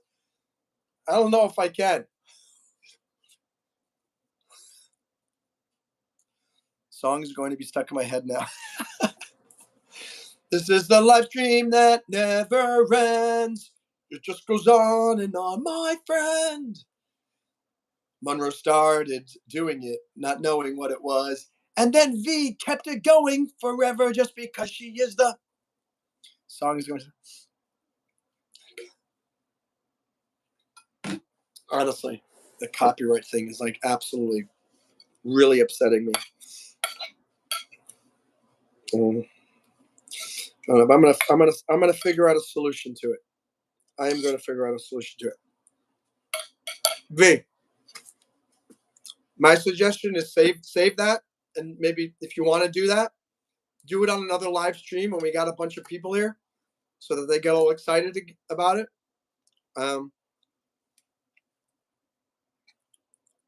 No, I'm all good.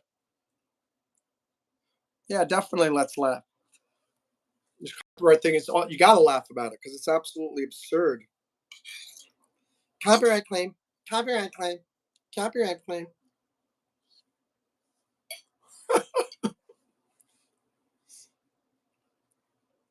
Hey, doctor, no. This is the mastermind behind Billy Bob Monroe. How are you?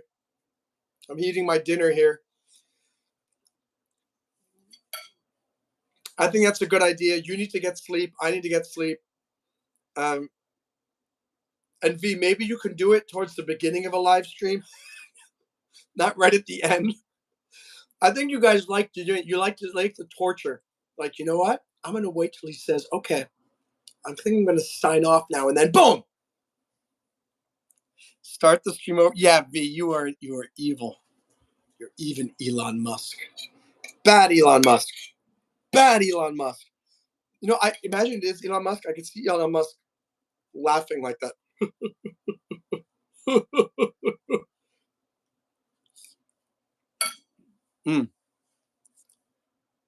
I do, doctor. But you're a doctor, you know. You were able to identify that very, very clearly. Yeah, V is trying to mastermind this. It is so true. But you know what? We all benefit from V's masterminding. It's good stuff. Betty Bob. You like Betty Bob? Who's Betty Bob? Billy Bob's girlfriend?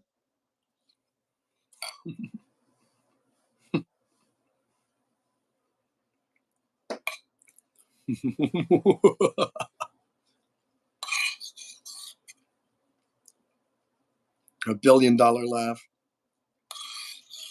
Yeah. What do you call Elon Musk at a comedy club? $1 billion laugh. That's funny.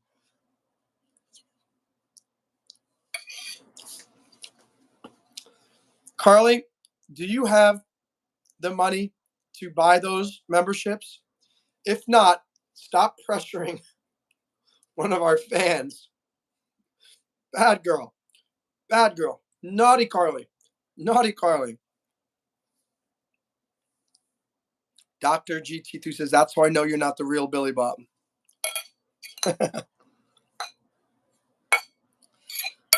Well, I am not Billy Bob at all. My name is Monroe Mann. This guy doesn't think that this is the same channel with Billy Bob, but it is. Monroe looks tired and he will feel guilty leaving. I will feel guilty leaving what? Oh, yeah. I would. So don't do it.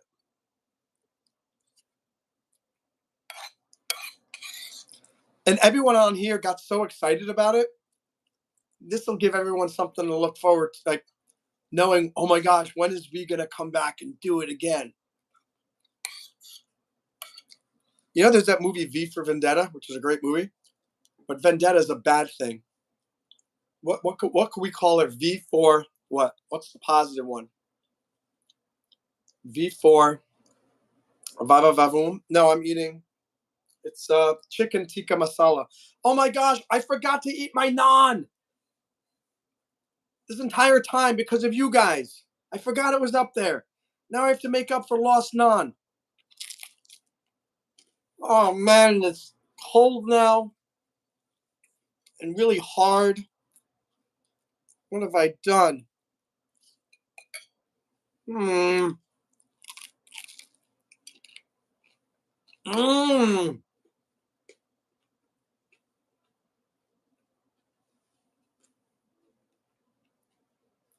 V for victory.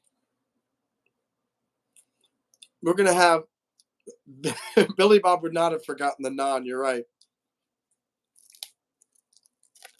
I like it, guys. We're We have a V for victory in the house. V for victory. V for victory. Yeah, we don't even know where V lives. We don't even know if V is an American or Mexican or Chinese or Japanese or a Norwegian. We don't know. Or a South African. Oh. V for Elon Musk. Well, that just makes no sense.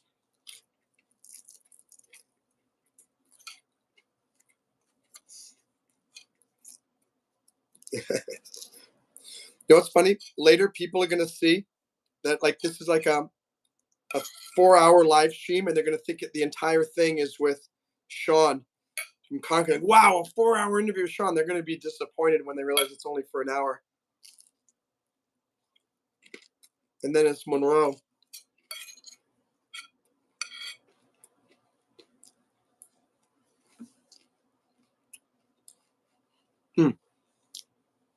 The V is not me. The V is the person in the chat named V who gifted 50 memberships to this channel just earlier today. Really crazy.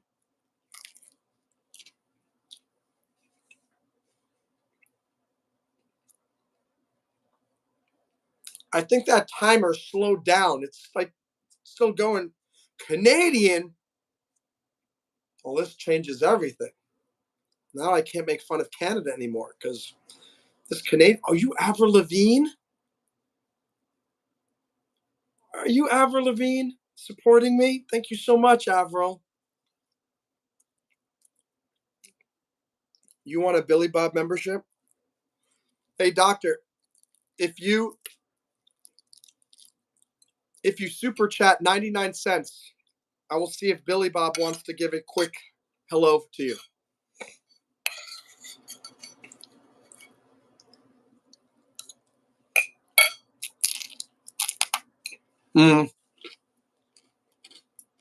You're right, Carla. She does not. She sounds so complicated. Yeah. When was I going to be told she makes rocket ships? I don't think she does. All right. I didn't eat as well as I probably could have. I didn't have the added distraction of performing while I'm eating. Anyone tells you those mukbangs are easy to do? Very difficult. Very difficult.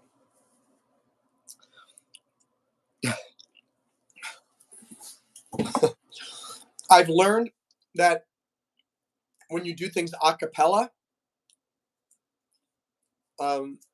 it's not an issue. And usually if it's only just a bar or two, it's not an issue.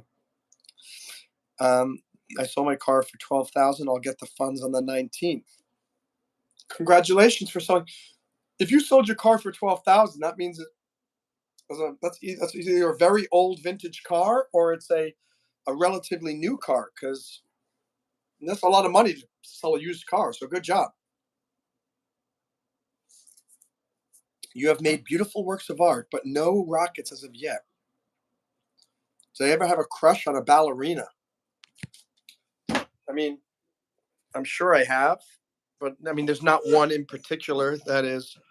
Oh, I just got an email from you from Free Alien. I will check that. I will check that later. This is a mess up here. All right. Since we still have, it looks like 30 more minutes that we got to do this live stream. I'm putting you guys in the freezer. I have to wash my hands and use the restroom. I'll be back in a moment. See you guys in a little bit.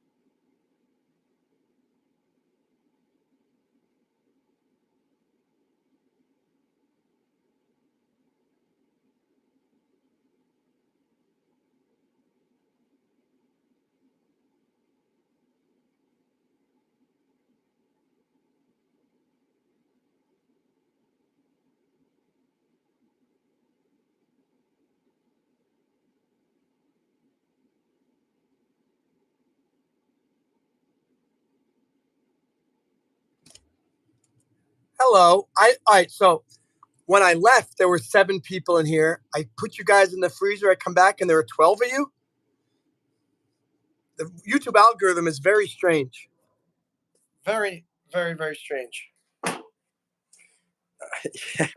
Yeah, you're back in the freezer. This live stream has been going on forever because the mighty V decided to get a little frisky with the gifty. After the ballerina stop, did you pick up the guitar? Oh, you're talking about Avril Lavigne and the song "Complicated." Yeah, she was a punk. He was a punk. She did ballet. What more can I say? Oh. Have him come back to green names. Poor guy would be crushed. Who would be crushed? After you learned a few chords, did you start a successful band? That's a loaded question. No, I learned a few chords in high school, and then I did nothing with that until I went to college. I started a band in college, or a few bands in college, just for fun and talent shows and things like that. Then I started another band after I graduated college in New York City, and came very close to getting signed to a record label and having a TV show about us, but everything kind of just collapsed. And I've been doing solo stuff ever since. I released an album in 2010.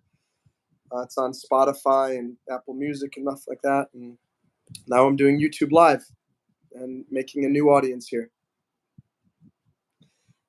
And went to drop off food, came back to a cold black screen. It was just temporary. Doctor liked the freezer. What do you mean, let's go Jews? What does that mean?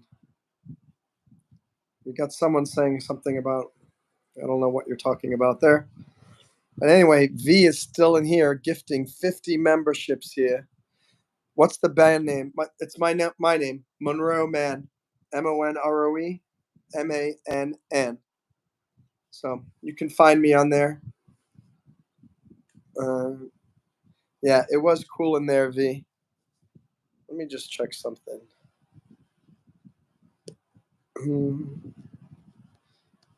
Yeah, V. Oh, V, I'm just seeing that you gave us super chat in 20 Canadian dollars. This was a while back, and says, I just watched your TEDx talk. You're a great presenter with an awesome message. Well, thank you very much for that, V. I appreciate that. Glad you found this channel. We are winning. That is all. Okay, Dr. G, so you like Lenny Kravitz. I like the song It Ain't Over Till It's Over. And it's got that great little guitar thing in the middle.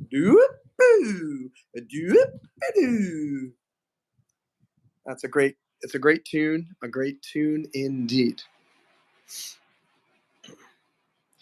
I think the problem also with covering Beatles songs is everybody's covered Beatles songs, so you're all probably, it's inevitable you're going to get some copyright claim from some bozo. So that's the issue. Should I play a song or two? I need 3 yeses before I get the guitar. Whoop, whoop, boo-doo, whoop, boo-doo.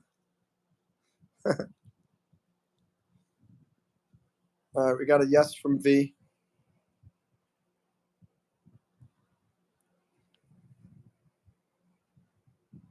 Oh, thanks, Carl. What are you saying? I look very old now.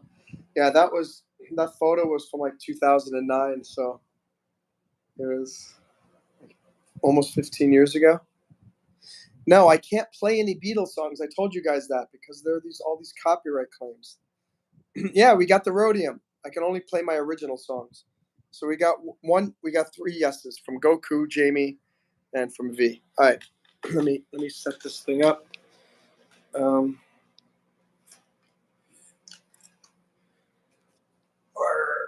Okay. Ba-da-ba-dum, turn on the light. We'll get our little music stand.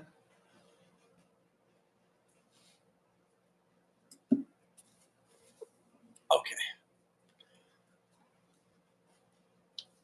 Oh yeah, that's right. If you're a member now, you can go watch the last member stream, and all of the money will be going towards these people who have no copyright claim ownership at all in the song. It's really, really annoying.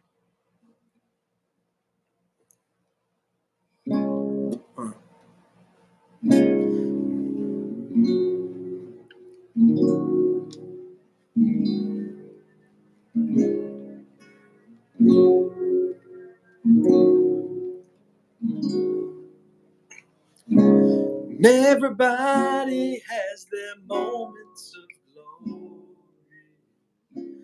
Everyone has 15 minutes of fame. Well, that's not gonna be my story. If you're there to help me through the rain, my life is gonna turn out as planned. I'm gonna be famous in every land. It's gonna happen, there can be no doubt. At least if you are there to show me the route.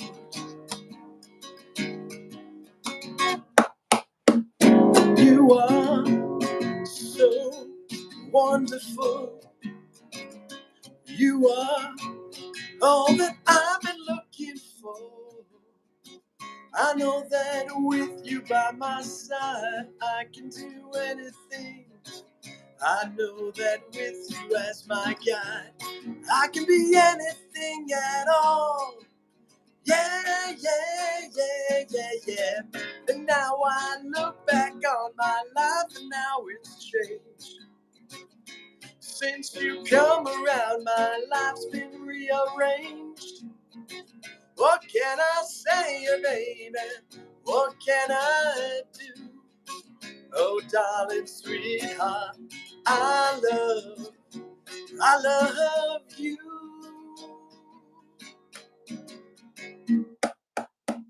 You are so wonderful. You are all that I've been looking for. I know that with you by my side, I can do anything. I know that with you as my guide, I can be anything at all. Yeah, yeah, yeah, yeah, yeah. Everybody has their moments of glory. Everyone has 15 minutes of fame. Well, that's not gonna be my story. If you're there to help me through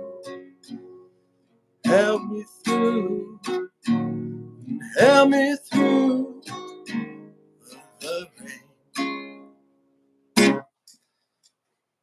Thank you. That song's called Wonderful. Wonderful, wonderful, wonderful. I want to sing this song again because it was fun to sing it last time. It was the first time that I sang this on one of these streams.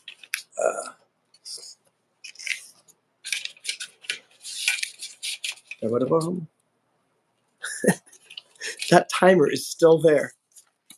V, you are a mischievous, mischievous person. I will tell you that right now.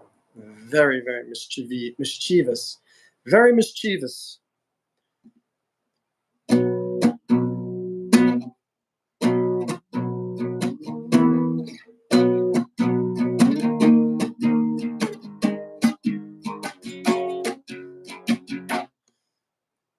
Don't. It's the first time as you guys know, this is a newer song, so I'm still figuring it out. Don't fall in love. Don't fall in love. I don't know. Don't fall in love. Don't let it happen. Don't get smitten with the girl. Don't fall in love.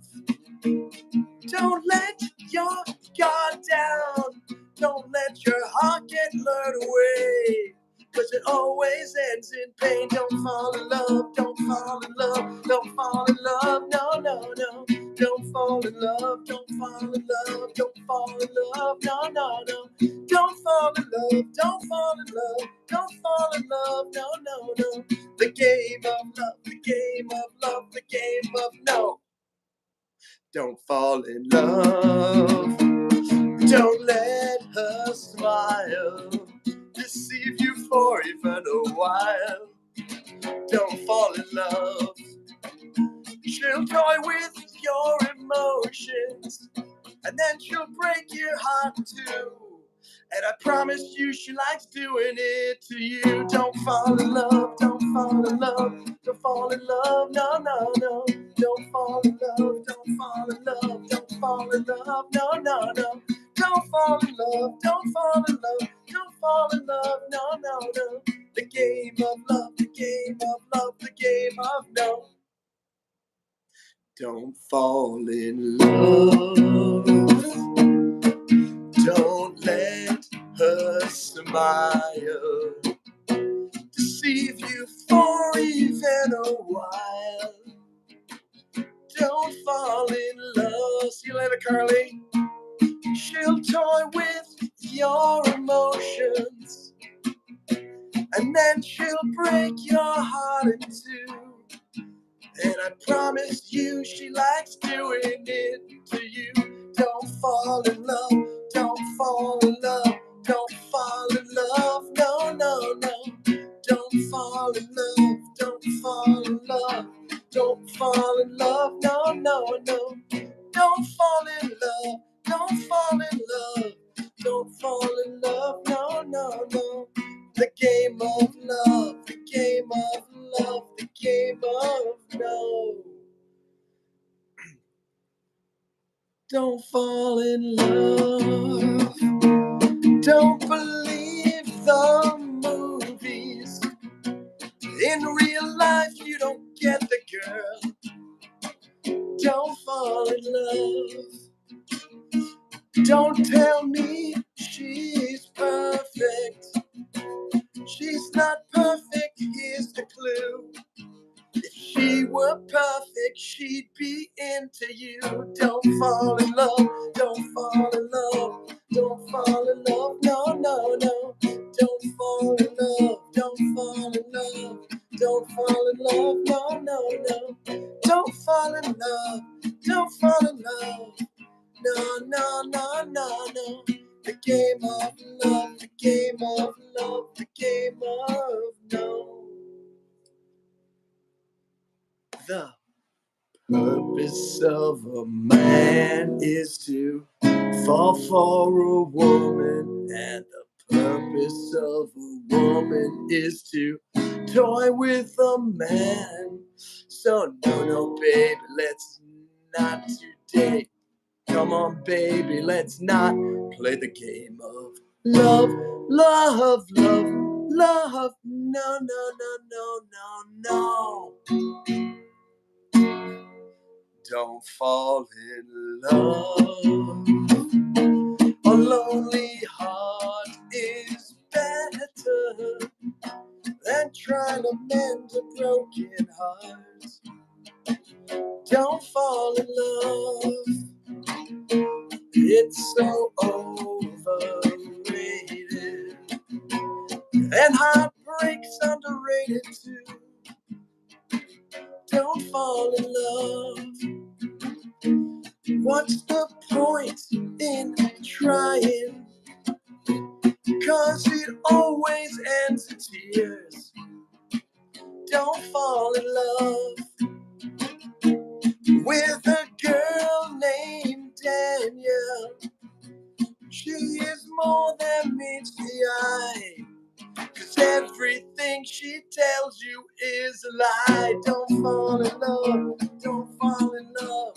No, no, no, no, no. Don't fall in love, don't fall in love. Don't fall in love, no, no, no. Don't fall in love, don't fall in love. No, no, no, no, no. The game of love, the game of love, the game of no. Don't fall in love. I'd rather be single than think of you every day. Wondering if your feelings for me will ever change. Will ever change. Hey guys, that song is called Don't Fall in Love. Of course you should fall in love, but there's a lot of pain involved with there too. What do we got here? Carla's leaving, doing laundry. All right, so Carly's telling me that I have to stay here for the whole time until V's little gift goes away, and then she bails out in the last 5 minutes. Carly, you should be ashamed of yourself. Good night, Carly. Hey, doctor, Carly's a minor, so be appropriate here. Let's see. Danielle is the name of an apartment manager would have. No, the name Danielle is not bad. The name Karen is not bad either. I know a lot of people rag on the name Karen, but I mean, there are a lot of wonderful people named Karen. I'd say most Karens are probably pretty good, right? Carly and Danielle are friends.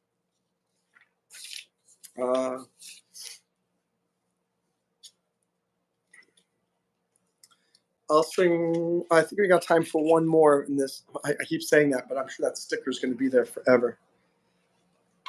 By the way, who made the rule that if a sticker shows up, the streamer has to stay there? V, are you even still here? V, are you even here? Topher, how are you, buddy? Good to see you. Topher's in the house. Topher's in the house. All right, V. All right. V, this song is for you. Whether you're a guy or a girl, doesn't matter. It's just the sentiment of the song that's for you.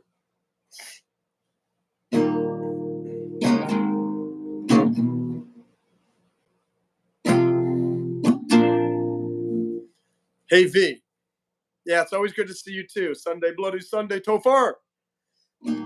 I think you're so cool. I know you're the one, most beautiful girl under the sun. You turn me on, 'cause you are so smart. You drive me wild, you're a fine worker of art. Can't you see that it's not... I don't even know the lyrics to my song. The chords. Don't you see that it's not left up to me? I've done all I can for you, and it's now all in your hands.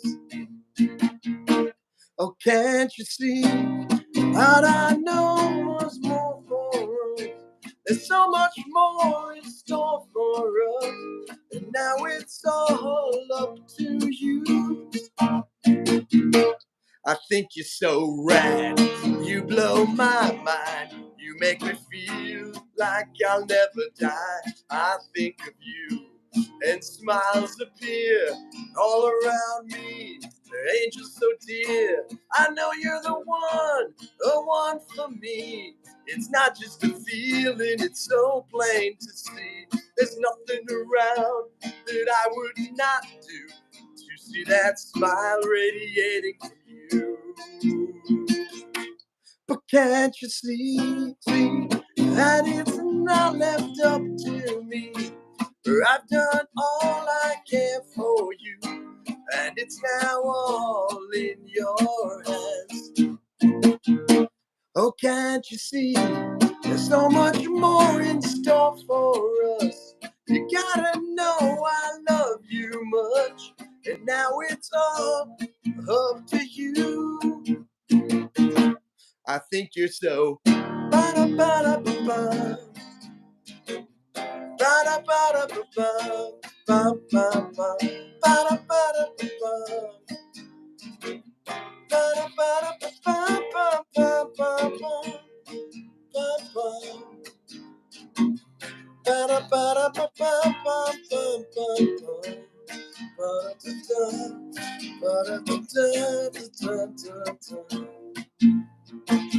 Yeah, I think you're so cool. I know you're the one, most beautiful girl under the sun. You turn me on, cause you are so smart. You drive me wild, you're a fine work of art. But can't you see that it's not left up to me? I've done all I can for you, and it's now all in your hands.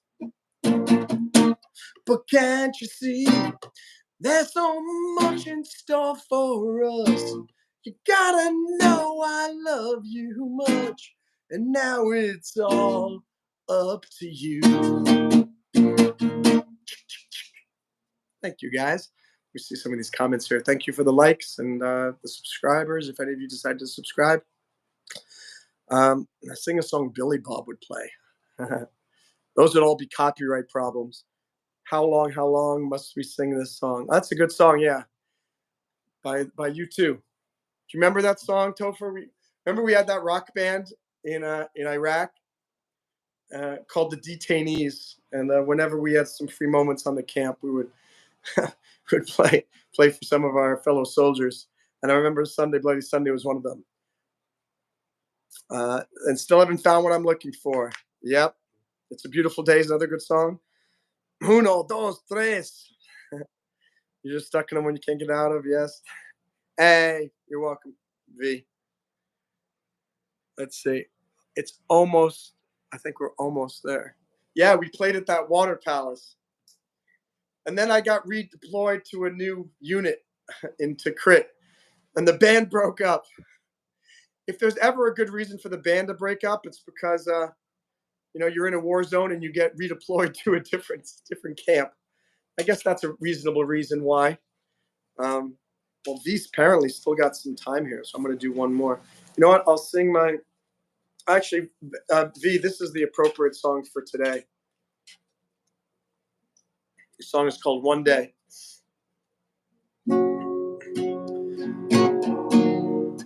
So this song is just to remind all of you, keep your hope alive, because one day, if you don't give up, it's going to come together. Thanks, Topher. You did great work too, my friend. Topher Rock. Let's all say thank you, Topher, for your service, because he was in Iraq with me, and he deserves a little shout out. One day, my mom'll have a house on the ocean. Oh, how nice it'll be one day. Success will be more than a notion. Oh, how nice it will be that day. We'll be bouncing off the walls. Oh, how nice it will be that day. We'll be celebrating it all. Oh, how nice will be that day when everything comes together. But right now I'm waiting for that day when all that's going for me will finally go. What a wait it's been for that day when we made it to the top, all the way. And all I have to say is that day is a day, oh, one day we're gonna change the world around. Oh, how nice will be one day when what you're looking for is found. Oh, how nice will be that day. We'll be bouncing off the walls. Oh, how nice will be that day. We'll be celebrating it all. Oh, how nice will be that day. When everything comes together.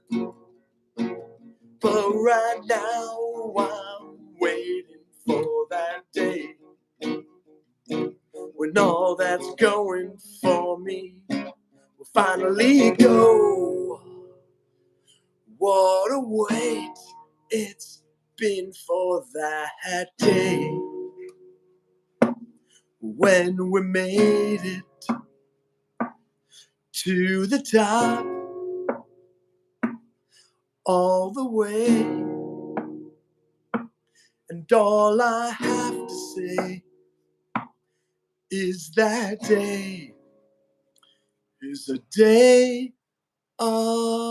One day we're gonna celebrate. I know we're gonna find a day we're gonna celebrate. I know we're gonna find a day we're gonna celebrate. I know we're gonna find a way. One day, one day, one day. Let's see. We got some. Yeah, giving a lot of nice salutes to Topher over here.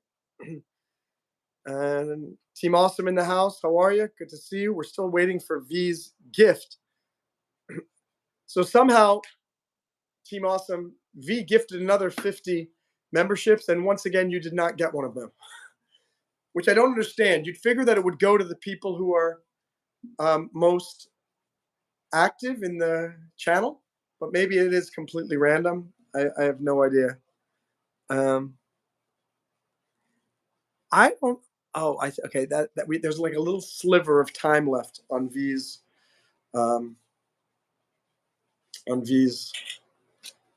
donation here. So I guess we're going to do one more tune. Actually, you know what?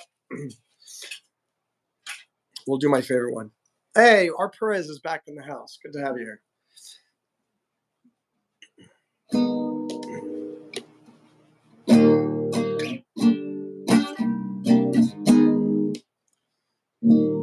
The sun is always shining somewhere. Yeah, the sun is always shining somewhere. And I know you can't see it, but right now the sun is shining through you, V. You are really, you're like a typical woman. Can't live with them, can't live without them. Oh my gosh. V, you are one crazy cat here. Well, Team Awesome finally got a membership. Nocturnal, Goku Black got one. Truth Seeking, Demon Time, Shane, Carey, Arc Unknown, Michael K, Jeff, Tater, Kiffs, the Templar. Yeah. A really bad V. You're a super bad V. Super bad V. Yeah, see how it works. Maybe I don't want to become a YouTube live streamer success story. This is terrible. Let me go back to the beginning. V. I should have stopped after the last song. Doctor didn't get one. Oh my gosh. 90 memberships. Stick around and you will.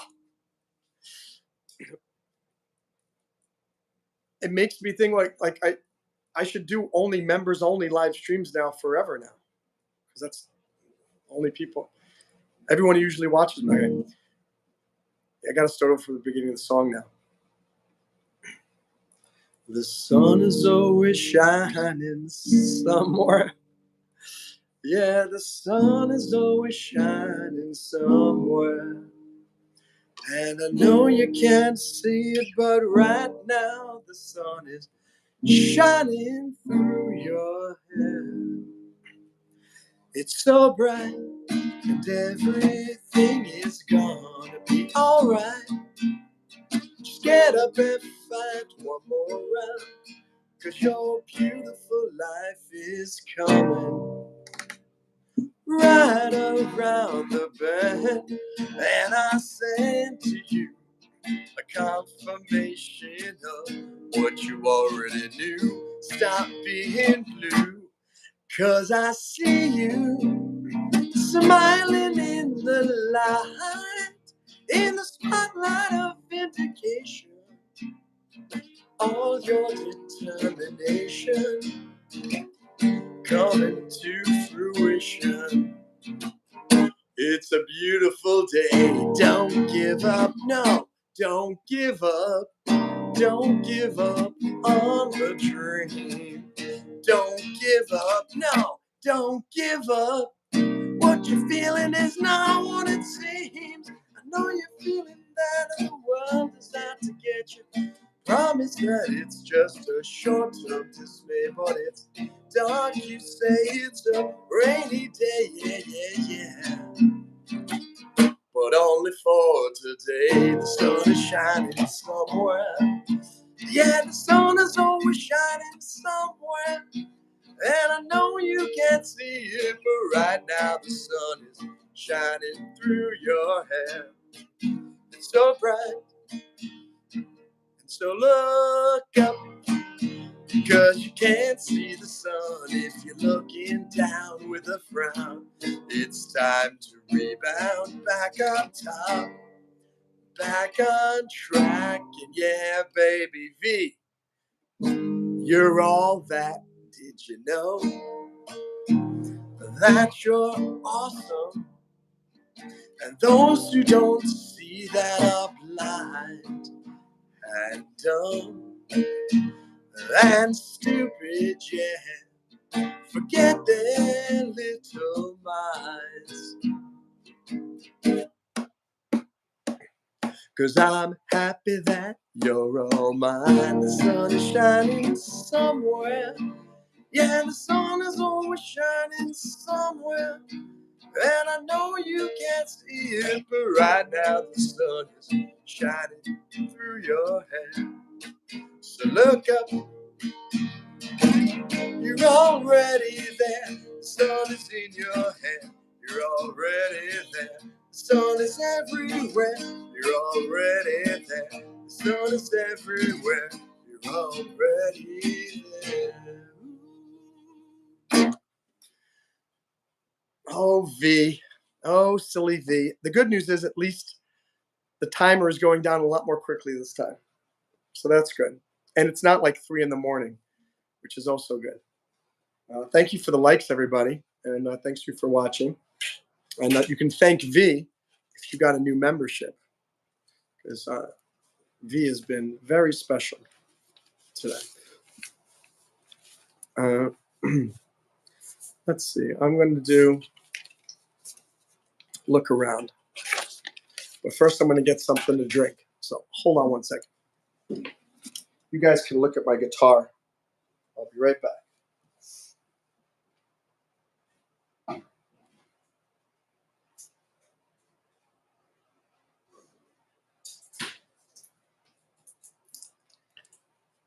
Bad V and good V at the same time.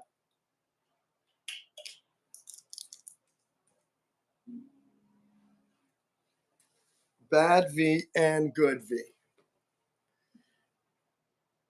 That's why I said NPC says, why doesn't it answer?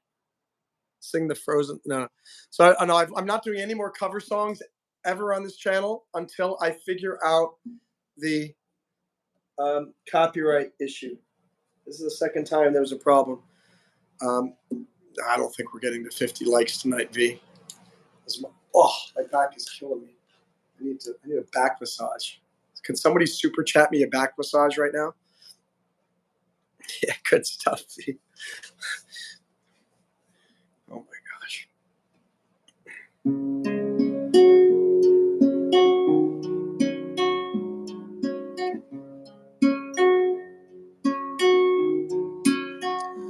Look around. Tell me what you see. Is it me? Or do things look contrary to what you used to? Hey, Justin. Look around. Are you pleased with what you see? Can it be that nothing in life is free? Even love, that they say even money can't buy, can't buy, can't buy, can't buy. Look around, look around, look around. Look around, look around. Get your head off the ground and look around, look around. Don't look down and look around, look around. Yeah, yeah, yeah. Blame Dirty, we've been asking V the same thing. I have no idea whatsoever. It's really, really weird. So look around. Your feet have left the ground, you're in the air. And you don't seem to care that you're leaving the only ones who love you behind. Look around. Is there more to life than this? Give me a kiss.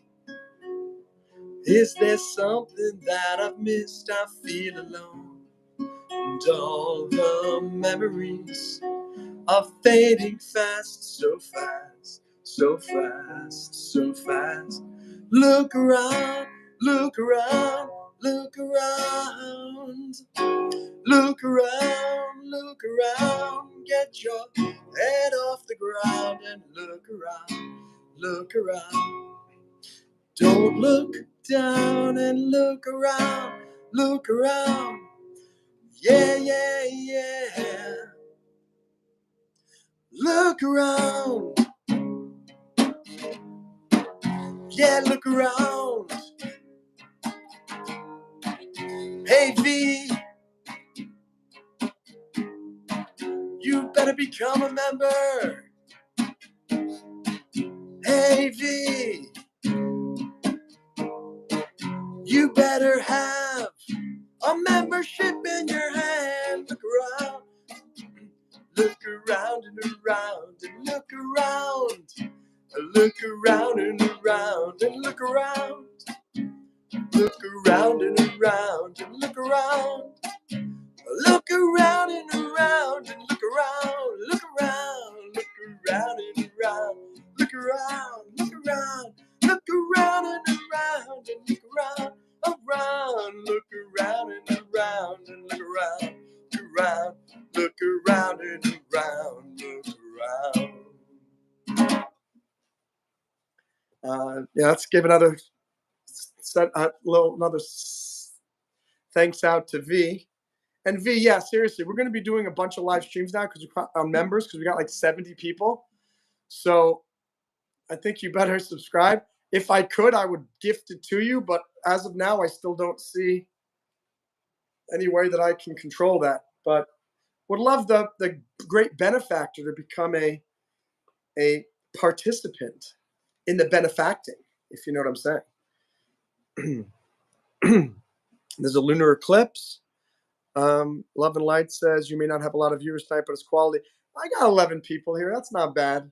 I'm glad. And tell you this, I didn't expect, the whole title of this live stream needs to change, because first it was just the interview with Sean. Now it's interview with Sean plus motivation, emotional breakdown, business advice, and music.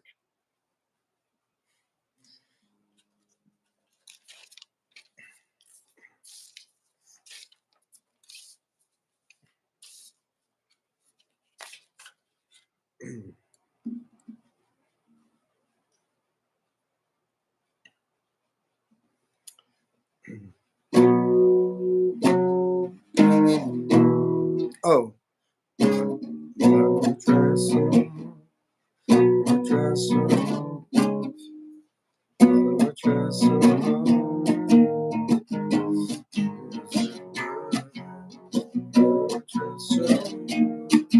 Okay. So wait, Blame Dirty just gifted a membership now too. Did you give it to somebody? Oh, Free Alien. Well, Free Alien got one. Well, that's good. Free Alien is a good fan. I don't think V got one. No. But Free Alien got one, so it's still a success. It is still a success. All right. Life is tough. That's an understatement.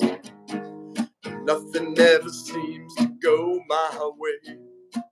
Although on the contrary is exactly what you'd say to me.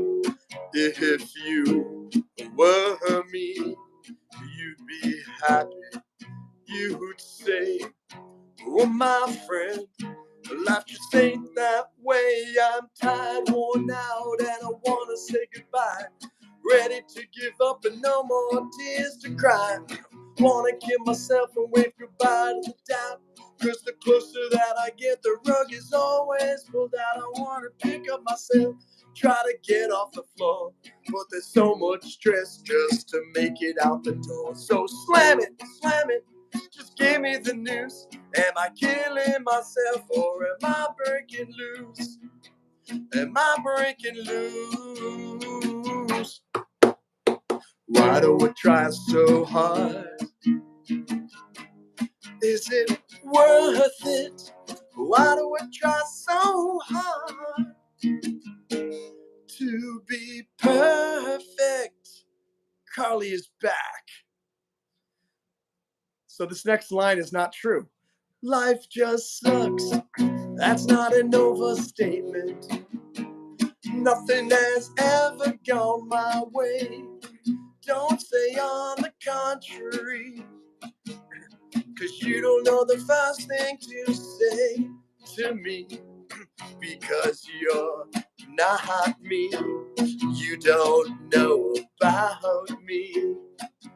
So tell me, why can't you see that I'm just a total failure and I'm ready to die? Got nothing worth living for, you can't deny. Carly. I've given up all hope and I feel like a joke. Crying naked on the floor cause my morale is so broke. I'm so sick of this, you're not there anymore. Perhaps I'll never find what I've been looking for. So please don't try to stop me. Just give me the news. Am I killing myself or am I breaking loose? Am I breaking loose? Why do I try so hard? Is it worth it? Why do I try so hard to be perfect? So give me the news, just give me the news. Am I killing myself or am I breaking loose? Just give me the news, just give me the news. Am I killing myself or am I breaking loose? Why do I try so? Why do I try so? Why do I try so hard? Why do I try so? Why do I try so? Why do I try so hard? Why do I try so? Why do I try so? Why do I try so hard? Why do I try so? Why do I try so? Why do I try so hard? Try so hard. Try so hard.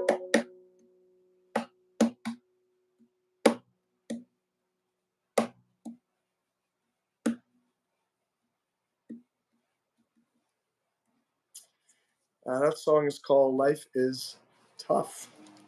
By the way, my name is Monroe Mann. If you happen to be one of the new people watching, would love you to click like, subscribe, be a part of this channel. And apparently we've got this great secret Santa elf who keeps gifting memberships. This person's name is V. We don't know if it's a guy, a girl, or Elon Musk. But got to give a constant shout out to the mighty V. How you doing, Deadly Whisper 4? What happened to Deadly Whisper 1, 2, and 3? Did the whisper kill those people? So you basically, it's a self-fulfilling prophecy. As soon as you whisper, you kill yourself. So soon there'll be Deadly Whisper 5. Is that what you're telling me? I figured out your game. I have figured out your game. 40 likes. Wow. 40 likes.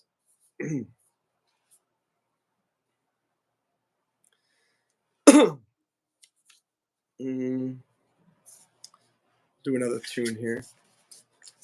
Oof, says Deadly Whisper. Josh, do you guys think if you went back in time and had a relation with your mom that you could become your own dad? That's a very interesting philosophical question for you, Josh. Very good. Very good. All right.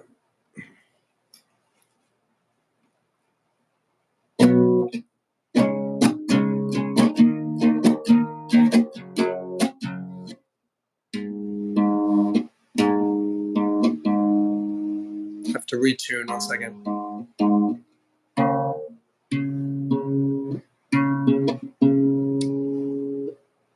This is really out of tune. Sorry for the last song then. Good night, Deadly Whisper.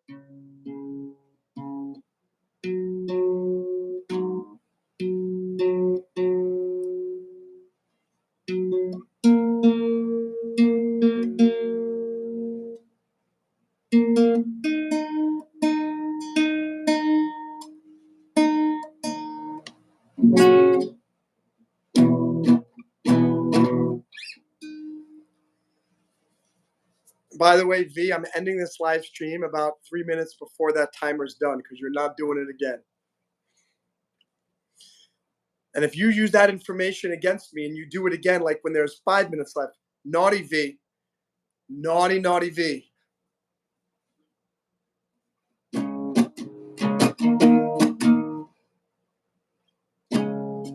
I wanna, no.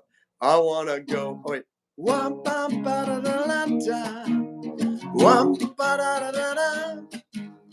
La bam ba da da la da. Wam bam.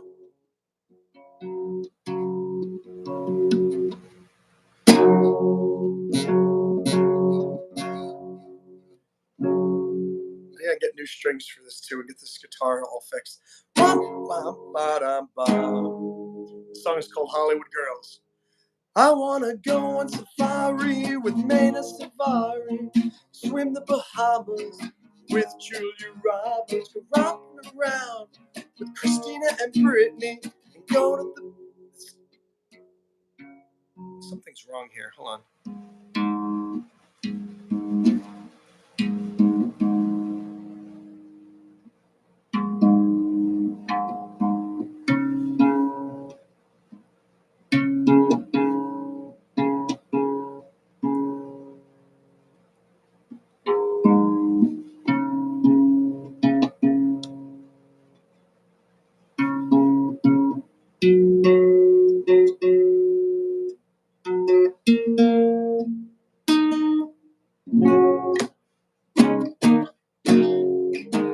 That's better. I wanna go on safari with Maina Safari, swim the Bahamas with Julia Roberts, go romping around with Christina and Brittany, and go to the beach with Christina Ricci. The Hollywood girls are on my mind. Ba-da-da-da-da-da-da. I want them all to stand in line. Ba-da-da-da-da-da-da. I want them all to shake our hands. Ba-da-da-da-da-da-da. I want them all to become Monroe Mann fans. I want a tour to Italy with Angelina Jolie. Go backpacking with Anna Paquin. Ride my moped with Jennifer Lopez. Go to the movies with Cameron Diaz and run in the fields with Jessica Biel. Wanna hang nightly with Keira Knightley. I think I'm in love with Anna Kournikova. I wanna know more about Mandy Morikova. Hollywood girls are on my mind. Ba-da-da-da-da-da-da. I want them all to stand in line. Ba-da-da-da-da-da-da. I want them all to shake my hand. Ba-da-da-da-da-da. I want them all to become Monroe Mann fans. Wham bam ba da da da da woohoo. Wham bam ba da da da. But you know it's true. Bam ba da da da. The only girl I love is you. I wanna go on a date with Ash and Mary Kate. Drink a Snapple with Fiona Apple. I wanna be seen with Avril Lavigne and every other girl who's hot on the scene, like Halle Berry, Lucy Liu, Drew Barrymore, and Sandra Bullock too. Carly, and Jen V. Love and Light, and everyone else you can see. Jamie and Darlene, and all the other girls that are on this stream. Thurman and Flocka, the Hollywood girls have captured my heart. Hollywood girls are on my mind. Ba-da-da-da-da-da. I want them all to stand in line. Ba-da-da-da-da-da. I want them all to shake my hands. Ba-da-da-da-da-da. I want them all to become my fans. Wham bam ba da bam ba woohoo. Wham bam ba da bam, but you know it's true. Bam ba da bam bam. The only girl I wanna kiss is you. Let me see what crazy shenanigans you guys are up to here in this live chat, because I know that you're up to no good. Because Carly's there and V is there and all of their henchmen. We got to 41 likes. Yeah, V is thinking again. That's not good.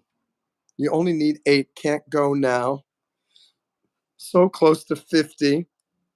Remember it, V, no rules. Do as you please. Oh, I'm sure V remembers that. She's a rule breaker. Or he. I don't know if it's she or he. This is like the second time. Yeah, in a good way, of course, in a good way. Yeah, she's a bad one. She's a bad one, V, in a very good way. You're a very, very, very bad one in a very good way. Bad V.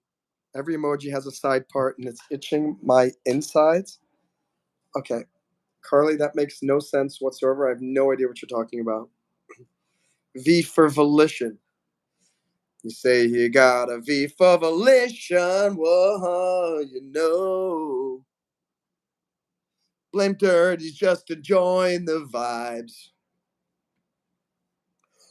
Oh my gosh. I just realized how I can do cover songs of everyone. I could do comedy songs like Weird Al Yankovic does. So I could just do like instead of 8 days a week, we could do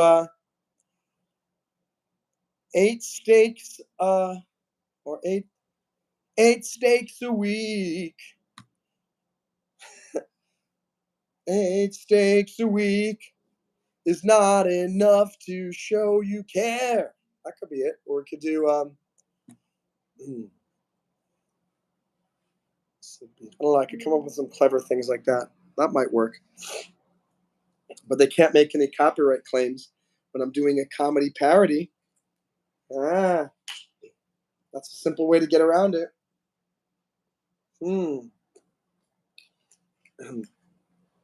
Let's see what. So instead of help, it could be Yelp. Yeah, Beverly Hills. That's not the place for me, because I don't like it, because it smells bad. Can't live in Beverly Hills. You know what? Let's do a little cover right now of Beverly Hills, and it'll be a little bit of a.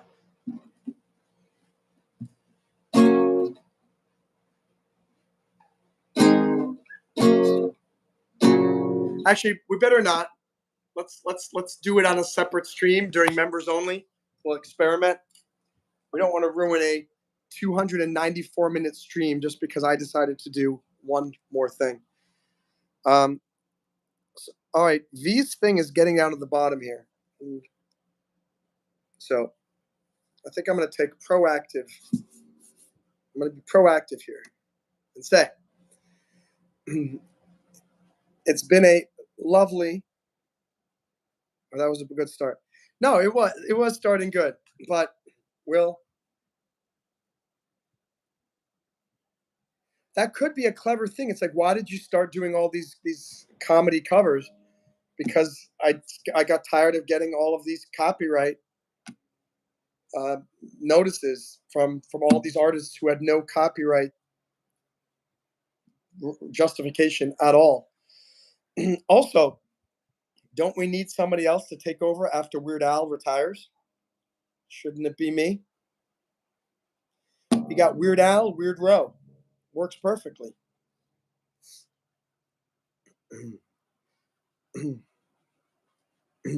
Oh, yeah. Or it could be either one. You could do it once on Beverly Hills. That's not the place for me. The second time could be Beverly Hills. That's not the place to be. Get me out of Tinseltown because if you're gonna go gimme or rescue me, gimme, simmy, limmy, dimmy, mimmy. We'll figure it out. Any thoughts on Celsius, the drink? Celsius drink is pretty good, but I don't like Celsius in terms of temperature. It's absolutely terrible. V, don't give to any more memberships right now because I can't do any more. So if you want to make it fun, save it for another day. Because I literally, even if you do it, I'm shutting down. I've been talking for 4 hours. Let me see, from 6 to 7, 8, 9, 10, 6 hours. This has been 6 hours. This has been a 6-hour live stream. Are you serious? Yeah, blame Dirty. I gotta. Don't blame Dirty. Blame V. Blame V for bringing this upon us all. And I say that in jest. Guys, thank you so much. V, thanks for your contributions to some good lyrics. And Carly, Blame Dirty, Hyper Onion, Love and Light, R. Perez, all of you guys, thanks so much for being here. Thanks for your support. I know you guys believe in me. I believe in all of you. So I hope you got inspired to maybe start a business, write a song, do something to try to improve your life, try to improve the world, try to improve someone else's life or your family's life, whatever that may be. I'm putting away my streaming materials here. And guys, let me see if there are more comments. V for vegetative, that was starting good. Good night, Blame Dirty. Good night. Yeah, blame Canada. Yeah, Canada's always involved. They're always causing problems. Thanks, Hyper Onion. Appreciate it. Hyper Uranian, I hope you are a subscriber. I didn't know. I thought you were brand new here. And do I know you, Hyper Onion? Let me see. Channel activity. Joined 8 years ago. No subscribers, but you were on. Oh, you've been on many of my live streams. So I guess you're a regular here. So thank you, Hyper Uranian. Appreciate your support. Thanks, R. Perez. And I just heard your triple threat spoken word thing. What do you mean it's gone? Oh yeah, I am released to sleep. I feel like I'm. If you ever watched Lord of the Rings, do you remember those? Remember the army of the dead in Return of the King, and they would only answer to the King of Gondor, and they've been trying so long to be released from the curse. I feel like they did at the end when he finally goes, "You are released. Your oath is fulfilled." He went. Also, it reminds me also of Dirty Rotten Scoundrels when Rupert the Mountain Boy says, "May I go to the bathroom?" And he goes, "Yes." Then he goes, Thank you. If you don't know what I'm talking about, go watch the movie Dirty Rotten Scoundrels. It's very hilarious. Yes, I am released to sleep. Have a good night, V. Thank you so much for your support. Thank you all for your support. And I'm glad we got all these new members here. I'm hoping that V's generosity leads to the channel growing and getting more members. That would be really, really fantastic. But for now, we're going to relish in the excitement that there are now, what, 98, 70, 79, 89? There are 99 members. Let's go check. Before we go, let's just check to see how many members are on this channel now.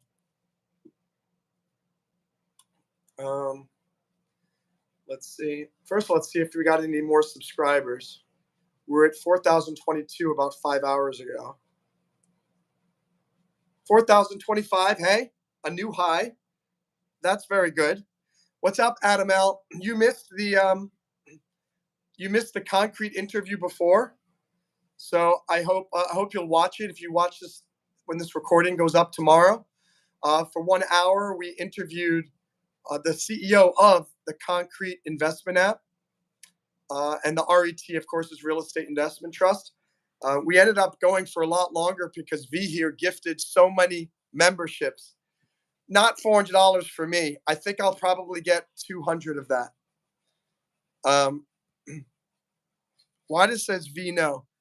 But Adam, I mean, if you wanted to learn exactly what the Concreit investment app, definitely watch the stream from the beginning when it goes live tomorrow.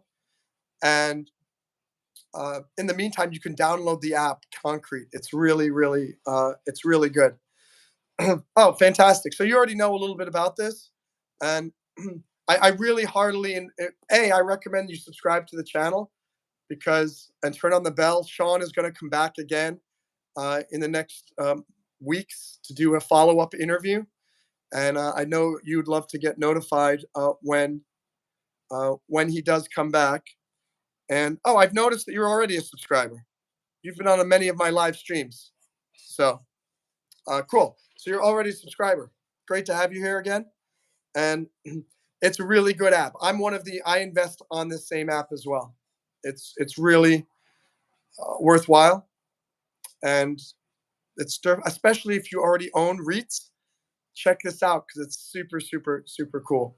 Let's see how many memberships I have, guys, now. Let's see.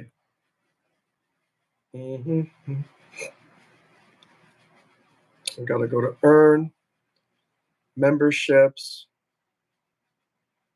Oh, you know what? It doesn't register until it's like a 2-day delay.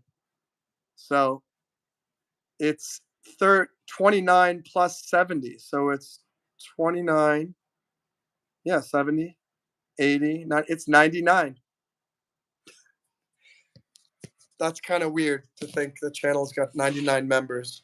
I'm looking for a hard money lender to get me started on the first deal. Are you looking for money to invest into a real estate project? There's a website called, I'll show you actually. 1 second. Ground floor lending. 1 second. Here. Right here. Start on the ground floor. It's groundfloor.com borrowers. And it's a private money lender. Is any non-bank such as Ground Floor that lends money to people buy real estate properties. No minimum transaction experience, 5-year look back. Minimum property value is $50,000. Minimum credit score 640, 12 and 8-month terms, no hard credit pulls. So I definitely check these guys out. Groundfloor.com/borrowers. Oh yeah, Raymond gifted one, so it's 100. 100. You got 99 members, but a V ain't one. V, it makes me wonder, how much of a fan are you if you're going to gift all these people all these memberships, but you don't want to show up ever on the members only live streams? That's a big question, huh? You're welcome. You're welcome, Adam. Thanks for joining. And guys, please watch some of my other videos, share my live streams with others, and and say, hey, you got to subscribe to this guy's channel. Come watch his stuff. We all agree that this channel should be 5 million subscribers. So thank you for your support there. Let me go back to the earn. So let me just see here. Let me go back to the dashboard. Yeah, so anyway, that's good news. We went up again, so 4,026. So we got 6 new subscribers over a 6-hour live stream, which means 1 subscriber per hour. It's progress. I don't know how great progress, but it's progress. And that's something. Adam, go check out my website. Hey, Team Awesome is using the custom emojis. We got Billy Bob's Gator in there. Hello from Billy Bob. And we've got we got Mr. Toothbrush in the house. Yeah, one of the members showed up. By the way, it took me forever to design those emojis. I hope you guys are happy, because that was a very difficult thing. Adam, I was saying, go visit my website, Monroe Mann Financial Plan. Let me show you that website too, if you just want to see it. Or it's invest like an investor like to. Here. Investlikeaninvestor.com. And why isn't it going? Hold on. Well, that's weird. Hold on a second.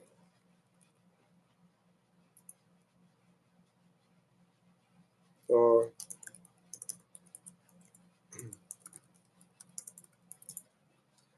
there we go. This is my financial website, monroemannfinancialplan.com. So time to become an investor. And if you want to know what those 8 letters mean, come to this website, monroemannfinancialplan.com. And it'll go into all of it, and you can read more about me. And there's a video you can watch and all stuff. Adam, I'd be curious what you think. I think you'll learn something. And so that's my website there. Oh boy, oh boy, oh boy. No, what just happened? No, V. V, what did V just do? Oh, okay. I take it back, V. I love it how I'm getting angry at somebody for supporting the channel financially. I'm going, no, V, no more. Hey, you became a member. What? You become a centurion? Wait a second here. Memberships. That's the highest level. Oh no, it's the 3rd highest level. Wow. Well, thank you very much, V. I mean, everybody, we all need to give a round of applause to V. I don't know who this person is. I don't know who you are, where you're from, as long as you subscribe to me. Oh man, I appreciate that, V, tremendously.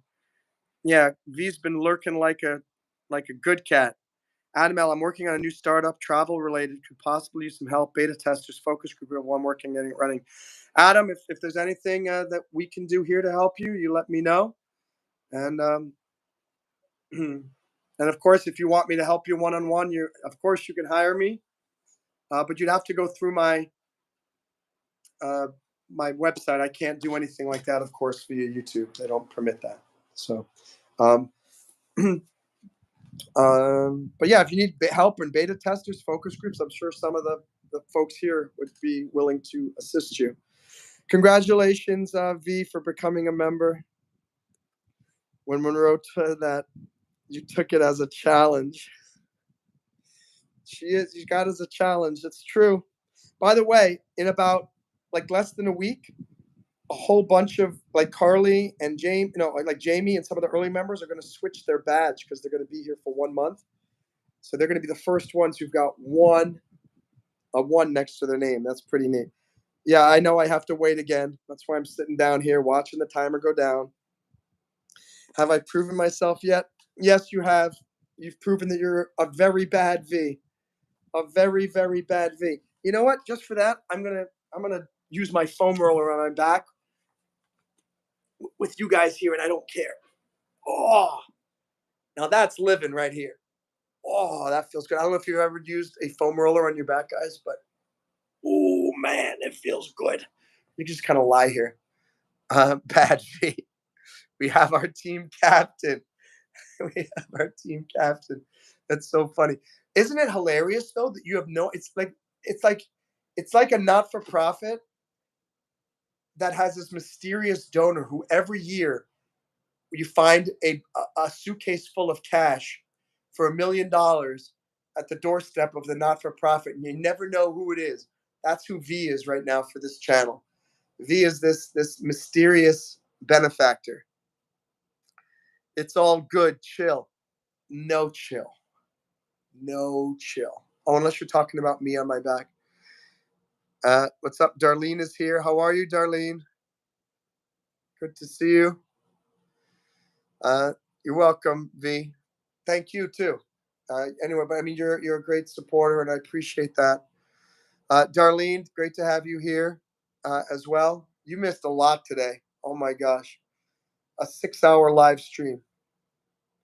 Yeah, Free Alien, you got a membership. Actually, Free Alien, guess who gave you that membership? Blame Dirty. Blame Dirty gifted 1 membership. So you can say, when you see Blame Dirty here next time, you can say thank you. Darlene, great to see you. You're coming in right at the end. I'm really just, it's been going on for 6 hours. Oh, it's been a crazy, crazy live stream. And it's 11:30. We started at 6. So it's been 5.5 hours. 5.5 hours on this live stream. Like, what is up with that? Yeah, Blame Dirty is the one who did it. Oh, it feels good to stretch the back out here a little bit. Darlene, why are you only arriving now? 5.5 hours on here and you decide to show up right now? Yeah, Carly got one from V. All right, well, Blame Dirty will be back. Wow. I'm just happy to see you for a few minutes, famous guy. Oh, I'm not famous, Darlene. I'm, as they say, I'm not even internet famous. I'm not even YouTube famous. You're released for the 3rd time. Yeah. Yeah. Oh. Oh, man. Oh. Darlene, V gifted 70 memberships. That's something like, I don't know, like $250, I think. That's how much that cost. Monroe, you will always be famous with me. Ah, Darlene. Thank you very much. I appreciate that. Well, guys, I want to say thank you so much for this live stream tonight. Team Awesome is going to go listen to a Billy Bob. Okay, that sounds great. Thank you very much. Thanks for your support, everyone. V, a double salute. And yeah, you totally rock, V. Thank you for your support. I'm so grateful to have you guys here, all of you. Oh, it was 90 memberships. It was 90? I can't even keep track of this. You know, YouTube's going to think that V is like my friend and that I paid V to gift the memberships or something like that. But like they don't realize that I have no idea who this person is. Yeah, thanks, guys. Have a great night. Thanks for being here for me. Thanks for your support. Thanks for being here for for watching Sean's interview. If you haven't, watch it tomorrow. You'll learn a lot of great things. And I am going to sleep. Good night, everyone. Thank you, guys. Love you.